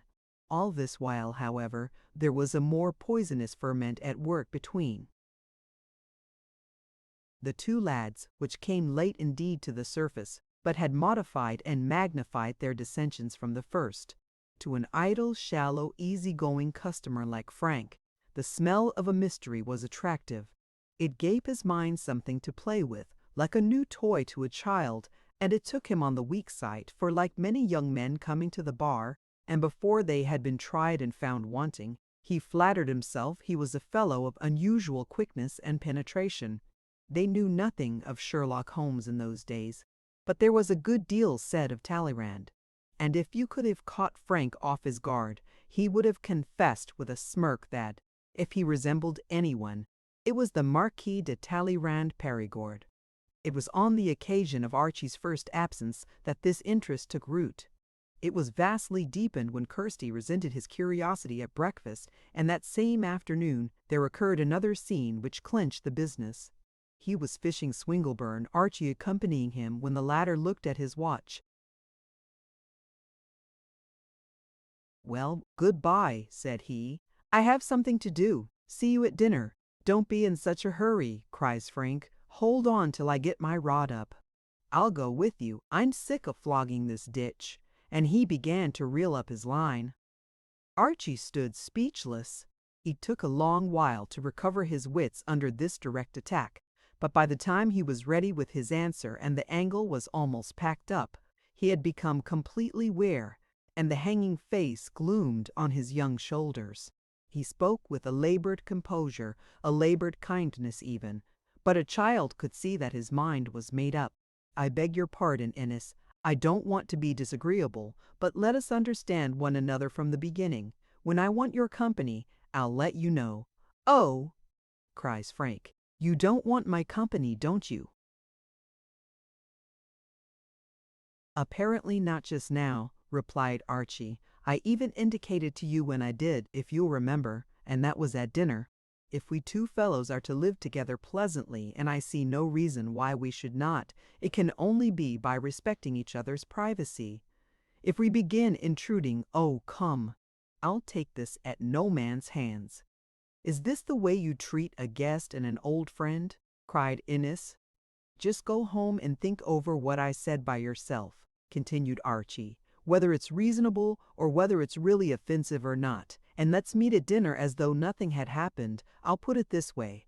If you like that I know my own character, that I'm looking forward with great pleasure, I assure you to a long visit from you, and that I'm taking precautions at the first. I see the thing that I, if you like, might fall out upon, and I step in and obsto principiis. I wager you £5 you'll end by seeing that I mean friendliness." "And I assure you, Francie, I do," he added, relenting. Bursting with anger, but incapable of speech, Inez shouldered his rod, made a gesture of farewell, and strode off down the burnside. Archie watched him go without moving. He was sorry, but quite unashamed. He hated to be inhospitable, but in one thing he was his father's son. He had a strong sense that his house was his own and no man else's, and to lie at a guest's mercy was what he refused. He hated to seem harsh, but that was Frank's lookout.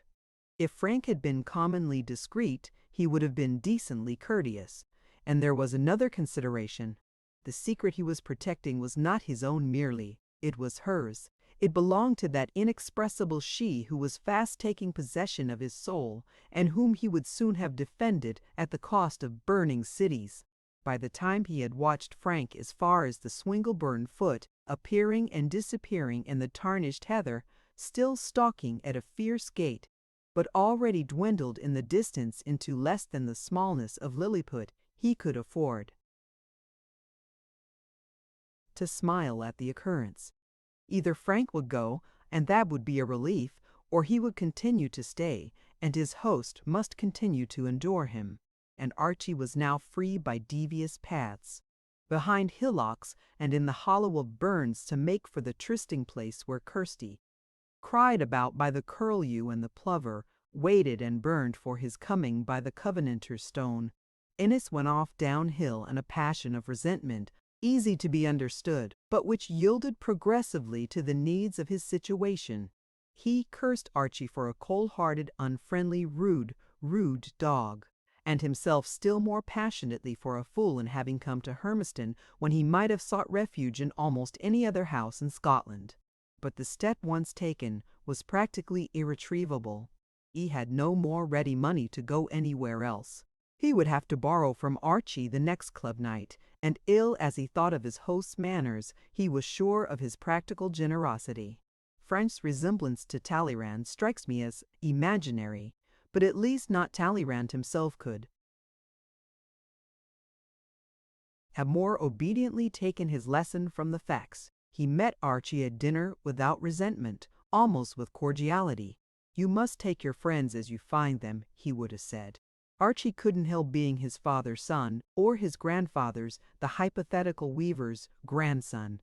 The son of a hunks, he was still a hunks at heart, incapable of true generosity and consideration, but he had other qualities with which Frank could divert himself in the meanwhile, and to enjoy which it was necessary that Frank should keep his temper. So excellently was it controlled that he awoke next morning with his head full of a different, though a cognate subject. What was Archie's little game? Why did he shun Frank's company? What was he keeping secret? Was he keeping tryst with somebody, and was it a woman? It would be a good joke and a fair revenge to discover. To that task he set himself with a great deal of patience, which might have surprised his friends, for he had been always credited not with patience so much as brilliancy, and little by little, from one point to another, he at last succeeded in piecing out the situation. First he remarked that although Archie set out in all the directions of the compass, he always came home again from some point between the south and west.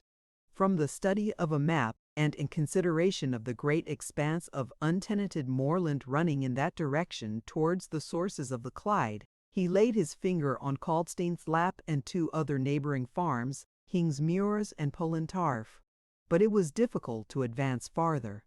With his rod for a pretext, he vainly visited each of them in turn. Nothing was to be seen suspicious about this trinity of moorland settlements.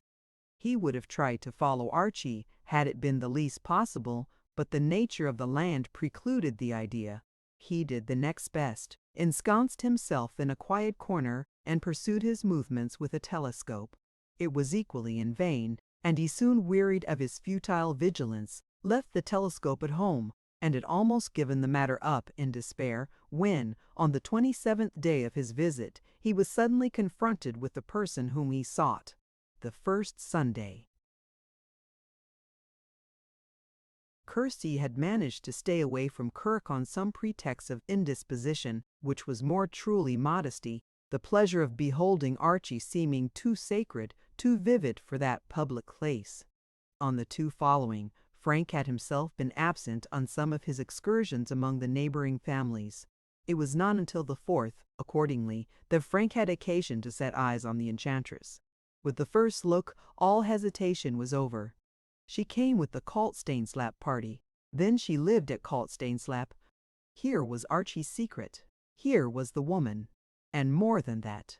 Though I have need here of every manageable attenuation of language, with the first look he had already entered himself as rival.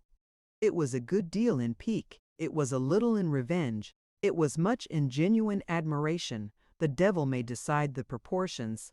I cannot, and it is very likely that Frank could not.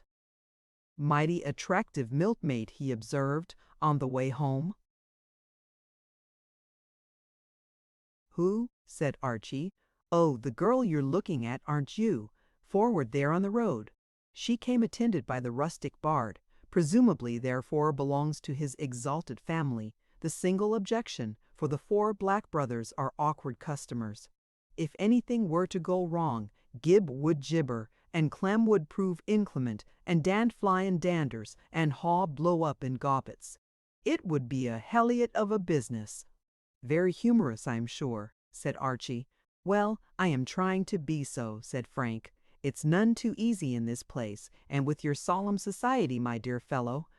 But confess that the milkmaid has found favor in your eyes, or resign all claim to be a man of taste. It is no matter, returned Archie. But the other continued to look at him, steadily and quizzically, and his color slowly rose and deepened under the glance, until not impudence itself could have denied that he was blushing. And at this Archie lost some of his control. He changed his stick from one hand to the other, and, "Oh, for God's sake, don't be an ass," he cried. "Ass? That's the retort delicate, without doubt," says Frank. "Beware of the homespun brothers, dear. If they come into the dance, you'll see who's an ass. Think now, if they only applied, say, 1/4 as much talent as I have applied to the question of what Mr. Archie does with his evening hours, and why he is so unaffectedly nasty when the subject's touched on." "You are touching on it now," interrupted Archie with a wince. "Thank you. That was all I wanted, an articulate confession," said Frank. "I beg to remind you," began Archie. But he was interrupted in turn. "My dear fellow, don't. It's quite needless. The subject's dead and buried." And Frank began to talk hastily on other matters, an art in which he was an adept, for it was his gift to be fluent on anything or nothing. But although Archie had the grace or the timidity to suffer him to rattle on, he was by no means done with the subject. When he came home to dinner, he was greeted with a sly demand, how things were looking Caldstain's lap ways. Frank took his first glass of port out after dinner to the toast of Kirsty, and later in the evening he returned to the charge again. I say, Weir, you'll excuse me for returning again to this affair. I've been thinking it over, and I wish to beg you very seriously to be more careful. It's not a safe business. Not safe, my boy, said he. What? Said Archie. Well, it's your own fault if I must put a name on the thing, but really, as a friend, I cannot stand by and see you rushing head down into these dangers. My dear boy, said he, holding up a warning cigar, consider what is to be the end of it. The end of what? Archie, helpless with irritation, persisted in this dangerous and ungracious guard. Well, the end of the milkmaid, or, to speak more by the card, the end of Miss Christina Elliot of the Caldstain's lap. I assure you, Archie broke out, this is all a figment of your imagination. There is nothing to be said against that young lady. You have no right to introduce her name into the conversation. I'll make a note of it, said Frank. She shall henceforth be nameless, nameless, nameless, Gricolatch. I make a note besides of your valuable testimony to her character. I only want to look at this thing as a man of the world. Admitted she's an angel, but, my good fellow, is she a lady? This was torture to Archie. I beg your pardon, he said, struggling to be composed, but because you have wormed yourself into my confidence. Oh, come! Cried Frank. Your confidence? It was rosy but unconsenting. Your confidence, indeed? Now look, this is what I must say, Weir, for it concerns your safety and good character, and therefore my honor as your friend. You say I wormed myself into your confidence. Wormed is good. But what have I done? I have put 2 and 2 together, just as the parish will be doing tomorrow, and the whole of Tweedale in 2 weeks, and the Black brothers. Well, I won't put a date on that. It will be a dark and stormy morning. Your secret, in other words, is poor Poles.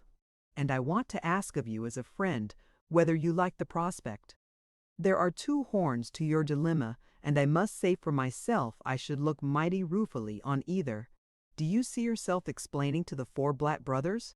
Or do you see yourself presenting the milkmaid to Papa as the future Lady of Hermiston? Do you? I tell you plainly, I don't. Archie rose.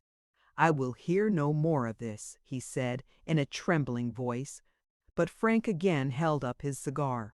Tell me one thing first. Tell me if this is not a friend's part that I am playing. I believe you think it so, replied Arkley. I can go as far as that. I can do so much justice to your motives. But I will hear no more of it.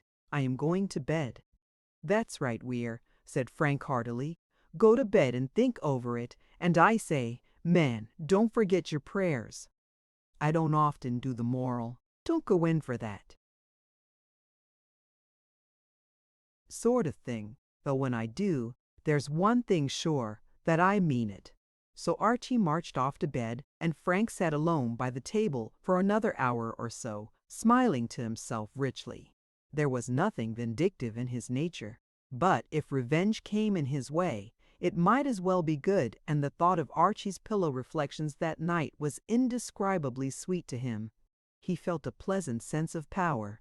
He looked down on Archie as on a very little boy, whose strings he pulled as on a horse whom he had backed and bridled by sheer power of intelligence, and whom he might ride to glory or the grave at pleasure. Which was it to be? He lingered long, relishing the details of schemes that he was too idle to pursue. Poor cork upon a torrent, he tasted that night the sweets of omnipotence, and brooded like a deity over the strands of that intrigue which was to shatter him before the summer waned. Chapter 8. A Nocturnal Visit. Kirsty had many causes of distress. More and more as we grow old, And yet more and more as we grow old and are women, frozen by the fear of age, we come to rely on the voice as the single outlet of the soul. Only thus, in the curtailment of our means, can we relieve the straitened cry of the passion within us. Only thus, in the bitter and sensitive shyness of advancing years, can we maintain relations with those vivacious figures of the young that still show before us and tend daily to become no more than the moving wallpaper of life. Talk is the last link, the last relation. But with the end of the conversation, when the voice stops and the bright face of the listener is turned away, solitude falls again on the bruised heart. Kirsty had lost her canny hour at e'en. Siggy'd no more wander with Archie, a ghost if you will, but a happy ghost in fields Elysian. And to her it was as if the whole world had fallen silent. To him, but an unremarkable change of amusements, and she raged to know it. The effervescency of her passionate and irritable nature rose within her at times to bursting point. This is the price paid by age for unseasonable ardors of feeling. It must have been so for Kirsty at any time when the occasion chanced, but it so fell out that she was deprived of this delight in the hour when she had most need of it, when she had most to say, most to ask, and when she trembled to recognize her sovereignty, not merely in abeyance, but annulled. For, with the clairvoyance of a genuine love, she had pierced the mystery that had so long embarrassed Frank. She was conscious, even before it was carried out, even on that Sunday night when it began, of an invasion of her rights, and a voice told her the invader's name. Since then, by arts, by accident, by small things observed, and by the general drift of Archie's humor, she had passed beyond all possibility of doubt. With a sense of justice that Lord Hermiston might have envied, she had that day in church considered and admitted the attractions of the younger Kirsty, and with the profound humanity and sentimentality of her nature, she had recognized the coming of fate. Not thus would she have chosen. She had seen in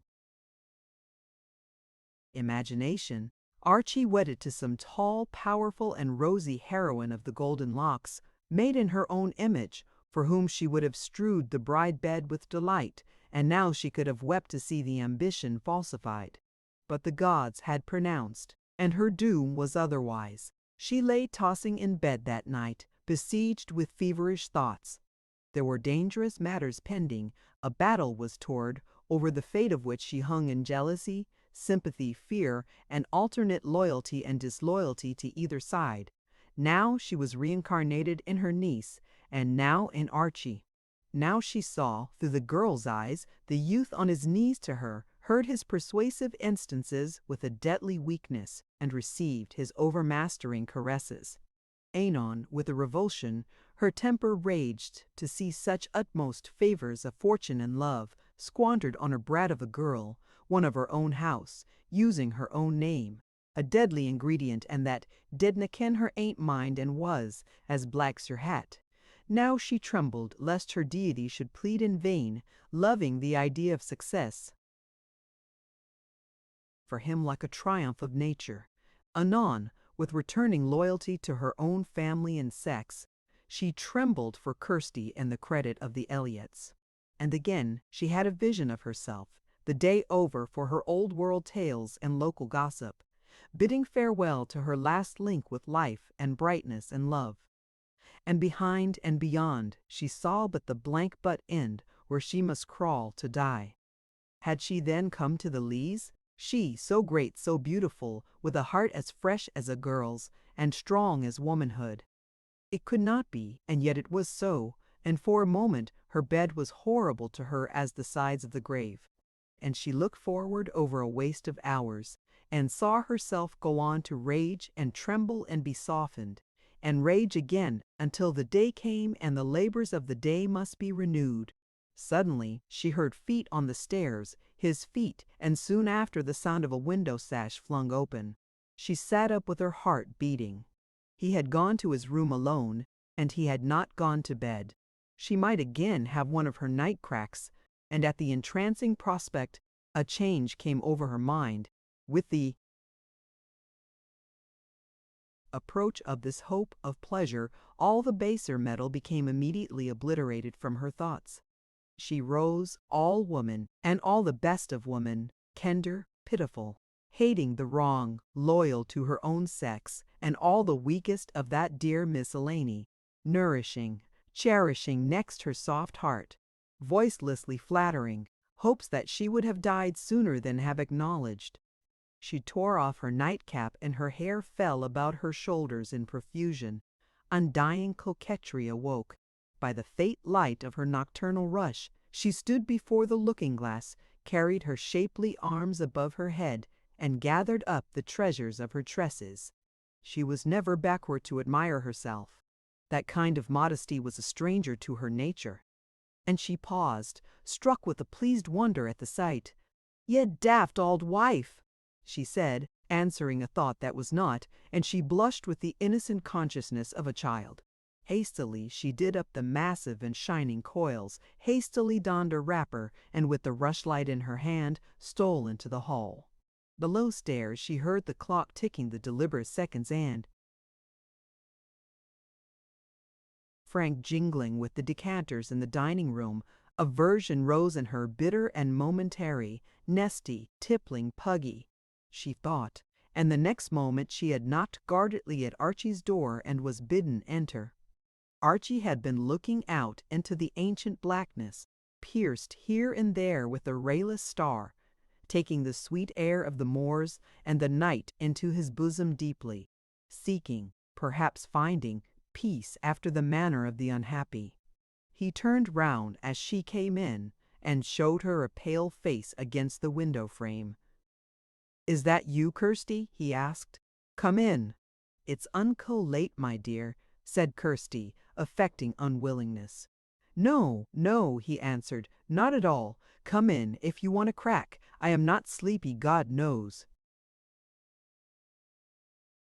She advanced, took a chair by the toilet table and the candle, and set the rushlight at her foot. Something, it might be in the comparative disorder of her dress, it might be the emotion that now welled in her bosom, had touched her with a wand of transformation, and she seemed young with the youth of goddesses. "Mr. Archie," she began, "what's this that's come to ye?" "I am not aware of anything that has come," said Archie, and blushed and repented bitterly that he had let her in. "Oh, my dear, that'll no day," said Kirsty. "It's ill to blind the eyes of love. Oh, Mr. Archie, tak a thought, Archie, tak a thought, ere it's hour late. Ye shouldna be impatient o' the braws o' life. They'll a come in their saison, like the sun and the rain. Ye're young yet, ye've mony canty years afore ye. See and dinna wreck yoursel at the outset like sae mony ithers. Hae patience. They tell me I that was the hour coma life, hey. Patience, there's a braw day coming yet. Gootene, kens it never cam to me, and here I am, when neither man nor bairn to come I ain't, wearying of folks wi' my ill tongue, and you jest the first, Mr. Archie." "I have a difficulty in knowing what you mean," said Archie. "Weel, and I'll tell ye," she said. "It's just this, that I'm feared. I'm feared for ye, my dear. Remember, your feather is a hard man, reaping where he has a sowed, and gathering where he has a strawed. It's easy speaking, but mind, ye'll have to look in the girly face o' mome, where it's ill to look and vain to look for mercy.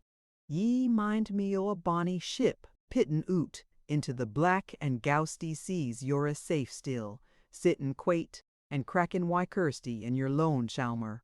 But war will ye be the morn, and in whatten horror o' the fearsome tempest crying on the hills to cover ye." "Why, Kirsty, you're very enigmatical tonight, and very eloquent," Archie put in. "And my dear Mr. Archie," she continued with a change of voice, "ya manna think that I canna sympathize wi' ye. Ya manna think that I havena been young mysel. Lang syne, when I was a bit lassie, no 20 yet." She paused and sighed. "Clean and collar, why a fit like the henny bee," she contended. "I was aye big and birdly, ye maun understand. a bonny figure o' a woman, though I say it that soldna built to rear bairns braw bairns they sold hae been, and grand I would 'a liked it. But I was young, dear, with a bonny glint o' youth in my een, and little I dreamed I'd ever be telling ye this, an old lamely Ruta's wife. Weel, Mr. Urchy, there was a lad cam courting me, as was but natural. Mony had come before, and I would nae know them. But this yin had a tongue to wile the birds frae the lift, and the bees frae the foxglove bells. Dearie me, but it's lang syne en. Folk have deed sinsen and been buried, and are forgotten, and bairns been born and got marriants o' their ain't. Sinsen a woods have been planted and have grown up and are bonny trees, and the joes sit in their shadow, and since old estates have changed hands, and there have been wars and rumors of wars on the face of the earth. And here I'm still like an old droopit craw, looking on and crakin'. But Mr. Urchy, do ye no think that I have mind o' it still? I was dwalling then in my feyther's house, and it's a curious thing that we were whiles trysted in the deal's hags. And do ye no think that I have mind of the bonny simmer days, the long miles of the blued red heather, the crying of the wops, and the lad and the lassie that was trysted? Do ye no think that I mind how the hilly sweetness ran about my hairt? Aye, Mr. Urchy, I ken the way o' wet, fine do I ken, the way how the grace o' God takes them, like Paul of Tarsus when they think it least, and drives the pair o' them into a land which is like a dream, and the world and the folks in are nae mair than clouds to the puir Lacy, and he even nae mair than windlestrays, if she can but pleasure him. Until Tam deed, that was my story. She broke off to say, he deed, and I wasna at the burying. But while he was here, I could take care of my soul, and can yon puaza? Kirsty, her eyes shining with unshed tears, stretched out her hand towards him appealingly. The bright and the dull gold of her hair flashed and smoldered in the coils behind her comely head, like the rays of an eternal youth. The pure color had risen in her face, and Archie was abashed alike by her beauty and her story. He came towards her slowly from the window, took up her hand in his, and kissed it. Kirsty, he said hoarsely, you have misjudged me sorely. I have always thought of her, I wouldna harm her for the universe, my woman. Lad, and that's easy saying, cried Kirsty, but it's nane sae easy doing. Man, do ye no comprehend that it's God's wool we should be blinded and glamoured, and have nae command over our ain't members at a time like that? My bairn, she cried, still holding his hand. Think o' the puir lass, have pity upon her, Urchy. And oh, be wise for twa. Think o' the risk she rins. I have seen ye, and what's to prevent daithers. I saw ye once in the hags, in my ain't howl, and I was way to see ye there in pairt for the omen, for I think there's a weird on the place, and in pairt for pure Nikit envy and bitterness o' heart. It's strange you should forgather there, tie, God. But yon pure, Thrawn, old Covenanter's seen a heap o' human nature since he looked his last on the musket barrels, if he never saw nane afore, she added with a kind of wonder in her eyes. I swear by my honor I have done her no wrong, said Archie. I swear by my honor and the redemption of my soul that there shall none be done her. I have heard of this before.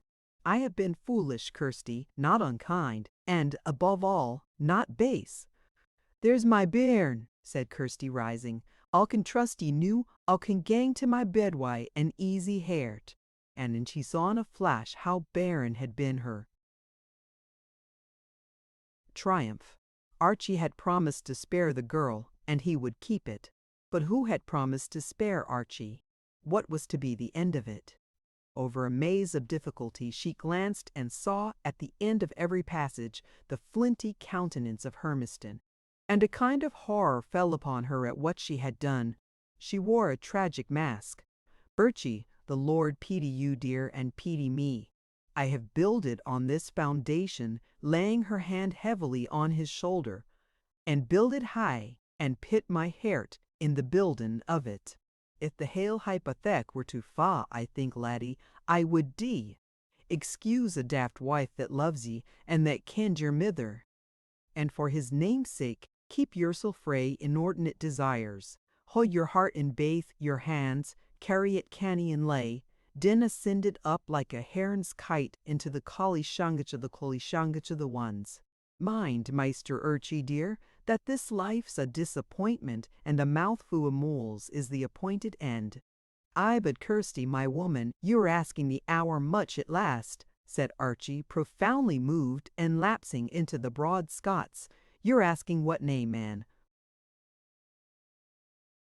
can grant ye, what only the Lord of heaven can grant ye if he see fit, aye, and can even he. I can promise ye what I shall do, and you can depend on that. But how I shall feel my woman, that is long past thinking of. They were both standing by now opposite each other. The face of Archie wore the wretched semblance of a smile. Hers was convulsed for a moment. Promise me a thing, she cried in a sharp voice. Promise me you'll never do nathing without telling me. No, Kirsty. I canna promise ye that, he replied. I have promised enough, God kens. May the blessing of God lift and rest upon ye, dear, she said. God bless ye, my old friend, said he. Chapter 9. At the Weaver's Stone. It was late in the afternoon when Archie drew near by the hill path to the praying Weaver's Stone. The hags were in shadow, but still, through the gate of the slap, the sun shot a last arrow, which sped far and straight across the surface of the moss, here and there touching and shining on a tussock, and lighted at length on the gravestone and the small figure awaiting him there. The emptiness and solitude of the great moors seemed to be concentrated there, and Kirsty pointed out by that figure of sunshine for the only inhabitant. His first sight of her was thus excruciatingly sad, like a glimpse of a world from which all light, comfort, and society were on the point of vanishing. And the next moment, when she had turned her face to him, and the quick smile had enlightened it, the whole face of nature smiled upon him in her smile of welcome. Archie's slow pace was quickened. His legs hasted to her, though his heart was hanging back. The girl upon her side drew herself together slowly and stood up, expectant. She was all languor. Her face was gone white. Her arms ached for him. Her soul was on tip toes. But he deceived her, pausing a few steps away, not less white than herself, and holding up his hand with a gesture of denial. No, Christina, not today, he said. Today I have to talk to you seriously. Sit ye down, please, there where you were. Please, he repeated. The revulsion of feeling in Christina's heart was violent. To have longed and waited these weary hours for him, rehearsing her endearments, to have seen him at last come to have been ready there, breathless, wholly passive, his to do what he would with, and suddenly to have found herself confronted with a grey-faced, harsh schoolmaster, it was too rude a shock. She could have wept, but pride withheld her. She sat down on the stone from which she had arisen, part with the instinct of obedience, part as though she had been thrust there. What was this? Why was she rejected? Had she ceased to please? She stood here offering her wares, and he would none of them. And yet they were all his to take and keep, not his to refuse, though. And her quick, petulant nature, a moment ago on fire with hope, thwarted love and wounded vanity wrought. The schoolmaster that there is in all men, to the despair of all girls and most women, was now completely in possession of Archie. He had passed a night of sermons, a day of reflection. He had come wound up to do his duty, and the set mouth, which in him only betrayed the effort of his will, to her seemed the expression of an averted heart. It was the same with his constrained voice and embarrassed utterance, and if so, if it was all over, the pang of the thought took away from her the power of thinking. He stood before her some way off. Kirsty, there's been too much of this. We've seen too much of each other. She looked up quickly, and her eyes contracted. There's no good ever comes of these secret meetings. They're not frank, not honest truly, and I ought to have seen it. People have begun to talk, and it's not right of me. Do you see? I see somebody will have been talking to ye, she said sullenly. They have, more than one of them, replied Archie, and where were they? She cried. And what kind of love do ye ca that's ready to gang round like a whirligig at folk talking? Do ye think they haven't a talk to me? Have they indeed? Said Archie with a quick breath. That is what I feared. Who were they? Who has dared? Archie was on the point of losing his temper. As a matter of fact, not anyone had talked to Christina on the matter, and she strenuously repeated her own first question in a panic of self-defense. Ah, well, what does it matter? He said. They were good folk that wished well to us, and the great affairs that there are people talking. My dear girl, we have to be wise. We must not wreck our lives at the outset. They may be long and happy yet, and we must see to it, Kirsty, like God's rational creatures, and not like fool children. There is one thing we must see to before all. You're worth waiting for, Kirsty, worth waiting for a generation. It would be enough reward. And here he remembered the schoolmaster again, and very unwisely took to following wisdom. The first thing that we must see to is that there shall be no scandal about, for my father's sake. That would ruin all. Do ye no see that? Kirsty was a little pleased. There had been some show of warmth of sentiment in what Archie had said last, but the dull irritation still persisted in her bosom. With the aboriginal instinct, having suffered herself, she wished to make Archie suffer. And besides, there had come out the word she had always feared to hear from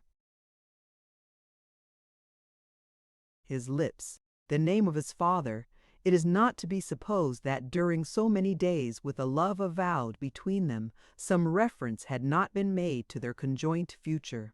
It had in fact been often touched upon, and from the first had been the sore point. Kirsty had wilfully closed the eye of thought. She would not argue even with herself.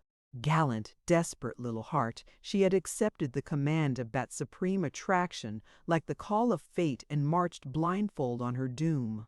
But Archie, with his masculine sense of responsibility, must reason. He must dwell on some future good when the present good was all in all to Kirsty. He must talk and talk lamely, as necessity drove him of what was to be.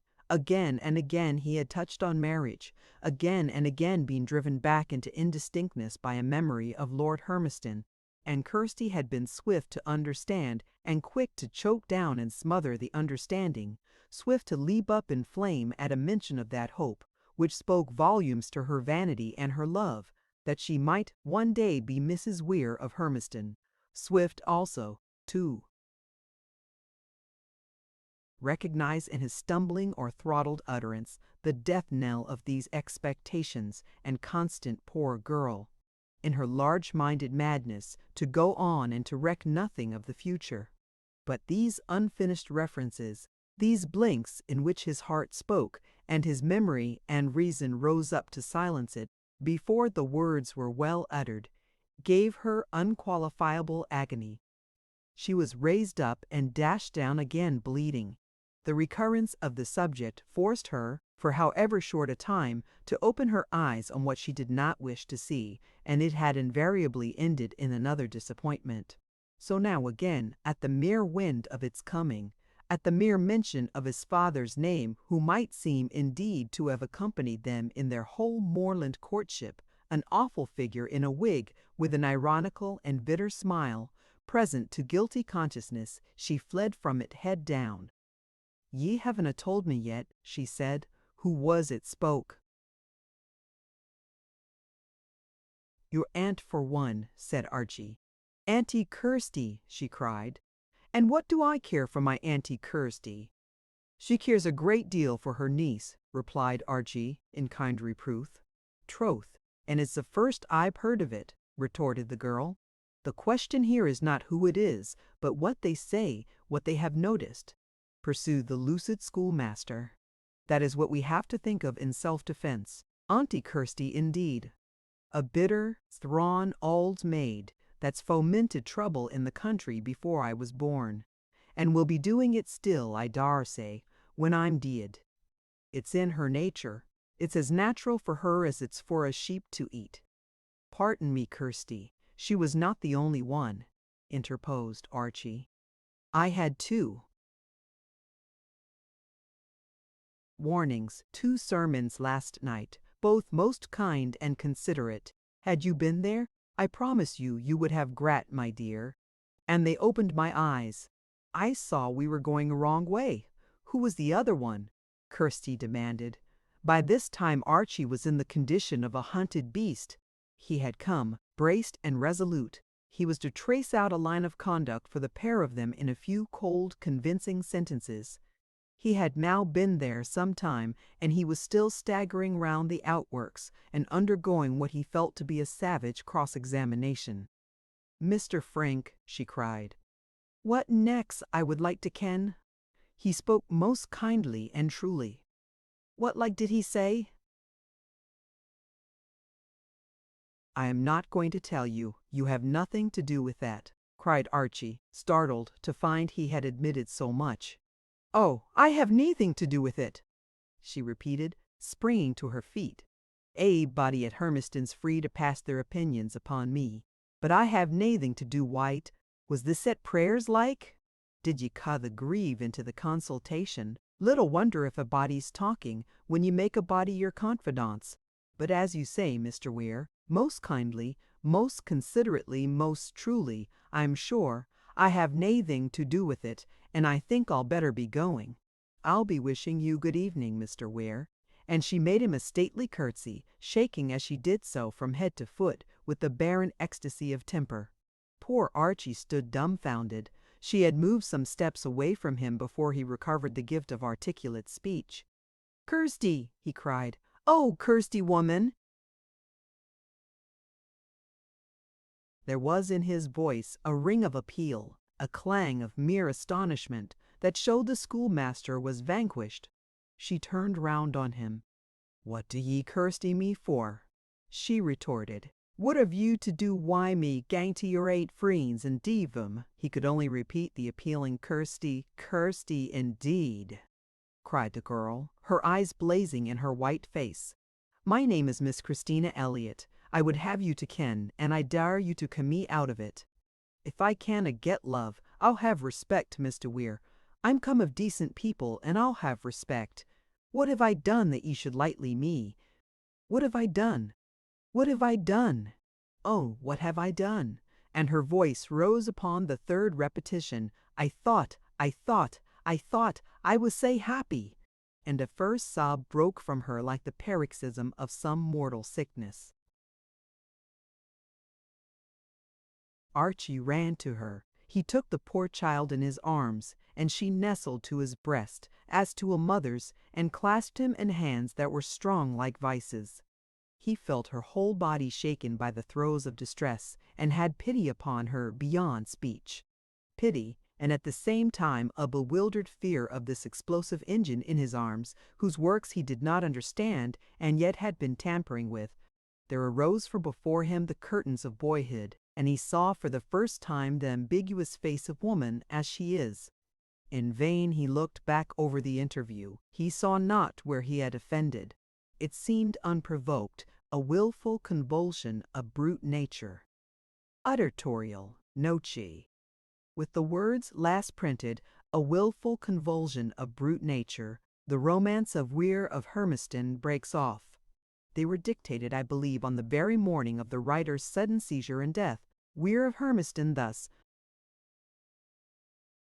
remains in the work of Stevenson what Edwin Drood is in the work of Dickens or Denis Duval in that of Thackeray, or rather it remains relatively more, for if each of those fragments holds an honorable place among its author's writings, among Stevenson's the fragment of Weir holds certainly the highest. Readers may be divided in opinion on the question whether they would or they would not wish to hear more of the intended course of the story and destinies of the characters. To some, silence may seem best, and that the mind should be left to its own conjectures as to the sequel, with the help of such indications as the text affords. I confess that this is the view which has my sympathy, but since others, and those almost certainly a majority, are anxious to be told all they can, and since editors and publishers join in the request, I can scarce do otherwise than comply. The intended argument, then, so far as it was known at the time of the writer's death to his stepdaughter and devoted amanuensis, Mrs. Strong, was nearly as follows. Archie persists in his good resolution of avoiding further conduct compromising to young Kirsty's good name. Taking advantage of the situation thus created, and of the girl's unhappiness and wounded vanity, Frank Innes pursues his purpose of seduction, and Kirsty, though still caring for Archie in her heart, allows herself to become Frank's victim. Old Kirsty is the first to perceive something amiss with her, and believing Archie to be the culprit, accuses him, thus making him aware for the first time that mischief has happened. He does not at once deny the charge, but seeks out and questions young Kirsty, who confesses the truth to him, and he, still loving her, promises to protect and defend her in her trouble. He then has an interview with Frank Innes on the moor, which ends in a quarrel, and in Archie killing Frank beside the Weaver's Stone. Meanwhile, the four Black brothers, having become aware of their sister's betrayal, are bent on vengeance against Archie, as her supposed seducer. They are about to close in upon him with this purpose when he is arrested by the officers of the law for the murder of Frank. He is tried before his own father, the Lord Justice Clerk, found guilty and condemned to death. Meanwhile, the elder Kirsty, having discovered from the girl how matters really stand, informs her nephews of the truth, and they, in a great revulsion of feeling in Archie's favor, determine on an action after the ancient manner of their house. They gather a following, and after a great fight, break the prison where Archie lies confined and rescue him. He and young Kirsty thereafter escape to America, but the ordeal of taking part in the trial of his own son has been too much for the Lord Justice Clerk, who dies of the shock. I do not know, adds the amanuensis, what becomes of old Kirsty, but that character grew and strengthened so in the writing that I am sure he had some dramatic destiny for her. The plan of every imaginative work is subject, of course, to change under the artist's hand as he carries it out, and not merely the character of the elder Kirsty, but other elements of the design no less, might well have deviated from the lines originally traced. It seems certain, however, that the next stage in the relations of Archie and the younger Kirsty would have been as above foreshadowed, and this conception of the lover's unconventional chivalry and unshaken devotion to his mistress after her fault is very characteristic of the writer's mind. The vengeance to be taken on the seducer beside the Weaver's Stone is prepared for in the first words of the introduction, while the situation and fate of the judge, confronting like a Brutus but unable to survive, the duty of sending his own son to the gallows, seem clearly to have been destined to furnish the climax and essential tragedy of the tale. How this last circumstance was to have been brought about within the limits of legal usage and possibility seems hard to conjecture, but it was a point to which the author had evidently given careful consideration. Mrs. Strong says simply that the Lord Justice Clerk, like an old Roman, condemns his son to death, but I am assured on the best legal authority of Scotland that no judge, however powerful, either by character or office, could have insisted on presiding at the trial of a near kinsman of his own. The Lord Justice Clerk was head of the criminal justiciary of the country. He might have insisted on his right of being present on the bench when his son was tried, but he would never have been allowed to preside or to pass sentence. Now, in a letter of Stevenson's to Mr. Baxter of October 1892, I find him asking for materials in terms which seem to indicate that he knew this quite well. I wish Pitcairn's Criminal Trials, Quam Primum, also an absolutely correct text of the Scots Judiciary Oath. Also, in case Pitcairn does not come down late enough, I wish as full a report as possible of a Scots murder trial between 1790-1820. understand the fullest possible. Is there any book which would guide me to the following facts? The justice clerk tried some people capitally on circuit. Certain evidence cropping up, the charge is transferred to the justice clerk's own son. Of course, in the next trial, the justice clerk is excluded, and the case is called before the Lord Justice General. Where would this trial have to be? I fear in Edinburgh, which would not suit my view. Could it be again at the circuit town? The point was referred to a quondam fellow member with Stevenson of the Edinburgh Speculative Society, Mr. Graham Murray, the present Solicitor General for Scotland, whose reply was to the effect that there would be no difficulty in making the new trial take place at the circuit town, that it would have to be held there in spring or autumn before 2 Lords of Justiciary, and that the Lord Justice General would have nothing to do with it, this title being at the date in question only a nominal one held by a layman, which is no longer the case. On this Stevenson writes, Graham Murray's note re the venue was highly satisfactory, and did me all the good in the world. The terms of his inquiry seem to imply that he intended other persons, before Archie, to have fallen first under suspicion of the murder, and also doubtless in order to make the rescue by the Black brothers possible, that he wanted Archie to be imprisoned, not in Edinburgh, but in the circuit town. But they do not show how he meant to get over the main difficulty, which at the same time he fully recognizes. Can it have been that Lord Hermiston's part was to have been limited to presiding at the first trial, where the evidence incriminating Archie was unexpectedly brought forward, and to directing that the law should take its course? Whether the final escape and union of Archie and Christina would have proved equally essential to the plot may perhaps to some readers seem questionable. They may rather feel that a tragic destiny is foreshadowed from the beginning for all concerned, and is inherent in the very conditions of the tale. But on this point, and other matters of general criticism connected with it, I find an interesting discussion by the author himself in his correspondence, writing to Mr. J.M.M. Barrie, under date November 1, 1892, and criticizing that author's famous story of the Little Minister. Stevenson says, Your descriptions of your dealings with Lord Rintoul are frightfully unconscientious. The Little Minister ought to have ended badly. We all know it did, and we are infinitely grateful to you for the grace and good feeling with which you have lied about it. If you had told the truth, I for one could never have forgiven you. As you had conceived and written the earlier parts, the truth about the end, though indisputably true to fact, would have been a lie, or what is worse, a discord in art.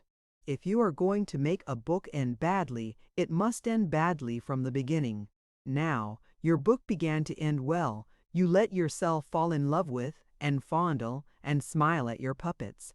Once you had done that, your honor was committed at the cost of truth to life. You were bound to save them. It is the blot on Richard Feverel, for instance, that it begins to end well, and then tricks you and ends ill. But in this case, there is worse behind, for the ill ending does not inherently issue from the plot. The story had, in fact, ended well after the great last interview between Richard and Lucy. And the blind, illogical bullet which smashes all has no more to do between the boards than a fly has to do with a room into whose open window it comes buzzing. It might have so happened, it needed not, and unless needs must, we have no right to pain our readers. I have had a heavy case of conscience of the same kind about my Braxfield story. Braxfield, only his name, is Hermiston as a son who is condemned to death. Plainly there is a fine tempting fitness about this, and I meant he was to hang. But on considering my minor characters, I saw there were 5 people who would, in a sense, who must break prison and attempt his rescue. They are capable, hardy folks, too, who might very well succeed. Why should they not, then? Why should not young Hermiston escape clear out of the country, and be happy, if he could, with his butt soft? I will not betray my secret nor my heroine.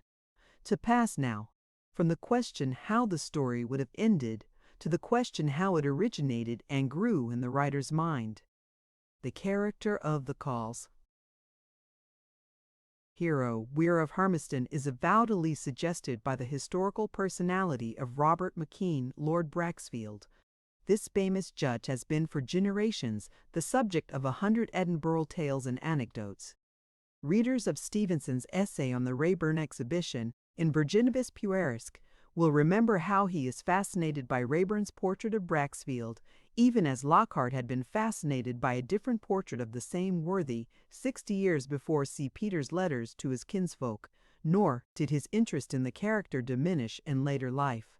Again, the case of a judge involved by the exigencies of his office in a strong conflict between public duty and private interest or affection was one which had always attracted and exercised Stevenson's imagination. In the days when he and Mr. Henley were collaborating with a view to the stage, Mr. Henley once proposed a plot founded on the story of Mr. Justice Harbottle in Sheridan Le Fanu's In a Glass Darkly, in which the wicked judge goes headlong per fas et nefas to his object of getting the husband of his mistress hanged. Some time later, Stevenson and his wife together wrote a play called The Hanging Judge. In this, the title character is tempted for the first time in his life to tamper with the course of justice in order to shield his wife from persecution by a former husband who reappears after being supposed dead. Bulwer's novel of Paul Clifford, with its final situation of the worldly-minded judge, Sir William Brandon, learning that the highwayman whom he is in the act of sentencing is his own son and dying of the knowledge, was also well known to Stevenson, and no doubt counted for something in the suggestion of the present story. Once more, the difficulties often attending the relation of father and son in actual life had pressed heavily on Stevenson's mind and conscience from the days of his youth, when in obeying the law of his own nature he had been constrained to disappoint, distress, and for a time to be much misunderstood by a father whom he justly loved and admired with all his heart. Difficulties of this kind he had already handled in a lighter vein once or twice in fiction, as for instance in The Story of a Lie, and in The Wrecker, before he grappled with them in the acute and tragic phase in which they occur in the present story. These three elements, then, the interest of the historical personality of Lord Braxfield, the problems and emotions arising from a violent conflict between duty and nature and a judge, and the difficulties due to incompatibility and misunderstanding between father and son, lie at the foundations of the present story. To touch on minor matters, it is perhaps worth notice, as Mr. Henley reminds me, that the name of Weir had from of old a special significance for Stevenson's imagination, from the traditional fame in Edinburgh of Major Weir, burned as a warlock, together with his sister, under circumstances of peculiar atrocity. Another name, that of the episodical personage of Mr. Torrance the minister, is borrowed direct from life, as indeed are the whole figure and its surroundings, kirkyard, kirk, and manse, down even to the black thread mittens. Witness the following passage from a letter of the early 70s. I've been to church and am not depressed a great step. It was at that beautiful church of Glencorse in the Pentlands, 3 miles from his father's country house at Swanston. It is a little cruciform place with a steep slate roof. The small kirkyard is full of old gravestones. One of a Frenchman from Dunkerque, I suppose he died prisoner in the military prison hard by. And one, the most pathetic memorial I ever saw, a poor school slate in a wooden frame with the inscription cut into it evidently by the father's own hand. In church, old Mr. Torrance preached, over 80 and a relic of times forgotten, with his black thread gloves and mild old face. A side hint for a particular trait in the character of Mrs. Weir we can trace in some family traditions concerning the writer's own grandmother, who is reported to have valued piety much more than efficiency in her domestic servants. The other women characters seem, so far at least as I know, to have been pure creation, and especially that new and admirable incarnation of the eternal feminine in the elder Kirsty. The little that he says about her himself is in a letter written a few days before his death to Mr. Gosse. The allusions are to the various moods and attitudes of people in regard to middle age, and are suggested by Mr. Goss's volume of poems in russet and silver. It seems rather funny, he writes, that this matter should come up just now, as I am at present engaged in treating a severe case of middle age in one of my stories, The Justice Clerk. The case is that of a woman, and I think I am doing her justice. You will be interested, I believe, to see the difference in our treatments. Secreta Vitae, the title of one of Mr. Goss's poems, comes nearer to the case of my poor Kirsty. From the wonderful midnight scene between her and Archie, we may judge what we have lost in those later scenes where she was to have taxed him with the fault that was not his, to have presently learned his innocence from the lips of his supposed victim, to have then vindicated him to her kinsmen and fired them to the action of his rescue. The scene of the prison breaking here, planned by Stevenson, would have gained interest, as will already have occurred to readers from comparison with the two famous precedents in Scott, the Porteous mob and the breaking of Porton Ferry Jail. The best account of Stevenson's methods of imaginative work is in the following sentences from a letter of his own to Mr. W. Craby Angus of Glasgow. I am still a slow study, and sit for a long while silent on my eggs. Unconscious thought, there is the only method. Macerate your subject. Let it boil slow, then take the lid off, and look in, and there your stuff is good or bad. The several elements above noted having been left to work for many years in his mind, it was in the autumn of 1892 that he was moved to take the lid off and look in, under the influence, it would seem, of a special and overmastering wave of that feeling for the romance of Scottish scenery and character, which was at all times so strong in him, and which his exile did so much to intensify.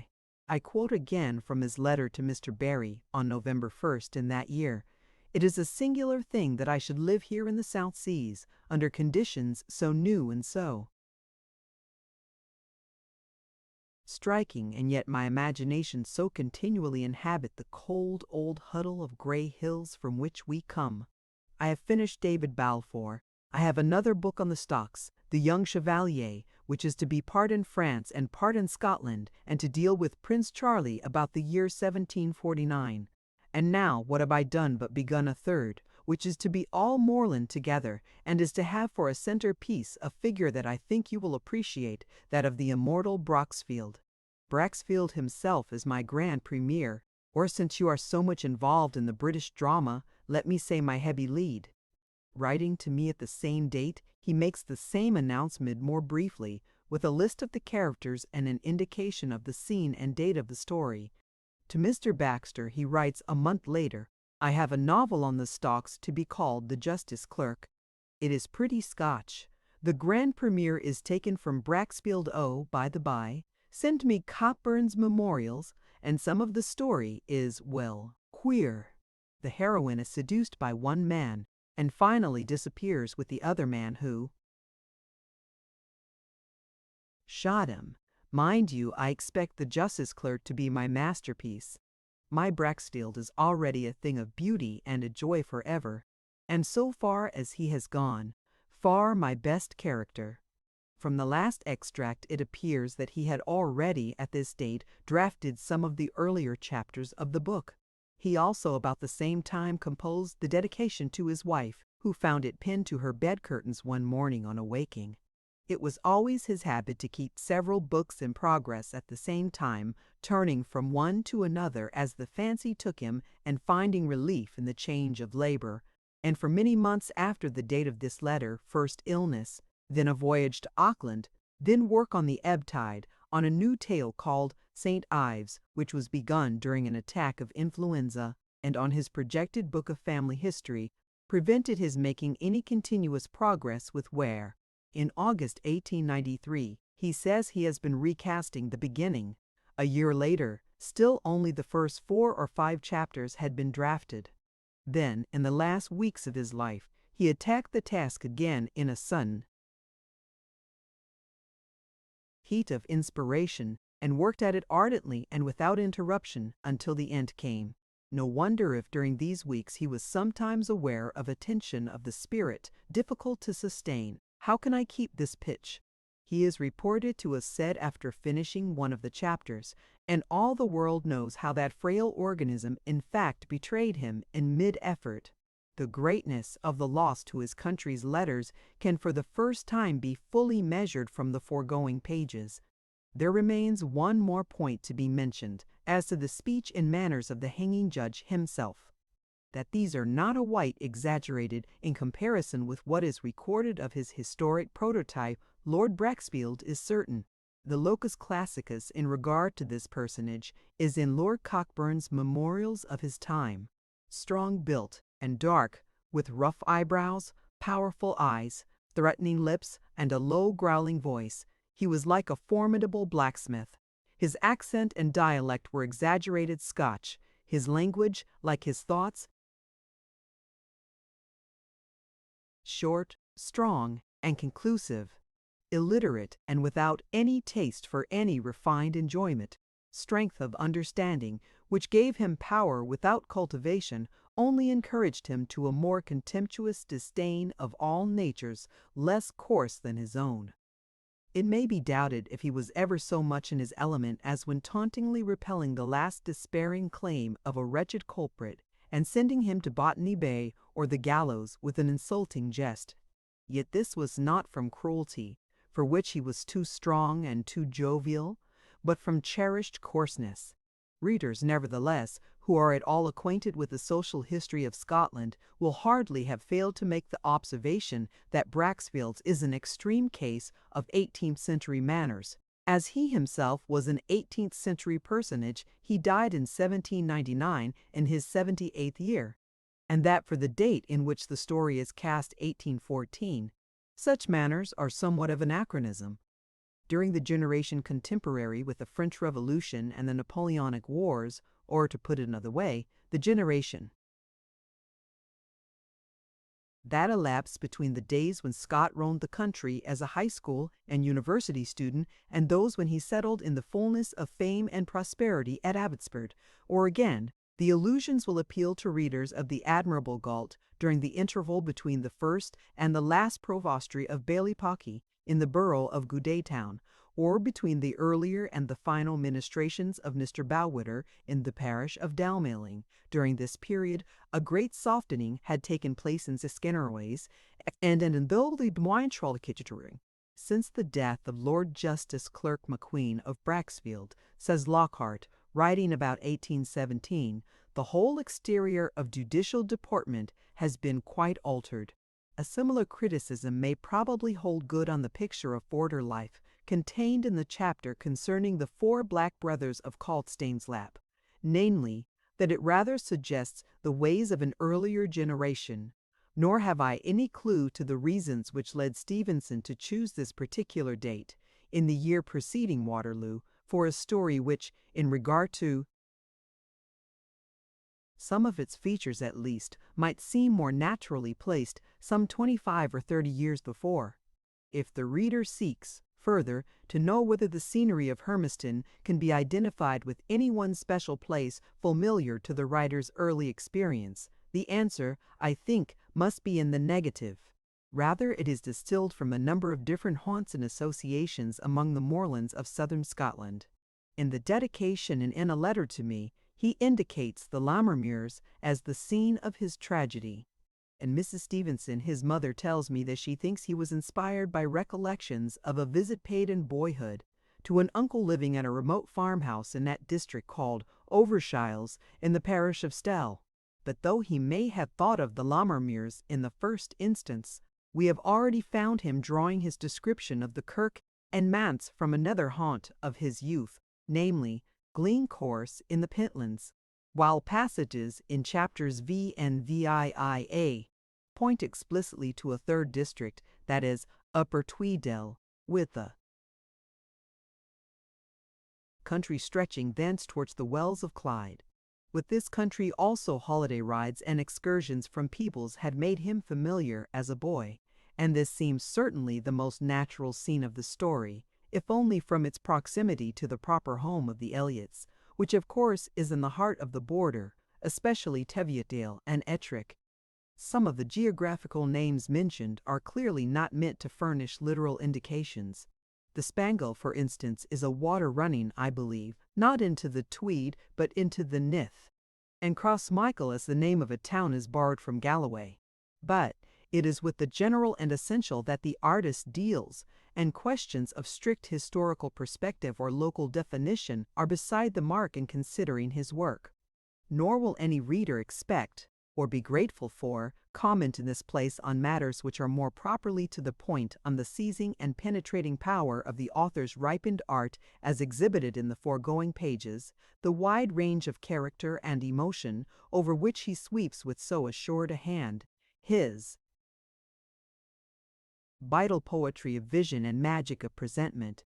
Surely no son of Scotland has died leaving with his last breath a worthier tribute to the land he loved. S.A. Glossary, As. 1. Antinomian, one of a sect which holds that under the gospel dispensation the moral law is not obligatory. Aldhorny, the devil.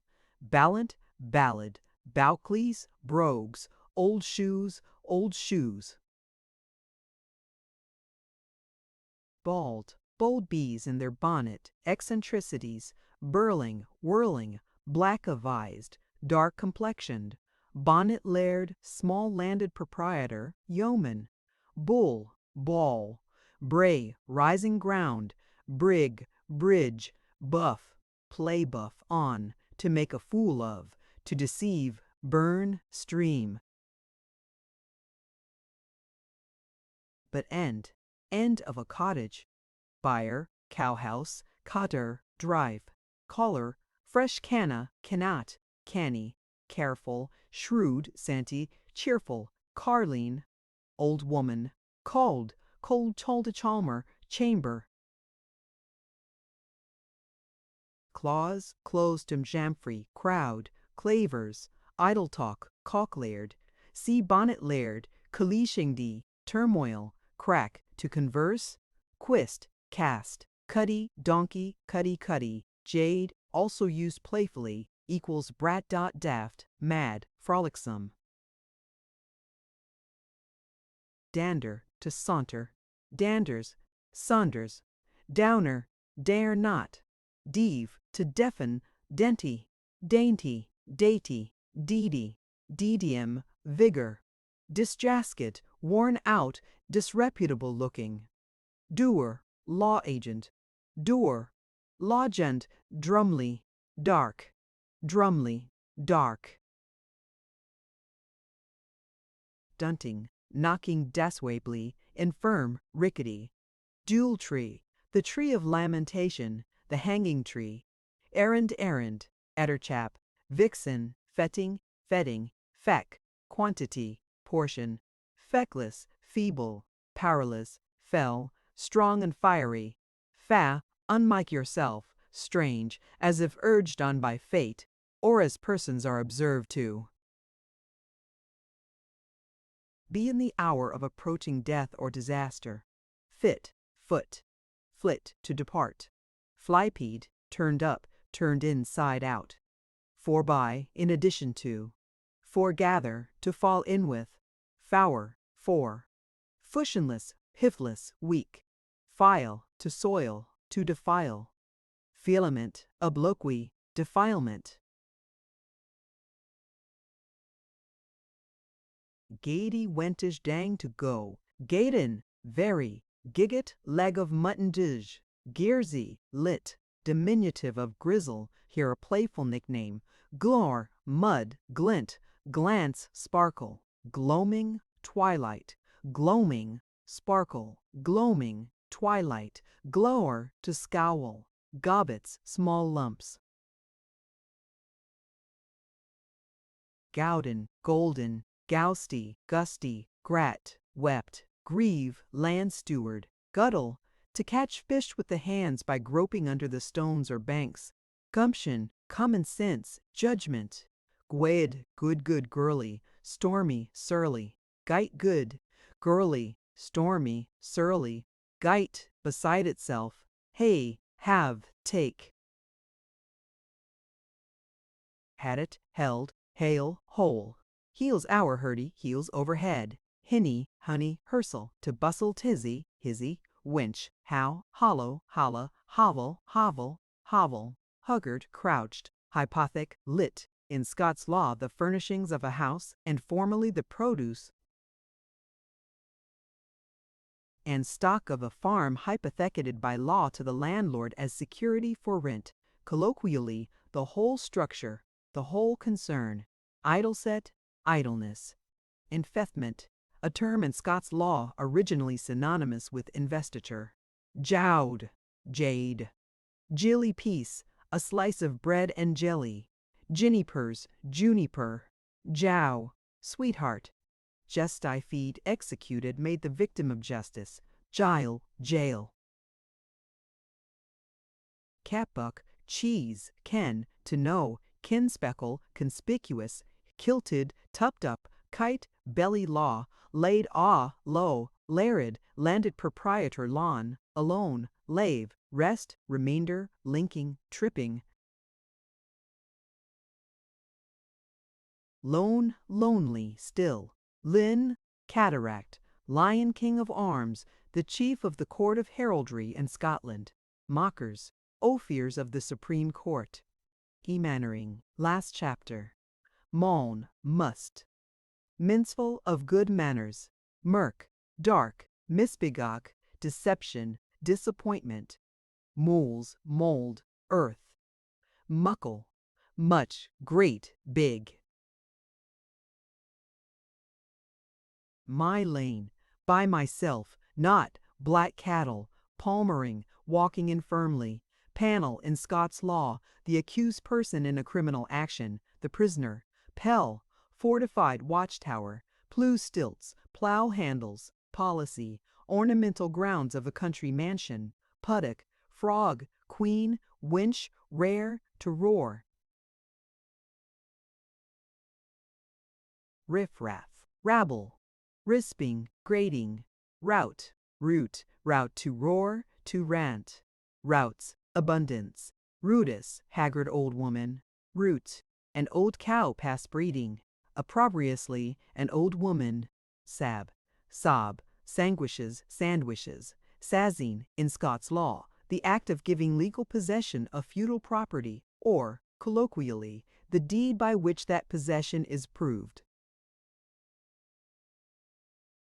Sclamer, to scramble, skullduggery, impropriety, grossness. Session, the court of session, the Supreme Court of Scotland. Shoutling, shuffling, slipshod, shoe, to chase gently. Sheller, money, sinsen, scaling, dispersing. Skelp, slap, skirling, screaming. Skelp, slap, skirling, screaming. Scrego day, daybreak. Snash, abuse, snisty, supercilious. Sooth, to hum. Sooth, sound, murmur. Spec, the speculative society, a debating society connected with Edinburgh University. Spare, to ask. Speldering, sprawling, spellray, to splash. Speldering, splair, to splash. Spunk, spirit. Fire, stake, to shut. Stockfish, hard, savorless. Sugger bull, sugger plum. Sign, since, then. Toppy, a slow, foolish slut, also used playfully, equals monkey telling you, a good thing for you. These. Thrawn, cross-grained. Tune, town, town, town. Two names. Local sobriquets in addition to patronymic. Tyke, dog. Unchancy, unlucky. Unco, strange. Extraordinary, very. Upsitten, impertinent. Binnel, alley. Lane, the Venel, a narrow lane in Edinburgh, running out of the grass market. Bivers, victuals. Way, sad, unhappy. Wailing, choosing. Warrandice, warranty. Wauturise, wower, worse. Weird, destiny. Wammel, to upset. Waup, curlew. Wiles thee sometimes. Winthus day, crested dog's tail. Grass. Wund, wind. Yin, one. The end. Thank you for listening to this story. I hope you enjoyed the journey, the characters, and the world they carried with them. If you enjoyed this audiobook, please subscribe to the channel and leave a comment below. Your support helps keep these stories alive and allows more timeless books to be shared with listeners around the world. Until next time, thank you for listening.